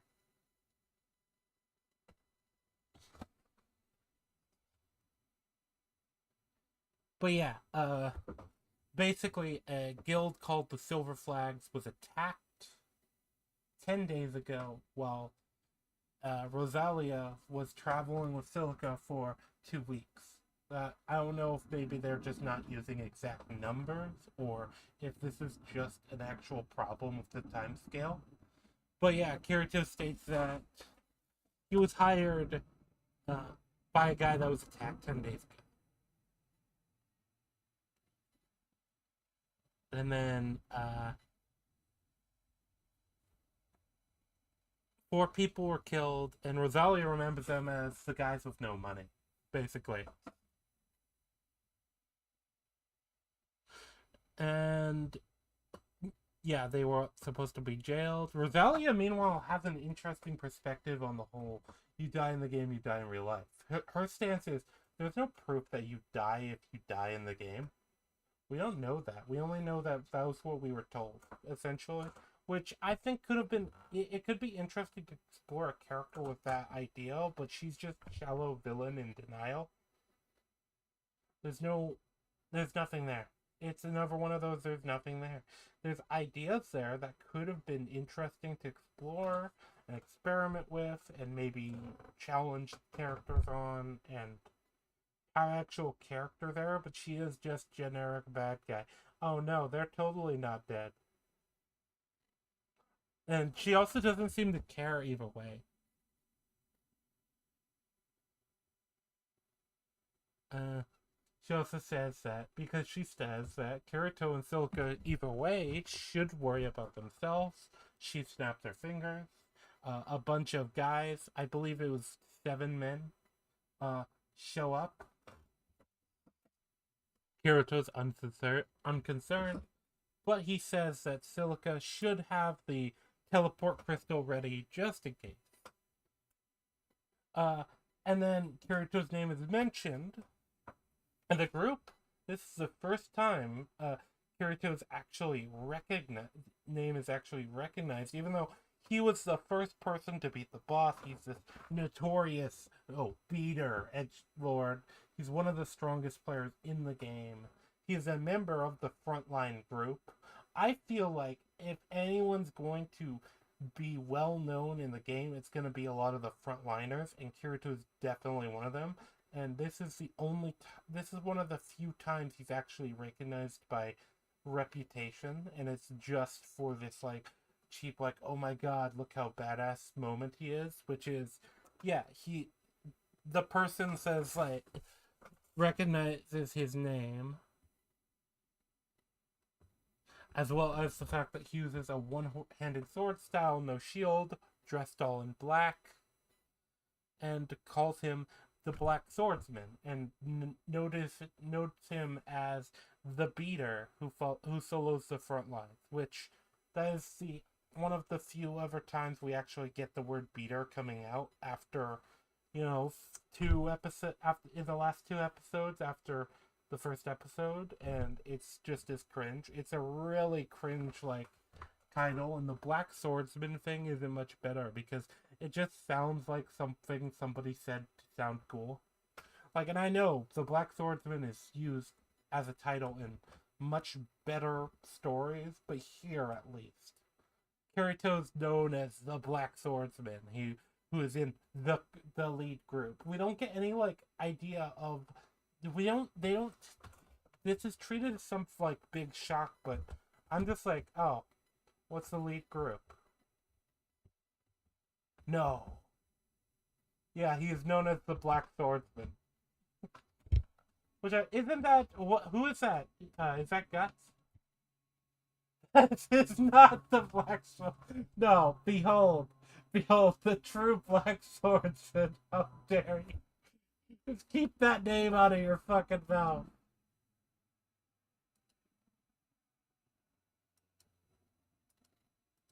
Let me see if I can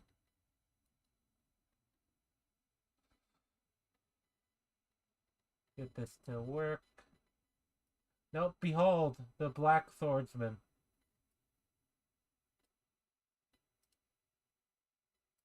He's tiny right now. Give me a second. There we go. The Black Swordsman. He is the Black Swordsman. What do you mean? What do you mean, party? He's the only Black Swordsman. Do you know another? Yeah, he's no Guts. But it's treated as like... It is treated as this like, oh my god, look how cool Kirito is. And yeah, that's what I thought. I remembered that. So I remembered somebody mentioning how they were really pissed off before about him being known as the Black Swordsman. But yes, he's known as the Black Swordsman. Look at him. Look how scary he is. I find it really funny, especially when Berger saw the picture, because I think I sent him the artwork I had, what I would have on screen before the stream started. Berger thought that Kirito was a girl.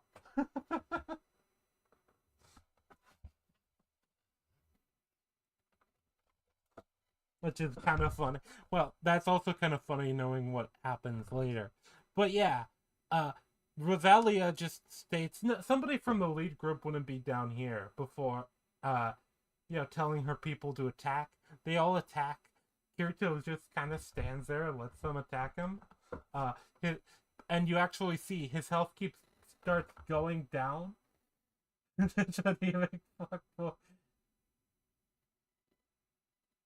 Yeah, yeah, this show is awful. Uh, but yeah, so Kirito's health starts going down and then just goes back up, and it's actually explained how he does it. He says the exact number of the group's DPS, saying they can do 400 damage in 10 seconds. I actually wrote down what he says. He's level 78 at the moment, has 14,500 HP, and that his battle healing skill, which I guess that's a thing, auto regenerates 600 points of damage for every 10 seconds. Oh no, I'll just say it. The second series of Sword Art Online, he gets put into Gun Gale Online, and actually, let me find the what his avatar looks like there.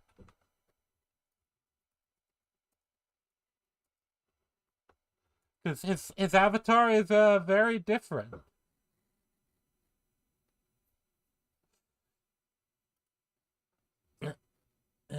Is this picture good quality? Nope. I'm looking for a picture that doesn't look absolutely ass. Oh, that's porn. That's porn. No, that's up there we go. That might be fine.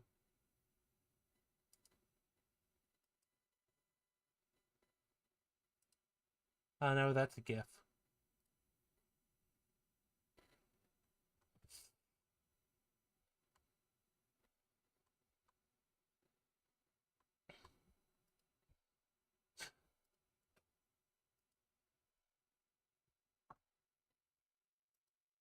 Let me click specifically.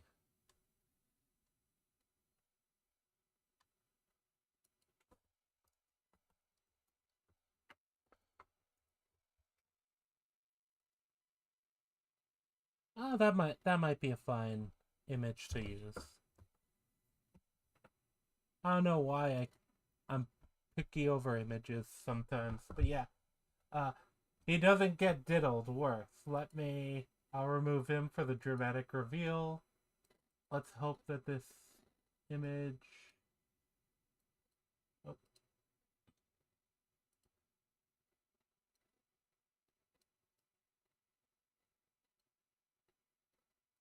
There's Kirito's. This is a figure. Oh well. But that's how Kirito looks in the third series, where in the third game that you see played in the series. Which is essentially it's like a first person shooter game that auto generates avatar. It turns him he actually gets turned directly into a femboy.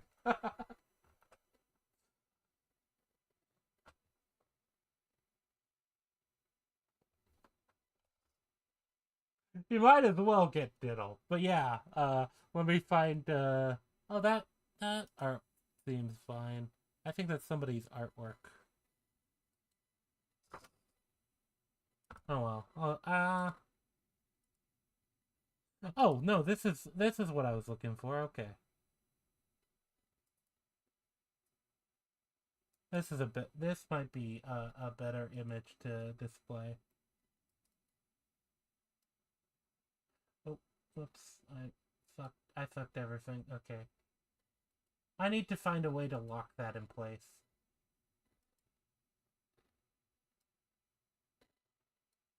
Let's just... Yeah, that's Kirito's design in the one of the future seasons.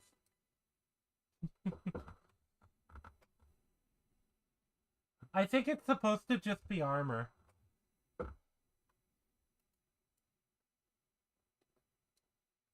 Yeah, it's supposed to just be a breastplate, but part of actually one of the events in that season is he is actually people actually think he's a girl. So he is supposed to look feminine. Apparently. I don't know why they chose to do that with Kirito. In the Gun Gale season, but they just do. But yeah, behold the Black Swordsman. Look how terrifying he is. Are you happy with that party? He didn't get diddled, but he did get femboyified. To be fair, though, that is actually a version, one of the games where he actually has an avatar that doesn't exactly look like him, so...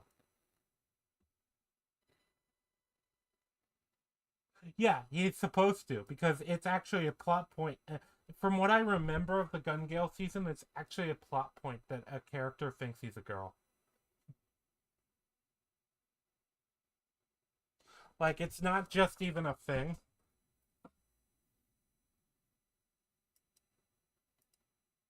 But yeah.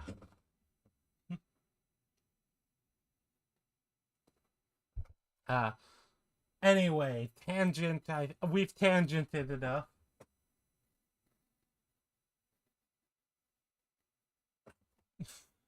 You know, as funny as that is, one thing you've got to remember, party. Kirito is the author's self-insert character. So, I think there might be a bit of, you know, I think there's something telling there, but I'm not going to, I'm not going to accuse it of being his fetish, because that is the only time it comes up, and then it's, like, glossed over. It's not like, I don't know, there are times where I've watched a show or read a book or something where you can clearly tell it is that, but I don't think it was that with this. But yeah, anyway, Kirito regenerates more health than they can actually deplete, is the point. And Kirito specifically states that in this game, higher numbers will make you invincible. He also states his client spent a bunch of money on a warp crystal that would take the entire group. I wasn't gonna say it, but yeah, probably to some extent. AGP strikes again, indeed. But yeah, teleport the group to prison. Which, by the way, apparently there's a prison. We don't get any explanation on that, or how that works. But yeah, Rosalia bluffs, saying that Kirito can't hurt her without... She won't go, and Kirito can't hurt her without his curse getting turned orange. And Kirito just states that he's a solo player, and 1 or 2 days of playing while orange means nothing to him. That's a specific quote. While threatening her with a blade at her neck, which causes issues, because if killing somebody only gives you orange for a few days, then what the fuck's the point of the system? Oh, I can kill you and then hang out in the woods for a while. Okay. Or I guess maybe, like, hang out in a hotel room for a while. There's no reason I can't enter the town still. I assume I can. But yeah, the scene cuts to an inn where Kirito apologizes for using Silica as bait. I need to rush through this episode, adding he'd withheld it as she might be scared if she knew, and that might give him away. Kirito also Thorva states he's been away from the front lines for 5 days or so. By the way, the time scale thing is happening again.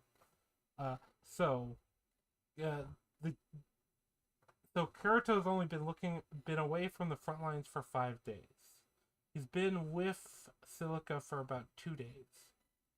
About 2 days. Silica's been traveling with Rosalia for 2 weeks. And the Silver Flags Guild died 10 days ago. A lot of this info is kinda annoying because it feels like you could... It's one of the few times I feel like you could have spread out some of these events out. Like, just have Kirito say, oh, especially if you're already time skipping by multiple months anyway, have Kirito say, oh yeah, you killed a guild called the Silver Flags a month ago. Rather than 2 weeks ago. Or rather than 10 days ago. And fixes an issue, because there's a continuity issue with that. Unless you assume that maybe Silica was just being broad by saying 2 weeks. But yeah. And yeah, Party, yeah. I It's funny too, Party, because after they get out of the Gun Gale game, I don't think they ever go back to it within the main series. Though there's a spin-off series that's much better than the actual show, written by a different author. I'm probably going to cover that eventually. Though I'm probably going to want to break from SAO after this for a while, so I have another show I want to review in the future. I just want to get this done first. But yeah, Kirito, they then go back to the numbers thing with with Silica saying that reaching the numbers Kirito does should never do that, and Kirito says strength in SAO is an illusion. And at the end of the day, even though they obviously matter for everything in this world specifically. I added that part. But he adds that they should meet in the real world next time. The two would be friends, blah blah blah. The two finally revive the dragon. And Silica ends the episode with the statement of kind of musing on the whole situation as the one time she had an older brother. I actually don't think it matters to go into the characters of this episode outside of a few things, but I'll go over those broad things. So, I already said the skill issue, skill issue, but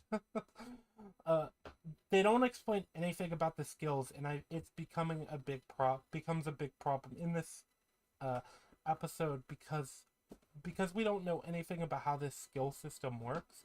We don't know what anything means. This battle regeneration skill, for example, that Kirito has, as far as I know, it never comes up again.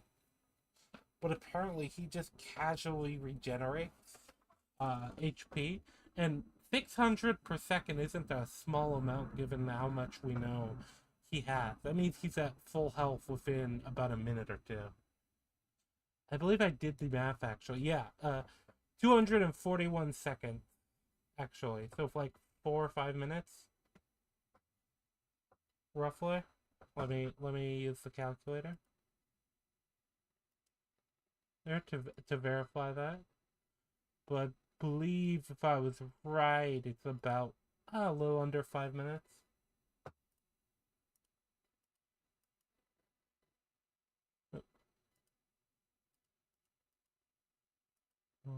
Because I did the math before.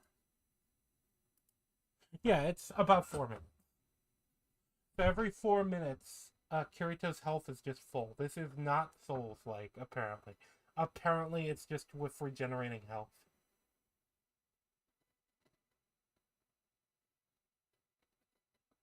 But apparently that's a skill you can train. So why would I would be maxing out that skill? Like, it's not a casual stat that people get and just levels up based off maybe like attributes or something like that. It's just a thing everyone gets.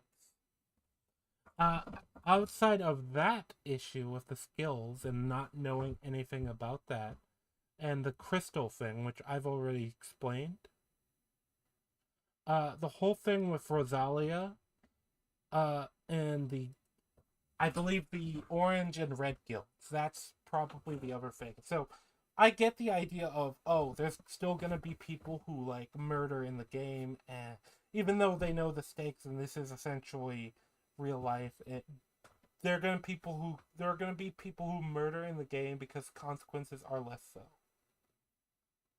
Yeah, it is busted as hell, Party. He regenerates. He's up to full health in 4 minutes. Because I did the math on that. Because this was one of the few times we get detailings of how the system works. So I wanted to understand fully how it worked. Yeah, and Kirito's at max health in 4 minutes. And that basically means that, and with 7 people within the level 4-day range attacking him, they only could decrease his health by about 400 every 10 seconds. So they could not even overcome his passive regeneration. Like, that's how fuck busted uh Kirito is supposed to be. And like, I get it, anyone who's played an MMO has seen that asshole on the PvP server that goes and, stomps a bunch of lower level players in the lower level areas. But you can still kind of chip away at that guy's health, maybe a little bit. And the idea that like 7 people can't really affect Kirito at all is kind of ludicrous in general.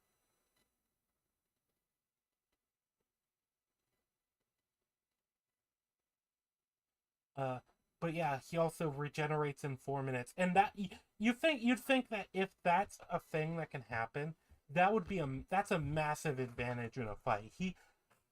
A large part of his strategy, if he gets into trouble, should just be, okay, I'll buy time. I'll keep distance while my passive regen heals me, because I'm healed at full health in 4 minutes. That means he's at half health in 2 minutes. You know, like recovery over time like that is pretty good. Like, especially if he has other people to take aggro for him as well. Like, I feel like a group in this game could literally just kind of steamroll anything as long as they are taking the right aggro. But it's just an annoying thing. But yeah, back to the red guilds and the orange guilds. Red guilds being a thing, I believe it would happen, but I also it feels like it should be a rare thing, because like, yeah, sure, you get people who are like, oh yeah, I like playing the villain in a video game. But at this point, this is technically a video game, but they're in like what is ostensibly they're in what is for them the real world. There is no, if people die, they are dead. And and like, the idea that you don't get any setup for this, it's just established as, oh, that is a thing that exists, uh, is kind of annoying, because you don't get any of the setup for, oh, how did these guilds happen? What is the general attitude about these guilds? Are they well known? Are they, you know, how many of them are there? Is this a common problem? How many people have died from these guilds? It seems like they must be doing a lot of damage, and and that does cut. One of them do come up in the next 2 episodes that I'm gonna cover as one episode, because that's a two-parter.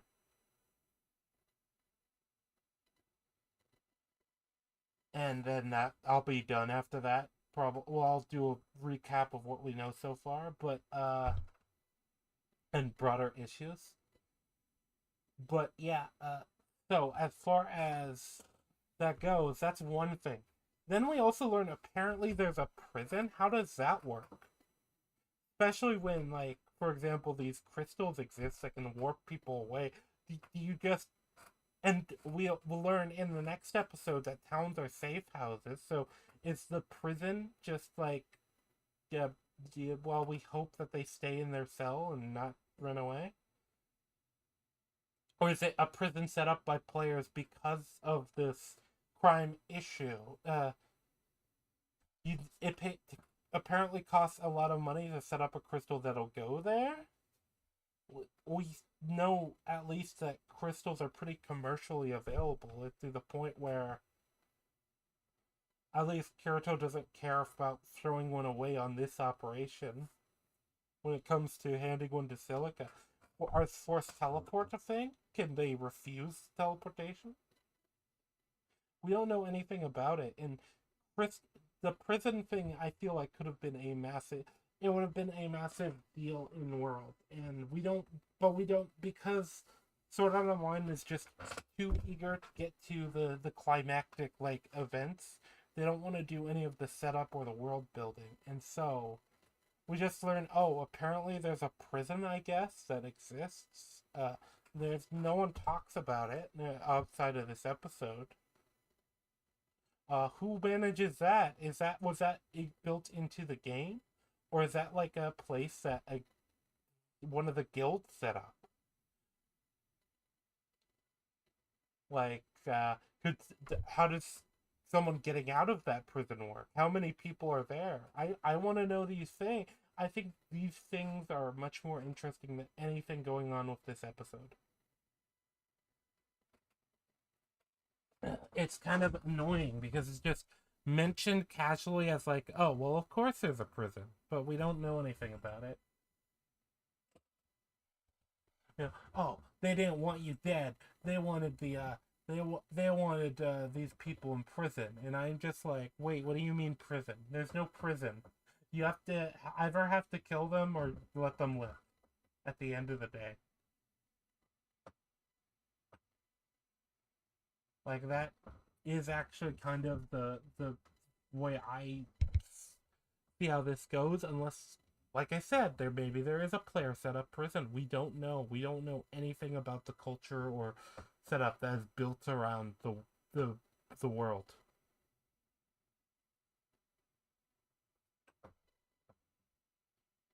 But yeah, I'm okay.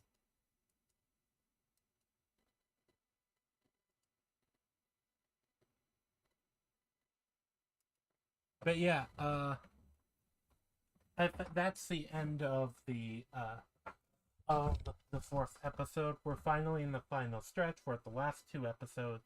This is a two-parter. It's also it's also another one where they do the thing where, like I said, I've mentioned before how Asuna comes back up, and we don't know anything about how their dynamics have shifted. We don't know how any of the other characters and Kirito's dynamic have shifted because we just jumped around a lot. We haven't even gone. We don't know how is Kirito seen on the front lines. Is he seen as a valuable member of it? Is he seen as somebody that slows things down? How much well does he contribute? Is he well liked on the front lines? We don't actually know, and this episode just kind of throws us into character dynamics of characters already introduced that don't exist and that didn't exist and don't exist and don't have any setup for them and don't have any real weight to them either. I think that's the most egregious thing about Sword Art Online. I think it could work if you spread out the 12 episodes that make the Aincrad arc into like 3 or 4 seasons of a show, and then like gave it time to like things time to develop and relationships to develop and things to go about naturally. You'd probably get a you could probably get a halfway decent series, but it doesn't want to do that. Because it's rushing to the end of the it's rushing to the middle rather because this is thing. Uh, when we open up on episode 5,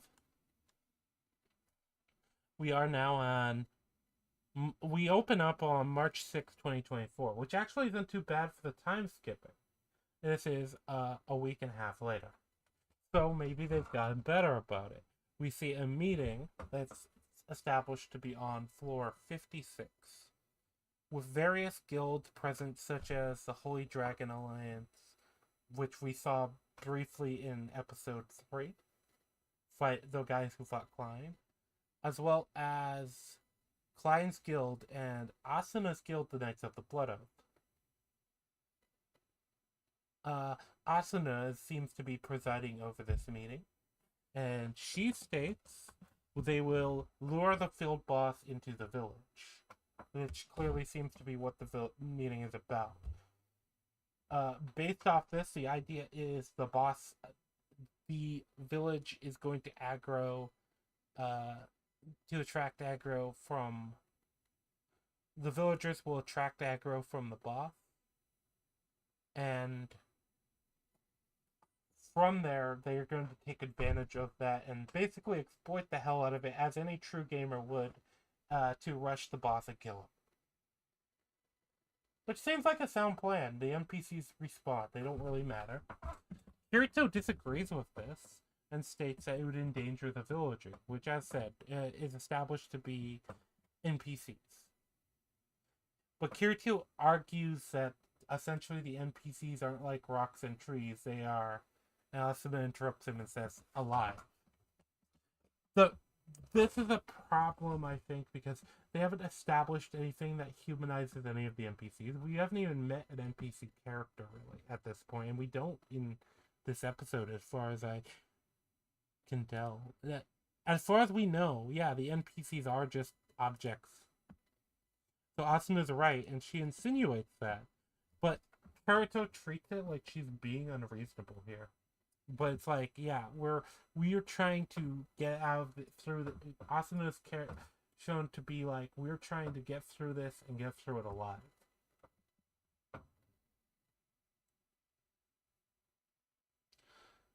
And Asuna even states that the NPCs respawn if they're killed.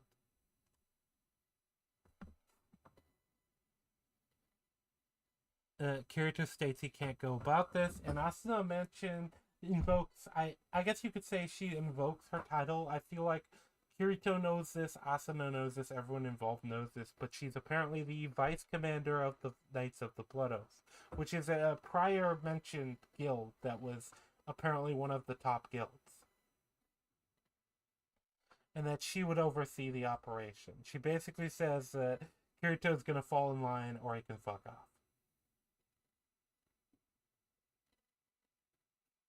We see Agil appear afterwards. He approaches Kirito and is getting specifically about that argument. And the way he asks it is, he asks him another fight, implying this is a common thing. These two argue often have different views on situations. Agil asks then, why are they always fighting like that?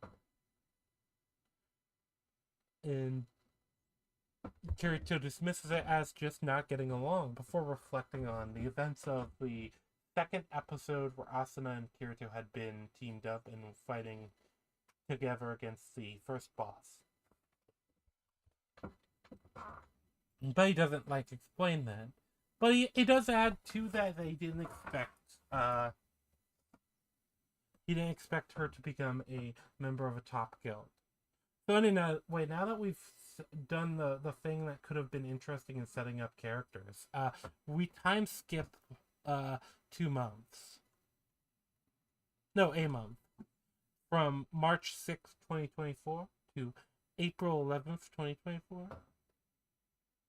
And we cut to floor 59.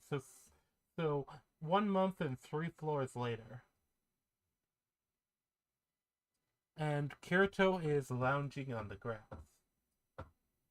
It asks of what seems to be a kind of meadowy, chill hill area. Asuna seems to approach him and begins to lecture him for slacking off while other members of the lead group are busy trying to clear the dungeon.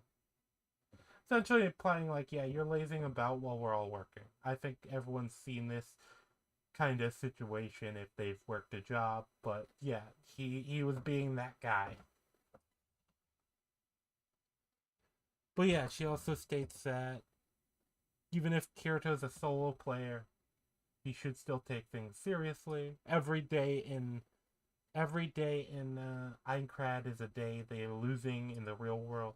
These are all true statements, but this is also what Asuna seems to believe about the whole situation. Regardless, Kirito's response is that this is Einkrad's nicest season, and that today is the nicest weather setup. And he states that it would be a waste to spend it entering a dungeon. He further states, he further suggests just to let you sing about. Saying that the sun and the wind feel good, and that's all that matters. He doesn't care whether they're in Aincrad or the real world. It feels because they are in Aincrad. That is where they are. I think both of them. I think this could have been an interesting discussion you could have had explored in a whole episode or between the two, talking about like enjoying the comforts of the world versus trying to rush to the end of the game so that they can all be free. Both are important perspectives and both have perspectives, even though I think Asuna is more correct than Kirito because Kirito doesn't really argue well. But yeah, the show seems to be against Asuna in this time because Kirito is there. And so Asuna seems to take in the area. He doesn't admit it, but seems to find it relaxing. And we find out that she, I guess, fell asleep. She fell asleep and napped, and Kirito was looking over her while she slept. Some players commenting on how relaxed they look, and basically being like, "Oh yeah, working hard or hardly working," essentially. But yeah, Kirito woke up to find her napping. Made sure to watch over her so she doesn't get, murked in her sleep. And Asuna, after that, when she wakes up, seems somewhat on edge. Kind of flinching away, getting into a combat stance before saying one meal, implying she's paying him back for looking after her. She very clearly seems to want to keep a distance, and she seems reluctant about this. But Kirito takes it. We got to them at a restaurant or an inn. They, with others recognizing Asuna, though they don't comment on Kirito, seemingly being like, "Oh, who's that guy with her?" But Asuna is known as Asuna from the Knights of the Blood Oath, the Lightning Flash, which is another really cringe nickname. I actually find the nicknames in the show really cringe. Like, Guts being called the Black Swordsman, I've always thought is fine. Black Swordsman can be fine, but with this show, I think with the aesthetics, because Kirito is like a little edgy boy, fuck boy. He's about as edgy as I was gonna say Spoon, but nah, probably less than that. So when you have him with the Black Swordsman thing, it just sounds like they're trying too hard. With her, the Lightning Flash, whatever. It's still kind of cringy, but it's not as bad. Either way, Asa. No, I said the Lightning Flash was fun. Black Swordsman just sounds cringe. Because, especially given Kirito's aesthetic is already this kind of baby. Kirito's aesthetic is already very safe edgy, if you know what I mean. Let me get his image back.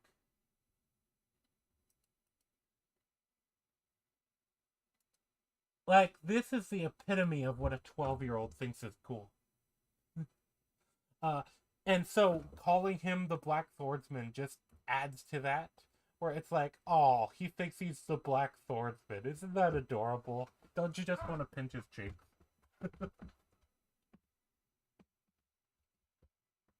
Like he like small kid trying to be edgy.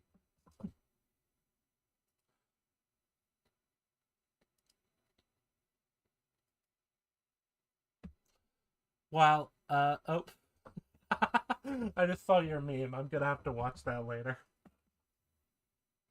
But yeah, with Kirito being called the Black Swordsman, it's just incredibly cringe because it sounds very try-hard. So yeah, it's not okay. The Lightning Flash, Asuna's nickname. I think it could be fine. It's kind of try-hardy in a different way, where it doesn't feel like it's trying like to be edgy. It just feels like it's trying to sound feels like something someone thinks somebody would think would sounded cool, but definitely not like anyone normal. Like it's you can very clearly tell that the two nicknames were come up with by the same person. But for the most part, I don't have as much of a problem with the Lightning Flash compared to the Black Swordsman. Because the Black Swordsman, like I say, it just sounds cringe when you say it with the aesthetic of this character. Uh, like edgy, yeah, it's an edgy nickname. But like you can have an edgy nickname that works, like with Guts. Guts, I'd say describing Berserk as edgy is correct, while Sword Art Online is not at all. But yeah, you get an explanation through the conversation between Kirito and Asuna that while player killing is apparently a regular thing, people are usually safe inside safe zones, except for what is called a sleep PK, which is what Asuna was worried about. So also kind of establishes, I guess, they were in a safe zone. I guess right next to the village. But yeah, so players HP doesn't go down within a safe zone, essentially. So that's a new mechanic they are introducing as of this episode. But the sleep PK thing, the idea is yes, it is the 7-year-old whispering darn. It's fake edgy. That's what it is. It's like, oh my god, that kid said fuck. Oh, he's so cool.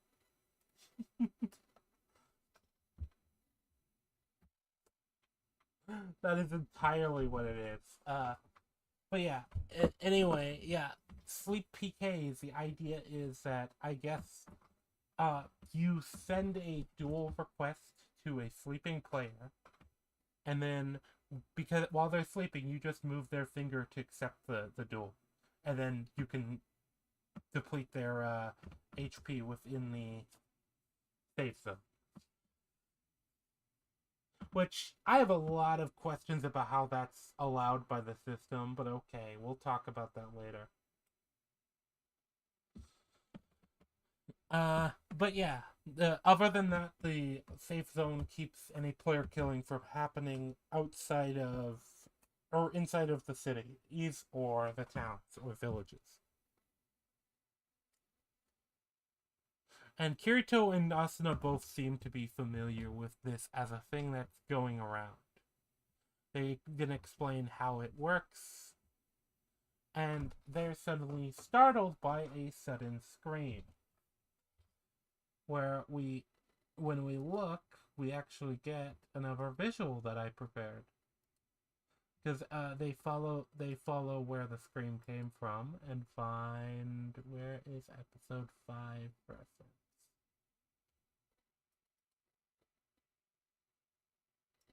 They come to find this guy. He's hanging out. Hanging out. He's chill. He's just dying. But yeah, it seems to be when they run outside and see from the courtyard a man hanging there from what seems to be a balcony and seems to be a bedroom with in armor with a spear impaled, or it calls it a spear, but that looks like just a big sword. It does not look like a spear, but they call it a spear in the show. Impaled in him, and keep in mind this is within a what is supposed to be a safe zone. Asuna brought and Kirito basically Asuna rushes up the stairs to try and save the guy or cut him down or something of that nature. While Kirito says, while Kirito is still down below, the person seems to disappear in the way that any player does when they're killed. And Kirito says to the crowd that gathered, everyone needs to look for the dual winner icon, because that will tell them who the killer was, essentially. Everyone looks around, but no one sees it, including Kirito. Asuna, meanwhile, we learn when Kirito regroups with her, we learn that there was nobody in the room. The room seemed to be relatively secured. There's no signs of anyone being there. She didn't see anyone running up, and there was only one way in. At this point, I just have to say, well, yeah, they probably used a teleport crystal. Because that's an established thing in this universe.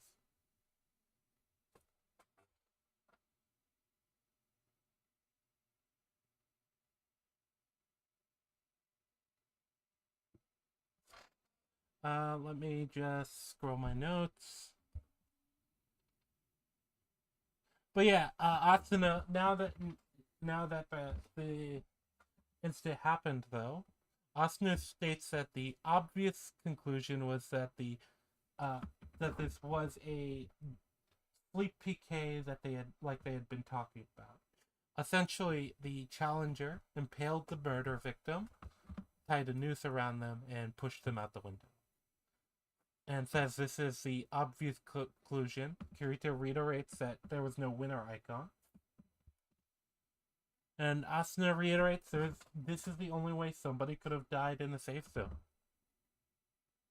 It's the only way to hurt somebody in a safe zone, which seems to be, I guess, a rule. Which I think contradicts something from earlier in one of the other episodes. I mean, it also contradicts, like, in general, I feel like I don't know, it's one of those things where it reiterates how I feel like everybody would be carrying teleport crystals.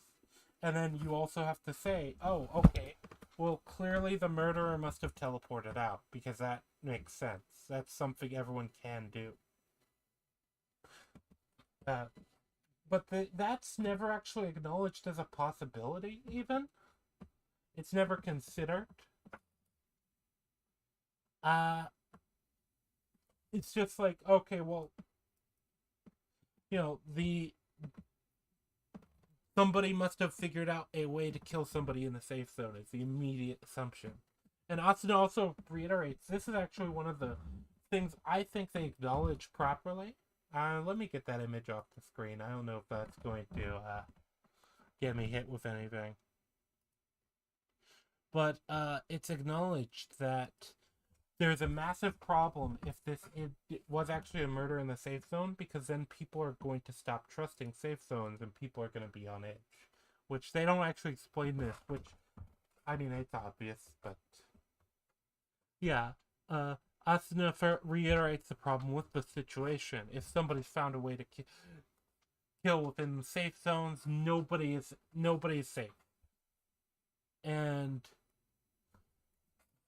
finding this whatever exploit might have been used is important because it endangers everybody. Not only that, it could also cause friction within safe zones and friction between players, which I'm just adding because that makes sense.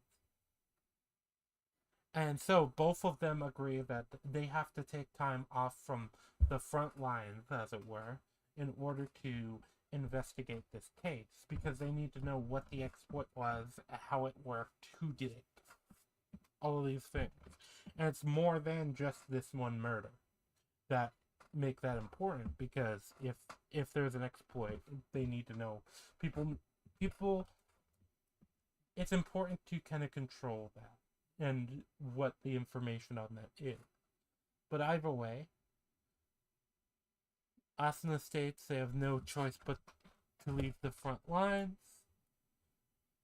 And before she asks him a bit more formally, and this is probably another like character moment with Asuna, I think, but she asks him a bit more formally about helping, and but also stating there would be no time for napping specifically. You obviously jab at him and his more laissez-faire attitude. The two approach and address the crowd, asking if anyone had seen the whole incident, as well. And so, yeah, asking if anyone had seen the instant in which a woman approaches. She identifies herself as Yoriko, and states the original scream that they had heard had been hers, which I feel like somebody should have questioned about that. Like, oh, wait, someone screamed, didn't they? She states she'd come to meet with and have a meal with the man who'd been killed, a man called Klein. They got separated before she saw him hanging from the clock tower. Which would be this image.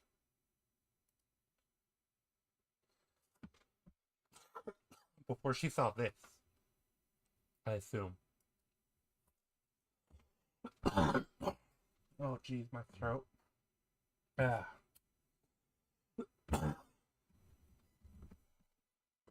Weather hasn't been great for me today. Anyway, sorry about that. That's kind of why I'm drinking a lot of water right now. And it's hot. But yeah, she had come to eat with this man. They got separated, and then she saw him hanging from the church. Woman also states she saw someone behind the victim, though she couldn't recognize it as who. Kirito further asks if Kynes had any enemies. Anyone who may have wanted him dead. And Yoriko... Was it Yoriko? Okay, Yoriko shakes her head in the negative. With Kirito and Asuna then walking her to her room before leaving her behind as they review what they have to work with, including the spear, the weapon that was impaled into the man, which did not disappear in the same way that the armor did. As well as they would also have stated... Oh, yes, here it is. They also state that neither of them can actually view the item name because neither of them have what's called the appraise skill, and they can't get any information off of it. Asuna then asks about it. She says she has a friend who has the appraise skill, but that this is their busy season, or their busiest time. Which I don't know exactly how that works. Are there seasons where people are more active in the game? I don't know. But either way, yeah, and that would probably take a lot of time in order to basically get it appraised. She also confronts Kirito on why he's being so curt with her, which I assume basically the fact that he's regarding her by first name. And then he goes through a series of more official titles, not only official titles, but formal, and before they settle back on Asuna. It's just banter, it seems like, but I think it is also setting up it's trying to set up for how the two interact, even though I feel like you needed a lot more, especially... Honestly, I'm sorry if I'm sounding low energy and distracted. It's just, I've been going for a while. I didn't expect this to be that long. Well, I did, but It's weird. The stream tax is real. It drains your brain a bit. Alright, anyway. But yeah. Asuna states she has a weapons friend who's busy. Kirito opting instead to speak with an item merchant friend of his. I wonder who that could be. We actually learn who that is in a minute. But they go. The scene cuts to floor 50, which we know Kirito apparently lives on, I guess. But yeah, the floor and town. The town is known as Arcade. We enter the item shop in question. And Kirito, regarding a interaction between the owner of the shop and another customer that seems to come out, and we see our the shop is owned by none other than our boy, Agil. Agil then freaks out because Asuna and Kirito are apparently friendly again, which, once again, I feel like we needed a lot of setup and a lot of more interaction to have this work as kind of a funny interaction, but yeah.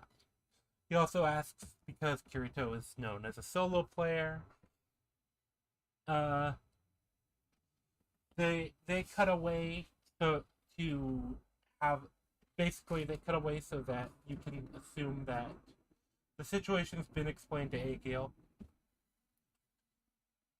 and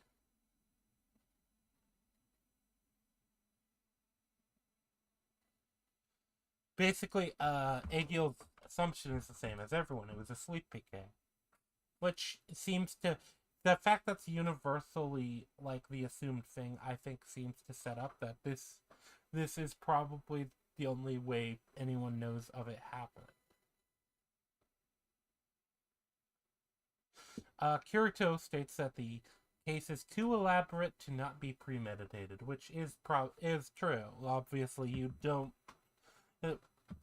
you you don't hang someone from a window by accident, generally speaking, let alone impale them and then hang them. Agil states that the weapon is player-made by a player known as Grimrock, stating he has never heard of them, adding it was not any top-ranked weaponsmith, or any top-ranked blacksmith. Agil further explains that the weapon itself is nothing special, and Kirito asks what the net weapon's name is, with the answer being Guilty Thorn.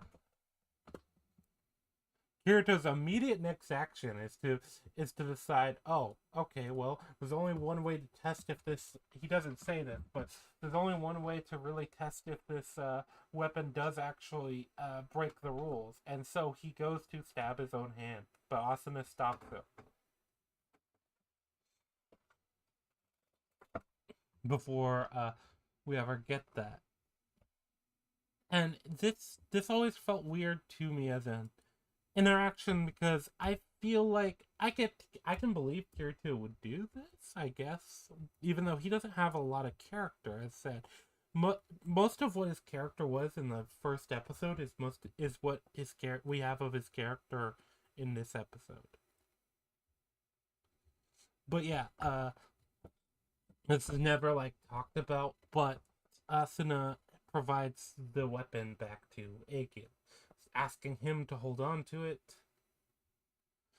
and clearly not trusting Kirito to not immediately test the thing again. Which, to be fair, I think he should. But I think you should do it outside of the safe zone. we need it for science. We need the control. But yeah, anyway, from there we cut back to Asuna, Kirito, and Yoriko in a dining area, presumably attached to the same inn that they are staying in. Asuna asks about the name Grimrock, with Yoriko saying she knows the name, and adding that they had been in the same guild as Kinds and her. She further apologizes for not mentioning this earlier. After after Yoriko is told that the weapon was made by Grimrock, and Yoriko is shocked.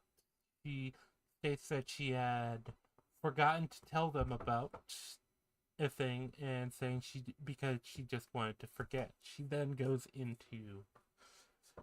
Yoriko then goes into a story of this guild, which is called Golden Apple, saying that a rare monster was defeated by the guild and dropped a ring that gave plus 20 to agility, which is treated like a lot. But we don't know anything about the equipment or stats or anything, so it's hard to really say that's a lot. I mean, in general, it's that same problem coming again. We have no sense of scale for what plus 22 agility means in this world as far as equipment goes. But yeah, the guild was divided on whether to sell the ring or to use it for themselves. And before they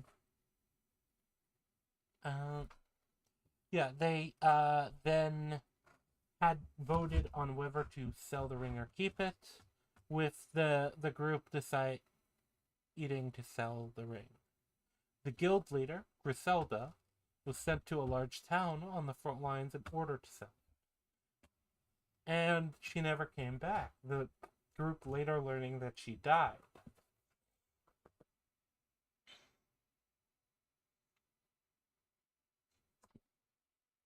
Aid. Kirito concludes nobody would leave a safe zone with that type of item, including it must have been a player kill, a sleep player kill that got her. Which I guess the problem is that teleport crystals exist, so I don't understand why this is a thing. Not only do teleport crystals exist, item boxes exist. Like, people can message items to each other. We've seen it with episode 3. So I don't know why you would have somebody carrying the item rather than send them without it and then have them message you back. Like, hey, the deal's made, just send me the thing. But it's, once again, there's no, as far as we know, that is how things work. But there's no established rules for it, or for how the mechanics work, or anything. And it's not very intuitive either, because things we know exist, like teleport crystals, aren't used properly. Things we know exist, like the message box, which we know can apparently transport items, aren't used properly. And so these mechanics that exist that have been used before just go to waste, because it's like the author forgets about them. But yeah, Kirito adds to this that Asuna adds to this that 6 months ago would have been before the method of player killing was well known about, which establishes it was known about. It spread within the last 6 months. And Kirito adding that whoever killed her must have known about the item.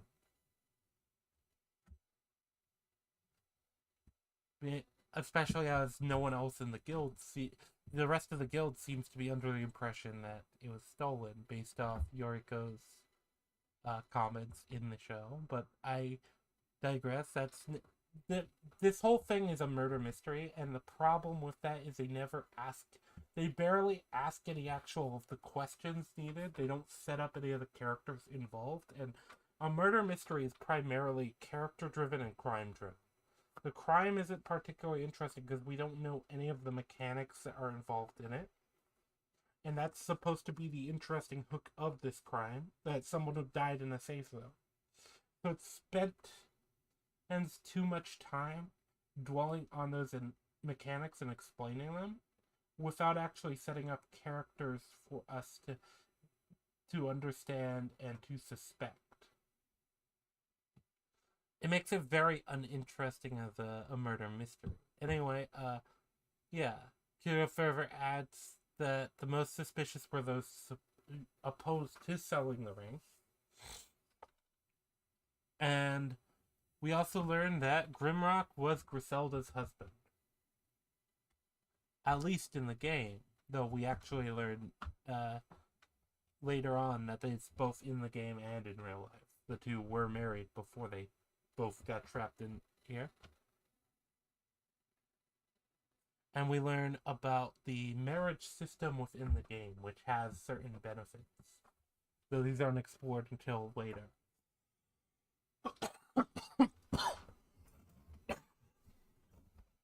Sorry about that.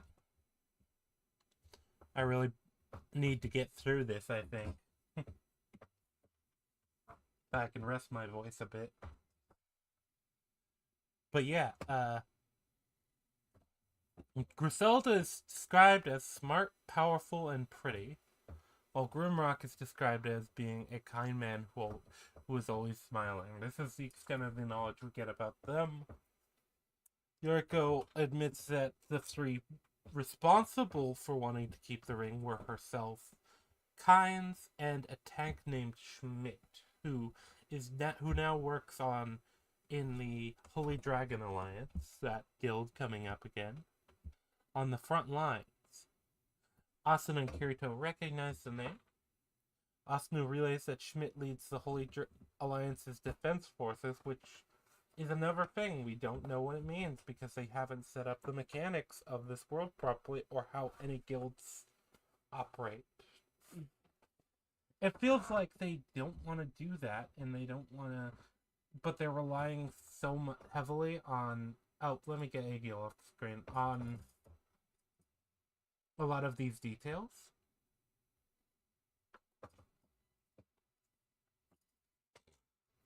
Like, they rely heavily on these systems, but they don't want to establish what these systems are.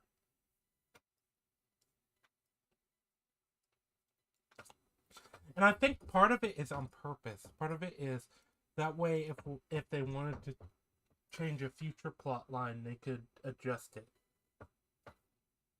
without contradicting anything.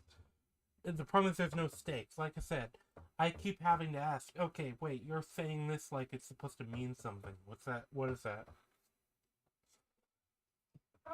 Granted, I guess it would be weird if they start explaining it when they're a year in, but this is why I have such a problem with all the time skipping, because there's no time for them to set up the mechanics of the world, and every episode seems to want to establish new mechanics within the game, or to run on new mechanics that they introduce that episode in the game. So just this episode wants to do it with safe zone. You can assume a safe zone exists, but it wasn't established or explained yet.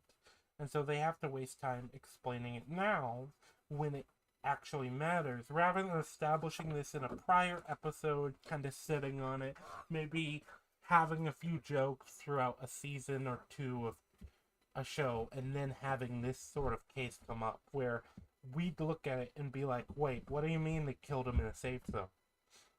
That shouldn't be possible. No, instead I'm like, oh, apparently I guess that's a thing, though. And then we get an actual reveal later, so. But yeah, Kirito, when asked about Schmidt, adds he only saw the man a few times, but they both of them do recognize him as a big lance user, which seems to be a type of weapon in the game. But yeah, Yoriko asked for the pair to help her talk to Schmidt, to warn him and tell him about what happened to Kynes, if nothing else. Asuna adds that she knows somebody in the guild in question and can arrange a meeting. When asked by Asuna how the murder could be carried out, Kirito states that it could only be three possibilities. A fair duel, or a sleep, okay, in this case. But yeah, if a fair duel, an exploit that combines known methods or a skill not known about that allows one to bypass safe areas. Kirito then adds that the third being impossible as it would be too unfair for the game. He seems to have a lot of faith that as much as the game is not a good place, it's built on this idea of fairness. I'm gonna flag that down as important for later, but not for this seat. Not for this review. That's going to be the next time I stream about SAO, which I don't know when that will be. But yeah, we overall though, Kirito seems to believe that there couldn't be a weapon or skill or an item that bypasses the safe zone because it doesn't follow the logic of how the game is programmed.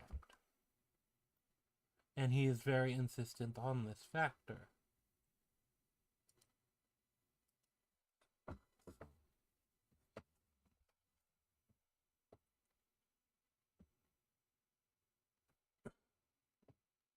We cut to the meeting with Schmidt. He seems nervous about the whole situation and also asks to confirm Keynes is killed with Grimrock's weapon. Adding on that confirmation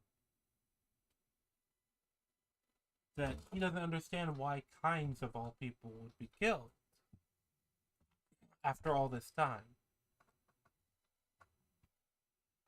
He also asks if Keynes was the one who stole the ring. He further speculates that the murderer has to be one of the people who did not vote to sell the ring, as that seems to be what the conclusion is. So we don't actually get any further exploration of that potential path. The only characters, for the most part, that are major players are those that have already been named at this point, which is Keynes, Ince, Schmidt, Kirito, Grimrock, and Griselda. Those are the only major characters named of this guild. We don't see any attempts at messaging or interviewing anyone else that was supposedly involved in this group. Names aren't even bandied around. It's acknowledged and then kind of disregarded. Similarly, it's never actually explored we know, like I said, we don't actually get time to explore the whole situation when it comes to Schmidt. But yeah, so Yoriko further suggests that it could have been another member to make the kill, while Grimrock remains still the spear. But she also suggests, and she seems to emphasize, that it could have been a ghost. Spooky.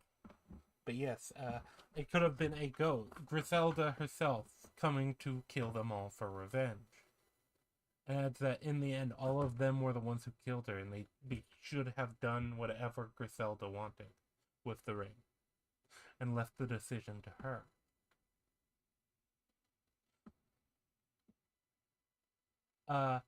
Schmidt keeps repeating that why would it be happening now? It's been 6 months, and seeming to be in denial of this fact, but the argument is cut short when Yoriko seems to be stabbed in the back by a knife that is thrown from across the rooftop, falling at a window and apparently appearing to disappear as any killed player would. There's some massive problems with this, but we have to go into episode 6 in order to properly discuss it, I think, because I'll say this. This is supposed to be a murder mystery, this two-parter for the episode, and there's no internal logic. There isn't really a line of... Well, there's some internal logic. The problem is they're focusing too much off the method and not enough on anything connected to the actual murder. Yeah, how the person was killed is important. But we don't even get most of the characters that should be suspects involved. Or acknowledged. In fact, Rimrock doesn't even appear until the second episode at one point in person. Either way, he seems to be the supposed suspect of the killing at this time. And we move on now to episode 6. Because I don't think that I can properly talk about a lot of the issues without getting through the episode 6 and the reveal. Because it's one of those things where there's a lot of problems with the murder mystery. I think it's actually a really badly put together murder mystery plotline. But it's hard to describe it without revealing stuff that's already going to be revealed in it. So I think I should cover it case by case as I have been doing. But yeah. We begin at the ending scene of the last episode. Yoriko falls out the window. Oh, and we see a hooded figure across the street standing on a rooftop. Kirito, seizing the moment, leaps into action and pursues this mysterious figure. Who begins to run. Kirito, following. And Kirito sees them pull out one of those things that we keep mentioning that haven't been used up until now. It's teleport crystal. My god, somebody actually remembered they exist. It's so annoying how they have teleport crystals, but now it's established in this world, and as a common enough item that most people know about them and use them casually in some ways, but then they forget it exists when it could be really useful. But yeah, this guy is preparing to teleport away. Kirito throws several objects. I believe they're supposed to be daggers or knives of some sort at him. And the attack seems to be intercepted by barriers due to the fact that they are in a safe zone. Either way, it's clear that Kirito cannot do damage. And this is also the first time we actually see the result of an attack in a safe zone not doing anything. I feel like seeing that as you could have easily established this as a rule and as a thing through other episodes, and then had it build to an episode where someone died in a safe zone. It's spooky, but they don't want to do that. They don't want to do the work. Honestly, I think that's the biggest condemnation I can give this show. But yes, anyway, the man teleports away. Well, we assume it's a man, but yes, the man teleports away, and Kirito is unable to ascertain where they teleported to. He returns to the room with Schmidt. Asuna yells at him for being reckless, calling him an idiot. Kirito states that the system protects the ants.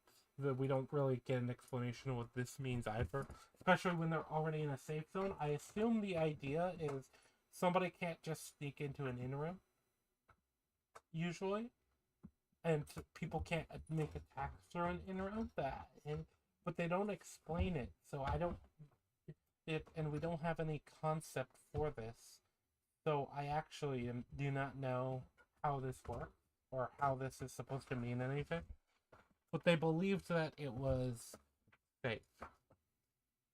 Safe here. And Schmidt acknowledges that the robes the hooded figure was wearing were Griselda's robes. He's clearly disturbed. He clearly also seems to buy the ghost story, saying, why couldn't a ghost player PK in town? That always feels so clunky to say. Sorry about that. Kirito asserts that the situation has to be a result or part of the system of the game, but he can't offer much more than that. He still seems to have complete faith. Either way, we cut to a scene between Kirito and Asuna speaking with each other about the case, away from Schmidt. Asuna expresses her own thoughts, wondering if the person they saw was Griselda, adding that, seeing the two deaths happen, it couldn't be anything else. They know it wasn't a sleep player kill because Yuriko was awake. But Kirito disagrees and states that a ghost wouldn't need a teleport crystal, which is not the way I would have debunked it. I would have said a ghost could have just unplugged her. The whole ghost thing is really silly. It's like this weird attempt at a red herring, but it doesn't work. There's not any setup for it. It's just a quackpot fairy that's brought out and then just immediately pushed to be like something that characters involved would think is a possibility. I just didn't like that whole thing at all. But regardless, the two appear to be waiting by the fountain in the town.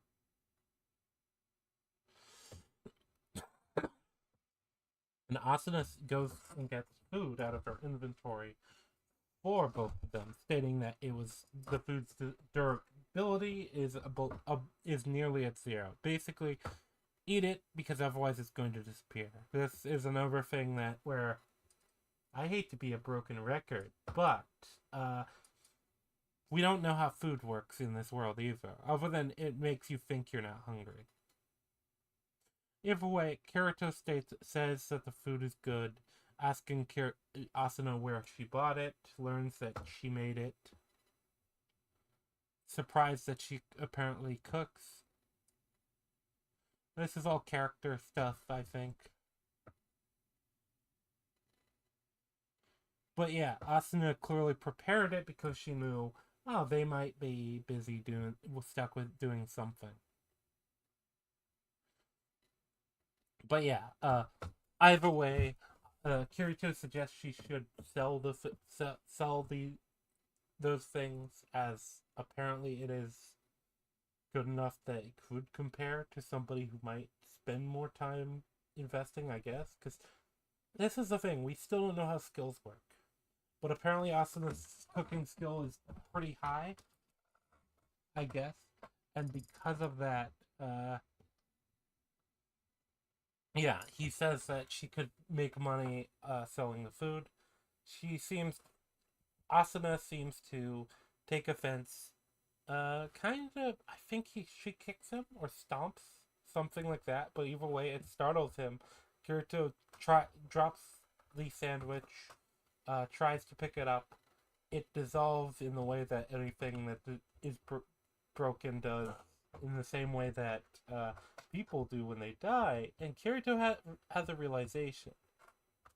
Realizing that, yeah, no,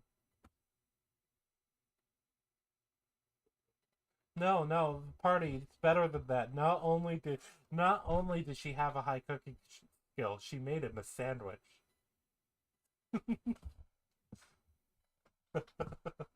Unironically.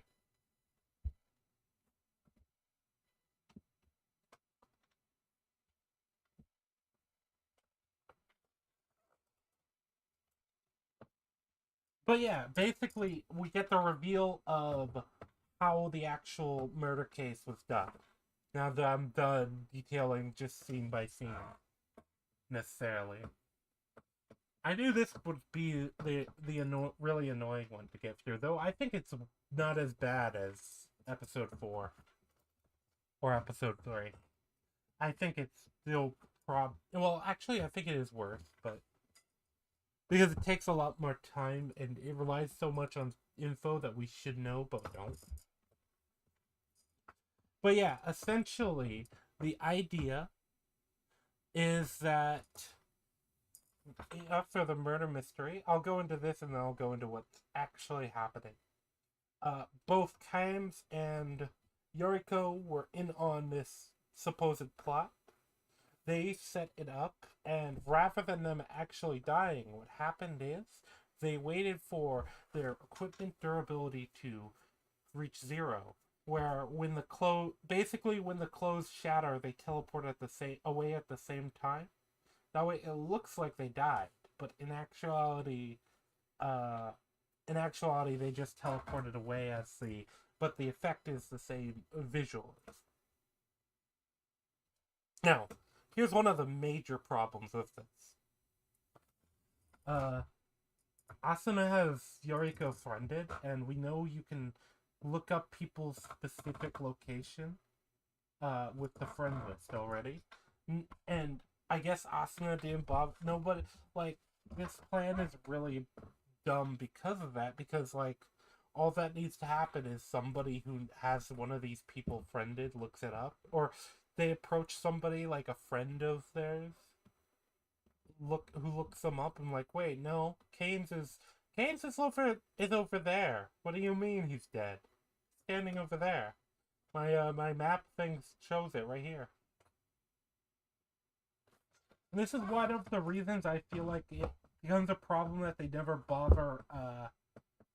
I feel like this is why they never bother acknowledging, like, going to the other guild members, because if they do that, one of them could be reasonably friended with Kynes and Yoriko, and they could look at their list and note, oh, hey, Yoriko, or Kynes is still alive. What do you mean? He's on my friends list. He's right there. I was looking at it the other day. This is never, like, acknowledged. Like, it's a massive hole in their plan, but I'll get to what the actual plan is here in a minute. But basically, yeah, they use teleport crystals to teleport away. The murders were fake. Nobody died in a safe zone. Anyway,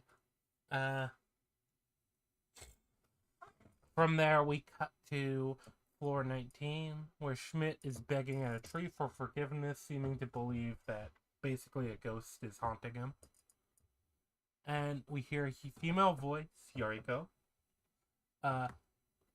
accusing him and asking what it is he supposedly did. Kind of trying to sell the vengeful spirit thing, which Schmidt seems to buy. He admits to having done something, but he is actually not the person who killed Griselda. What he states is, when the day Griselda was supposed to leave to sell the ring, he checked his belt pouch and found a note along with a crystal. Now, I guess this establishes somebody can get into your inventory or put something on you without the game flagging it. This is not explained at all either. It's one of those things where it's like, the fact that it's supposed to be a game world and they've shown a lot of the mechanics for how items and stuff like this work kind of ruin this. But anyway, yeah. He found a note that told him to, and a crystal telling him to get cut off, during the conversation as another mysterious person approaches. But what we essentially learn is he was supposed to bind the crystal to the room Griselda was supposed to sleep in for the night, and then slip the crystal into the guild's shared storage. Which, another thing we don't know much about is how the shared storage thing works, but okay, this also gets questioned, wait, was he traveling with her? Because the impression they give you is that she was traveling alone to the town on the front lines. But apparently, I guess Schmidt we don't even know if Schmidt followed her, or if he did this the night before, or how exactly this works, because the story we got was that she traveled alone. This is just another, like, one of those things that kind of doesn't make... It would make sense if the idea was she died before she ever left or something, but as far as we know, she was still killed in her sleep.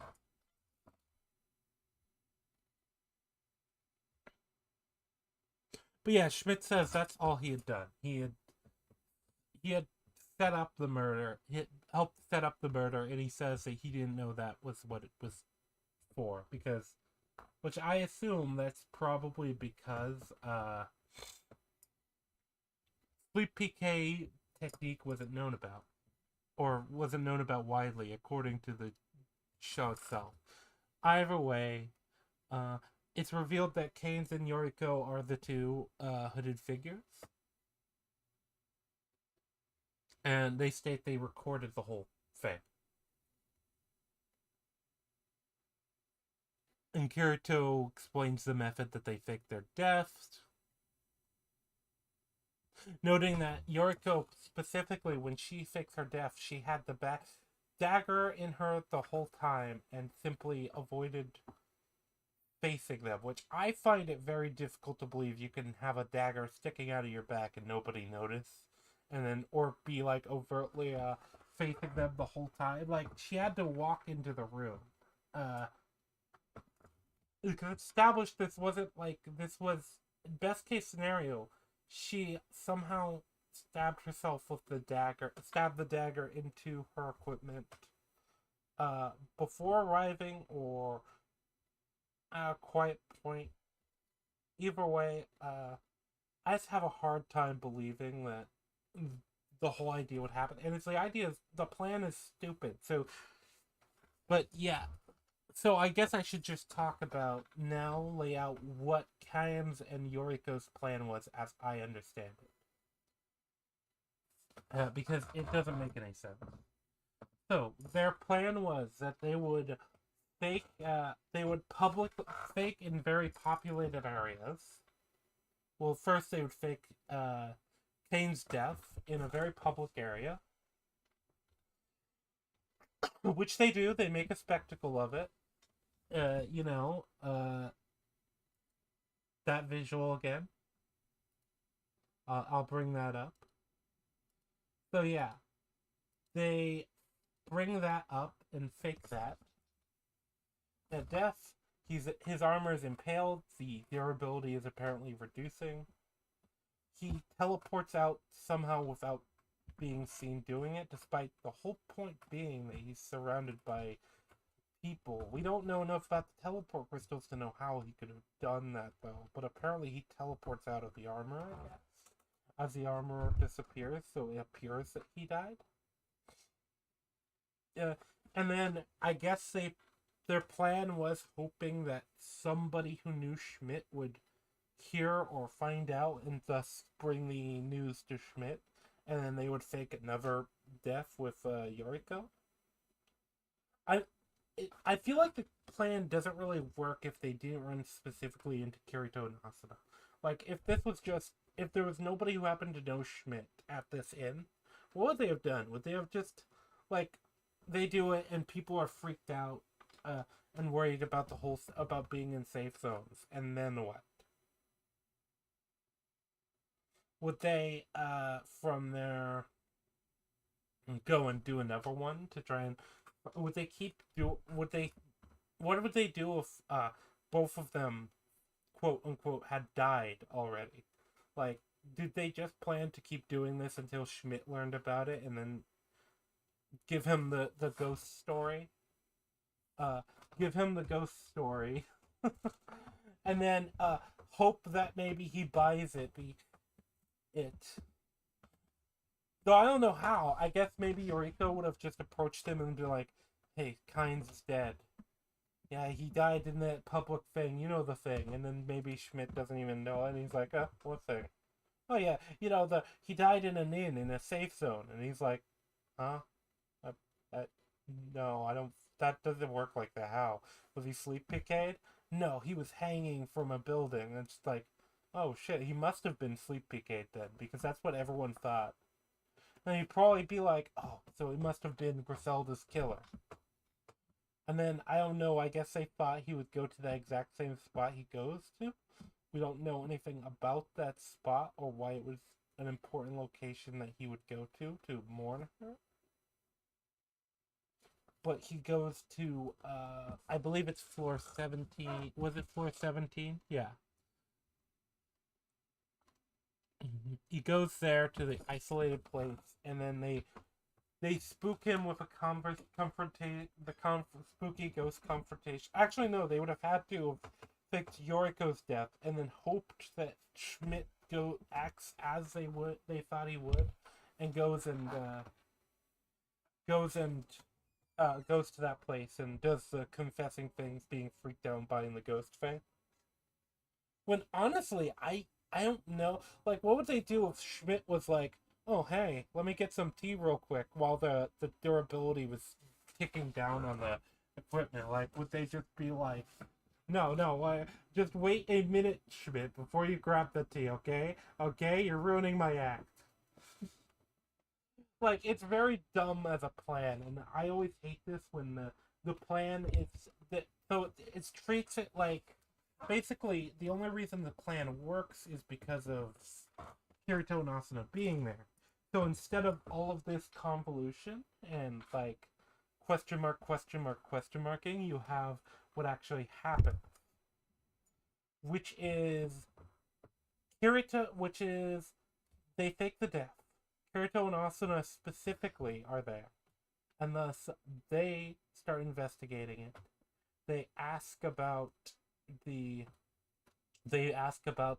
whole weapon thing.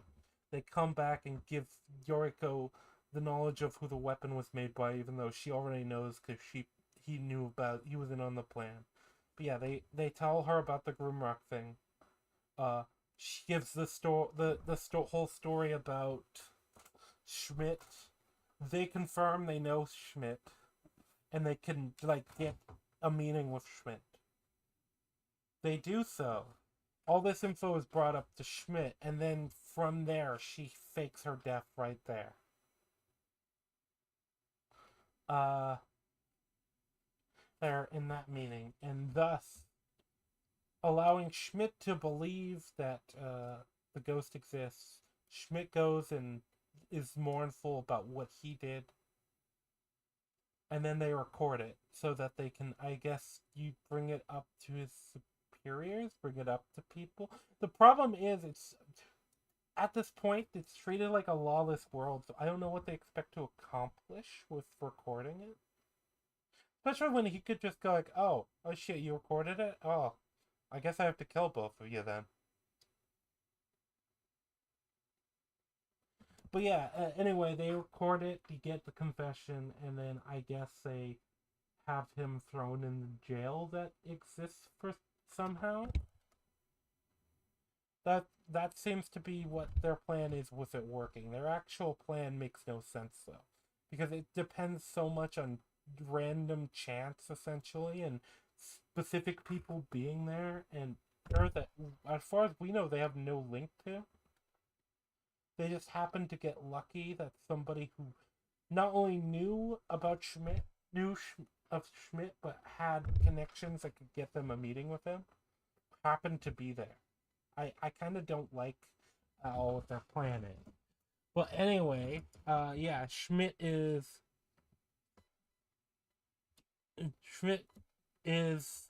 being confronted still.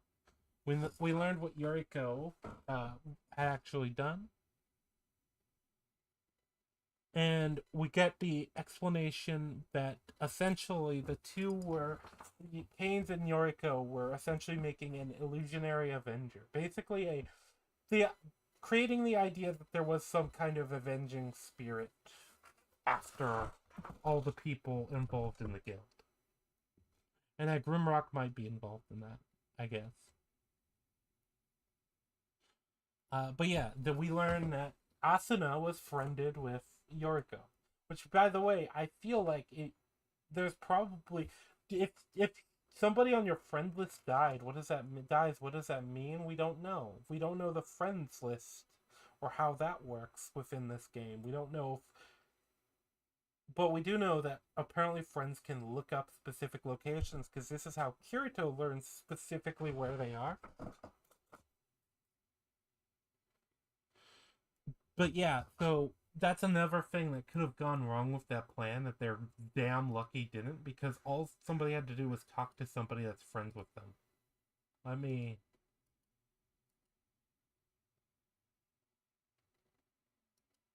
There we go. Sorry about that. I've got a bunch of like images set up to appear. Now, next time I'll have these all prepped and labeled correctly. But yeah, so Schmidt realizes he's been tricked and that it's Yoriko and Kane's. He states that, yeah, the weapon that he got from setting up the crystal did help him get into the guild he's currently into, the Holy Dragon Alliance, and specifically stating that it helped him pass his entry requirements. But the group is interrupted before by a weapon being thrown out of the darkness and striking Schmidt. Well, he has applied the paralyzed status, which this is the first time we encounter this, and it's not the last time, but it is going to be the last time in this strength. But the paralyzed status is absolutely broken as far as how this game would be balanced. It essentially just makes him completely unable to move or do anything for like several minutes.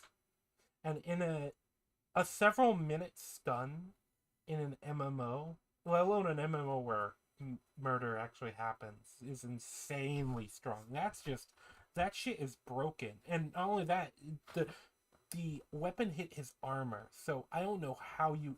As far as I know, there's no chance to resist it, because Schmidt is a frontline player. We have this established. He's a player from the front lines. He is in a command role, too. So, he's probably one of the top players in the game, and he's just stunned immediately for, like, basically this entire encounter. Like, it makes no sense how paralyzed work. It's another one of those, I wish you gave me more details on how these mechanics work and spent more time in SAO building up to this stuff. That could be meaningful, maybe. Maybe it's a particular powerful, maybe Schmidt is got a skill that, maybe that's Schmidt's one, like, big weakness. I don't know.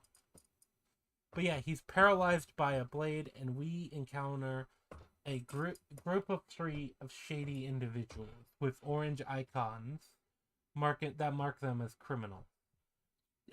Schmidt immediately recognizes this group as 3 members of what is called the Guild of Murderers, Laughing Coffin. Laughing Coffin is a kind of recurring antagonistic group, but they don't, as far as SAO goes. But as far as the actual Aincrad arc goes, they aren't really used a lot. This is one of the first times they're really used. But the group seems to be fairly confident they can take this group of players that are all involved. They're musing on what to do with them. One of them specifically saying, "Oh, we should kill all of them and let the winner we should make them kill each other and let the winner live." And then the other guy says, "But last time we did that, you killed the winner anyway." And the guy's like, "Oh, but now they won't want to play."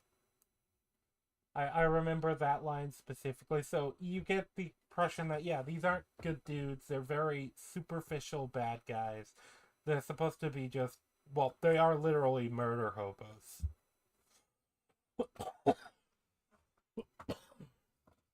Like, that's what they are. They dress like hobos and they murder people. Either way, it seems like the group of Schmidt, Yoriko, and Kane's is in trouble. And then Kirito arrives on a horse, which I think is the only time we actually see a horse in the show, or horse used. And we don't actually get any idea of, like, where did he get that horse? What happens to that horse? He does seem rather clumsy on it. But yeah, apparently, I guess horses are a thing. Well, I assume that maybe this is one of those things. You could have had this be an easy explanation for how Kirito knew the taming skill. That's gonna come into my final rant, though, on Kirito. But yeah, Kirito arrives. He threatens that backup is already on the way and asks if the Laughing Coffin wants to fight 30 people from the main group. Or the lead group. they seem to realize that this is probably not a good idea to fight, even though they have paralysis stuff that's completely overpowered. And I think Kirito's bluffing. Honestly, I would think it was a bluff if I was this group of murderers. And yeah, but anyway, yeah. These guys leave. Yoriko she'd have apologized once it's over and realizes that the charade has been figured out. Schmidt asks how Kirito knew those people would be there, especially, and Kirito states he wasn't, but thought it was a possibility. Outside of this, Kirito asks the two, Yoriko and Keynes, if Grimrock knew it had been asked to make the weapons specifically for this. They say he was hesitant about the whole situation, but eventually agreed. And Kirito states that the reason he was hesitant was because Grimrock is the one who did it, basically. Grimrock didn't want people paying attention to this case any more than it needed to, and that he only actually agreed to this so that he could set up the meeting with the Laughing Coffin members and essentially get these three killed so that he buries truth. Truth entirely.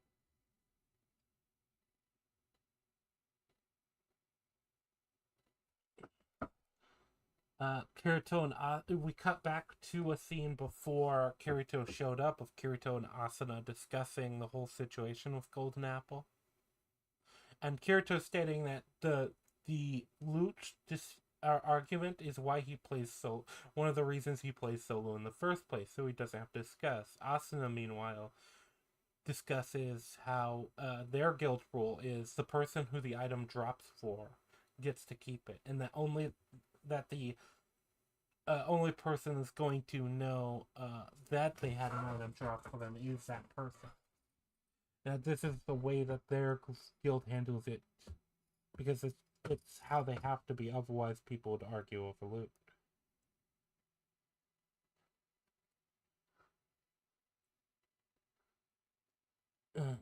But yeah, we also learn about the marriage system, which is the first time it's explained. And one of the apparent benefits that they specifically talk about is shared storage. Essentially, if you're married in the game, you share your storage space with the other person. And so they can access anything you have, you can access anything they have, but there's also no hiding of items or anything like that because it's a shared storage. There's no secrets, is the way Asuna describes it.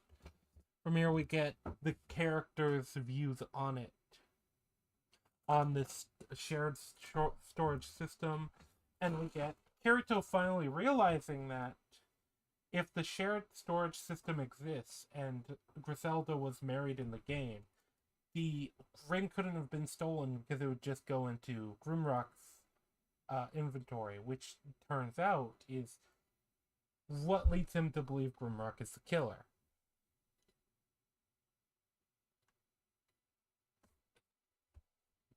And conclude. We also learn Kirito's pretty sure Grimrock left the actual killing to red players specializing in such things, as he says. Like the people that just showed up and attacked them there. Probably even the same people. But yeah, Grimrock wanted to bury the whole incident. Asuna, meanwhile, has been searching for and found Grimrock in the area around, probably observing to see how things went. And she doesn't get a horse. I don't know why Kirito. I don't know why they decided to bring Kirito on a horse, but because that horse never comes up again. We don't know where he came from. The horse is abandoned. It's sad. It's sad, chat. So I'm yammering now. But yeah, we learn that Grimrock confesses to the murder, but he says that he didn't do it for the money. He did it because he wanted to keep his memories of his wife the way she was before the game, as what they were. And he even says that his wife was, he had the, as he states it, the perfect wife.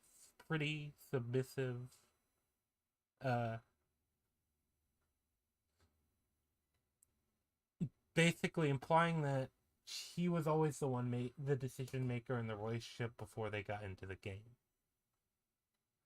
But yeah, that they this is also where we got the reveal that the two of them were married in the real world. And Grimrock stating that while he was the out of the two of them, he was the one that had ended up being terrified of actually doing things within the game. He was terrified of dying. And meanwhile, his wife seemed to thrive and seemed to have never been more alive in the game. And he didn't like that, so he murked her. And it's kind of dumb, to be honest. Like, oh no, my wife doesn't make sandwiches anymore because she's too busy killing monsters. I better murder her. Dude, just get a divorce.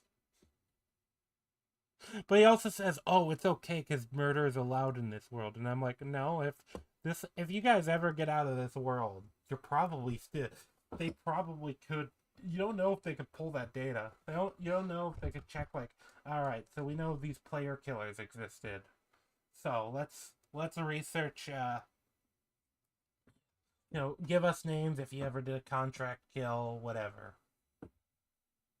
Like, it's kind of silly because, like, yeah, I feel like murdering somebody in the game is probably if that's found out on the outside world after everyone gets out of the game, you probably and couldn't be proven, you probably still go to jail. So I guess the question is how much that proof would be viable.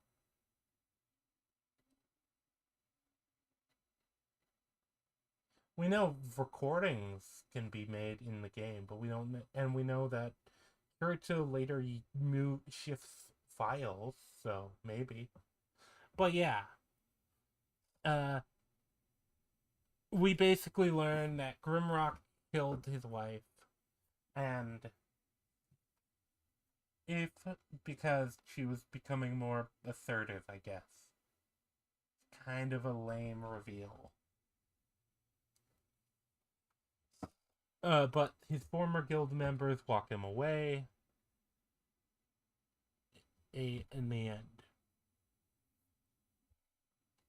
the guy does. It is funny. The guy does tell Kirito like, "Oh, once you love a woman and she's gonna change, you do the same thing." And I'm like, "No, bro, you're kind of a psycho.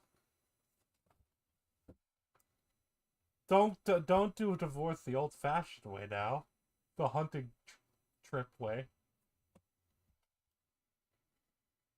But yeah, after that, Asuna and Kirito talk about the whole situation with it and what happened.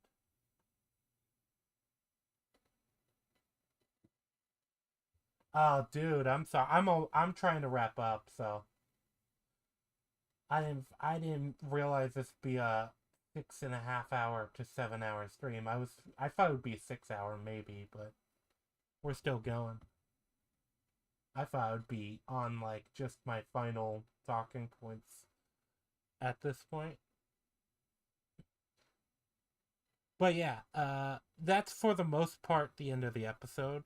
We just get a conversation between Kirito and Asuna about marriage, especially and how Kirito would feel if he found a new side to somebody he married. And the Kirito's very bland and uninteresting take on it is just, oh yeah, murdering people because they're different than when you married them is bad. You should you should try and fall in love with that new person too. It's very uninteresting, like conflict in general. Uh, Now we're done with the murder mystery plot, I can kind of talk about it more broadly. I've already said I think that the the plot itself is very stupid. They don't explore anything outside the bounds of what's already been introduced, which is another issue. The mystery itself is very uninteresting. It's literally the first person you would think. It's like, oh, like who was actually the bad guy the whole time, who actually did the golden apple. It's like, oh yeah, who committed that murder? Oh, it was Grimrock, the guy whose weapon was involved in this. The guy who was married to the chick. But you don't even get, the problem is you don't even get time to like, you don't get, there's no red herring because there's not really a mystery. It's like, hey, that much. It's like, oh, the mechanics are this way. Oh no, actually they're this way. I think this could have been done well, and this is the same for most episodes of this show. It could have been done well if you took your time and you set up things already, and they wanted to invest in characters and invest the time necessary to do it. The fact that they have to explain systems and they have to give vague ideas of systems every single episode and because they didn't bother setting up any, they don't have any like setup for for the world building at all, so they have to set up everything in the moment. It takes a lot of the actual it takes up a lot of the actual narrative. And so that leaves less time for characters or for the plot to have the room it needs. Each of these episodes is about 23 minutes. And on top of that, there's only 12 episodes in the Aincrad arc. At the same time, we are 6 episodes in, and we've already gone through, what, a year and a half of time in this world? Roughly? Year and a half, 2 years. Somewhere in that range. But yeah, there's a lot to say specifically about this episode's plot that I haven't said. I'll just move on to a briefing of the characters of Asuna and Kirito.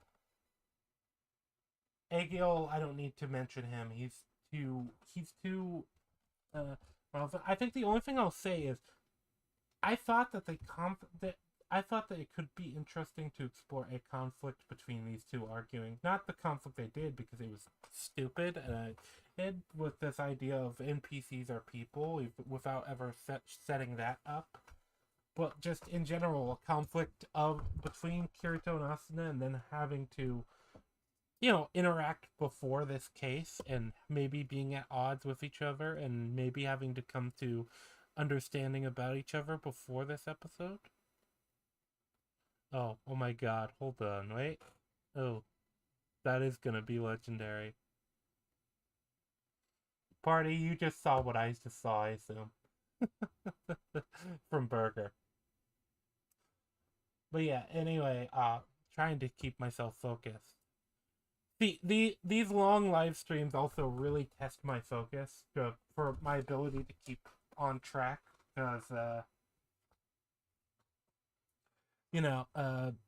ADHD kicks in after a while. I've been talking a lot. But yeah.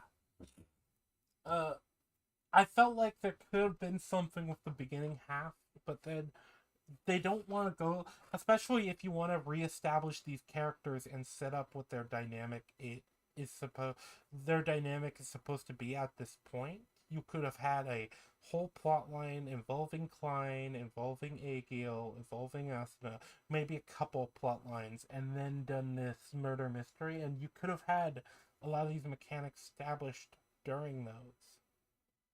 But nothing is actually done of substance with any of the potential characters, and so it leaves everything flat. Like, Kirito himself is a self-insert. He's meant to be. He's what a 12-year-old thinks is a cool character.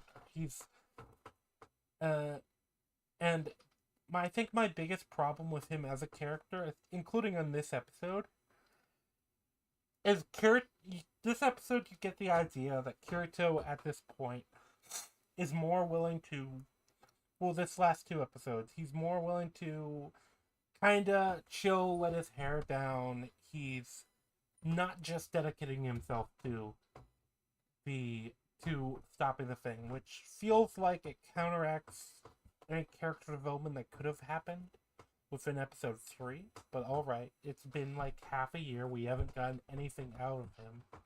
But anyway, yeah, he's more relaxed, but other than that, he's just back to default. He's an interesting loner guy who's generic protagonist man. And oh my god, he's the Black Swordsman. He's an edgy he's the quote unquote edgy loner character that I think every D&D group has encountered the guy trying to play that. If you know what I mean, when you're new to D&D, you always get these. Oh, is it picking up my? Yep. All right. Yeah, you always get these. It's the guy. But Kirito is very much that. He's the safe, edgy guy. He's the loner, but he's actually a really friendly, nice guy, and he knows all about the game that they're playing. He's actually really smart, guys, and he's actually really strong. He's I feel like he's never actually challenged, and also not only that, this is another factor. After the first fight, have we actually gotten any like in-depth fights? I feel like it's for the last 6 episodes we've had one significant fight, and that's with episode 2. We have a little bit of fighting in episode 3, but that's not, I wouldn't call that significant. At most it lasts a few seconds. It's against a horde, and it's mostly where that group, rocks fall and that group dies. There's not only is there little substance in the show, but as much as I've always felt like this show sold itself on spectacle, and Kirito as well was supposed to be sold on spectacle to an extent, we don't actually get much of the spectacle of it. And Kirito's very bland and interesting character. He is, like I said, he is generic nice guy. He is nothing to him. Really. Like, he's a smart guy who knows. The most you get in this episode is he has a lot of faith in and understanding in how the systems of SAO work. And I'll just keep this to my overarching summary of Kirito. I'll just have this be that for at least the 6 episodes. But Kirito also seems to know it so well, more than other people who should know specific systems better. And a good example actually is episode 4.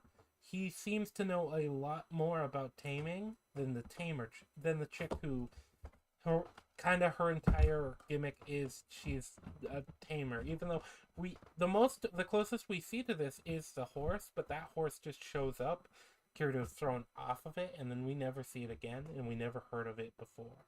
So apparently, but Kirito knows, like, oh, there's this obscure quest that can resurrect your a pet.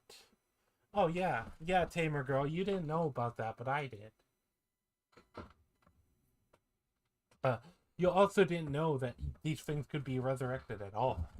You didn't know you had to check the item label, and there's other sorts of things about it that are kind of like that. Kirito seems to be treated as the guy who knows everything, knows most of the things about most of the systems already. And I get it, he's supposed to be like a beta tester, but it kind of gets frustrating because not only that, but I feel like what he said about the people at the front lines is true about him specifically. The strong people in the game are hiding secrets in order to level up faster than everyone else. And we can kind of see it by the fact that he's still leveling when he's in that group. I think there's a point where we see his level at 48 rather than 40. So he's been still leveling while they're going, but we don't have any understanding of the systems that work. Kirito just resets to default every episode.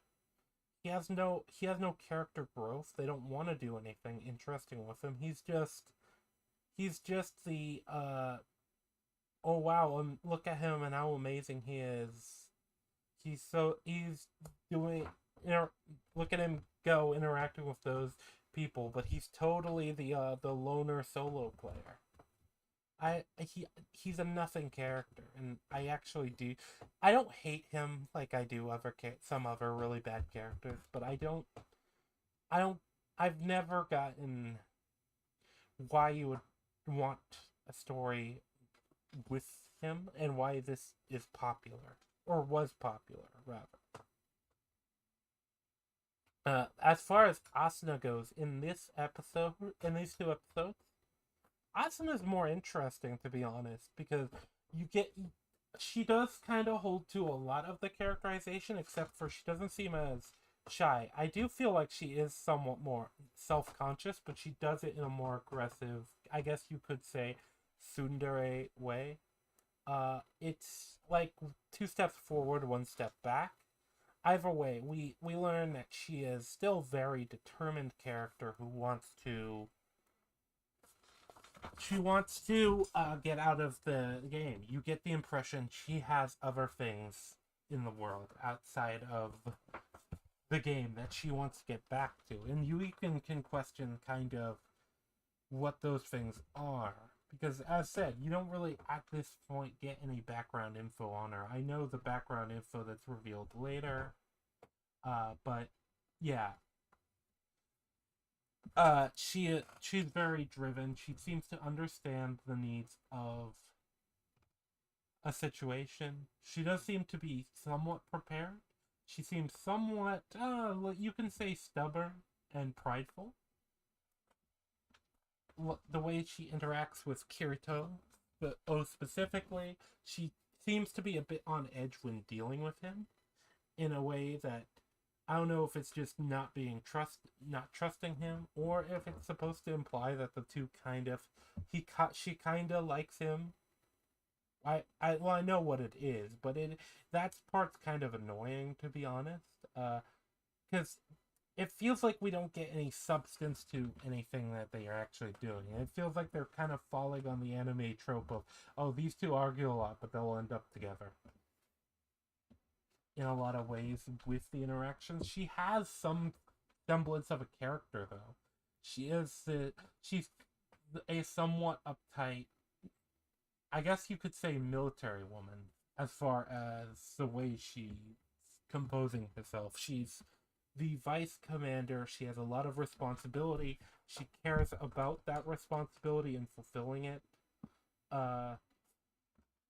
At the same time, she's thoughtful enough and clearly doesn't want to be indebted to somebody. She doesn't like leaving debts unpaid, such as when she paid back Kirito for watching her back. She's probably the type that does need to relax more. And outside of that, she's somebody who's she is somewhat sharp.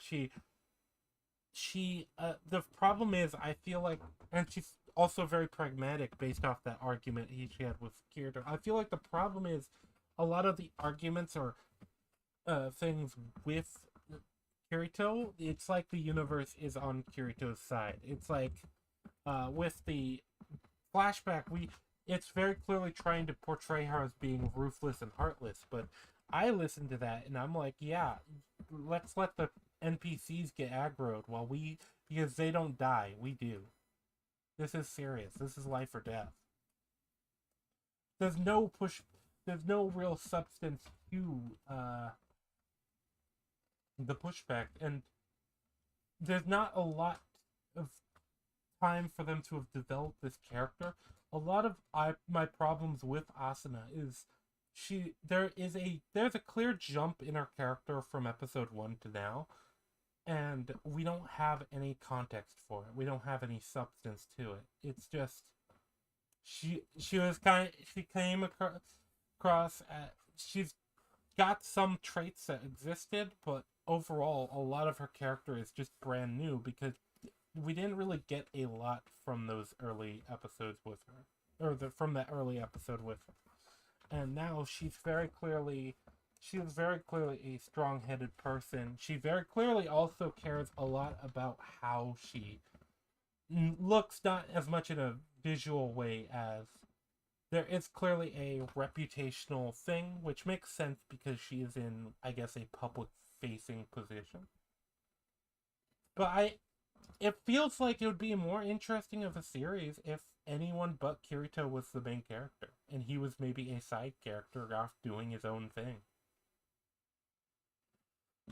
But then again, that's probably just because the writing is not very good. It's not very engaging. There's a very little substance to it.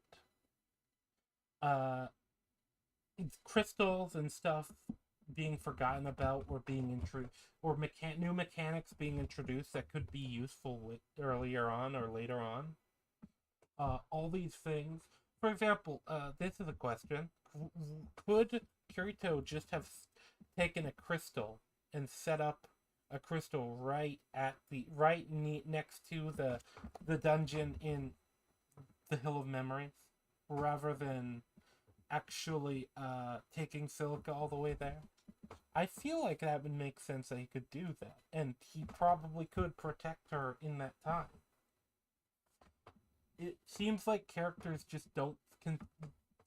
It's a series that doesn't consider its own resources in a lot of what it introduced, because these teleport crystals are very useful, and they bear...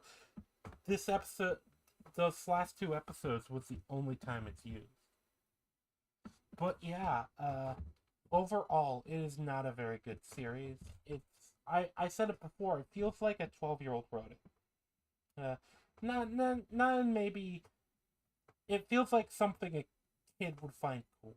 But then, when you actually try to dig down and understand it, like I said, a lot of the structure is weak. A lot of the time skipping ruins things. Not only is there no pacing to the story, it feels like it's almost more of an anthology. But there's plenty of anthologies that are pretty good. Kino's Journey is an anthology series, where they're doing something different, essentially, every episode. I think there's 2-parters in Kino's Journey, but you know what I mean. Like, every country Kino's in isn't always necessarily affected by the last one we saw her in. But here, with Kirito and with Sword Art Online, that's the thing. This feels like it should be a larger scale narrative. This feels like, keep in mind, we're on episode 6, and we're at floor, 50 or 60 out of 100. We're like a year or so in. They skip months between each episode, and we don't get any of the benefit of that. Because time skips can be done well, but this doesn't do any of the work, because there's no character here. And not only that, I feel like in order to have these big time skips work, you have to have more time in each individual episode. So, but as I said, I also think that it's weird. I don't know if the show gets better. From what I remember, these were supposed to be, quote unquote, the good episodes, even though a lot of people say it's supposed to get better later. I don't actually know. I know that the first and second episode are probably the best so far. They have the least amount of issues, even though they still suffer from the same problems as everything else. But yeah, either way, that is... My review is, if you're looking at SAO, yeah, don't watch it. It's not worth your time. The first 6 episodes at least. We'll see in the next time I review this, which will probably be in a couple of months. I'm probably gonna come, or so. I'll probably come back to episodes 7 through 12. I might keep this series as an ongoing one, but I feel like I need a palate cleanser personally. For now, though, I'm probably going to end the stream here. We're at 6 hours and 35 minutes. My throat hurts. I'm gonna probably get some chamomile tea and see if that helps that. But yeah, Party is tired. We're all tired of this series. It's not good. Don't watch it. Have a nice day. For now, I'm gonna sign out.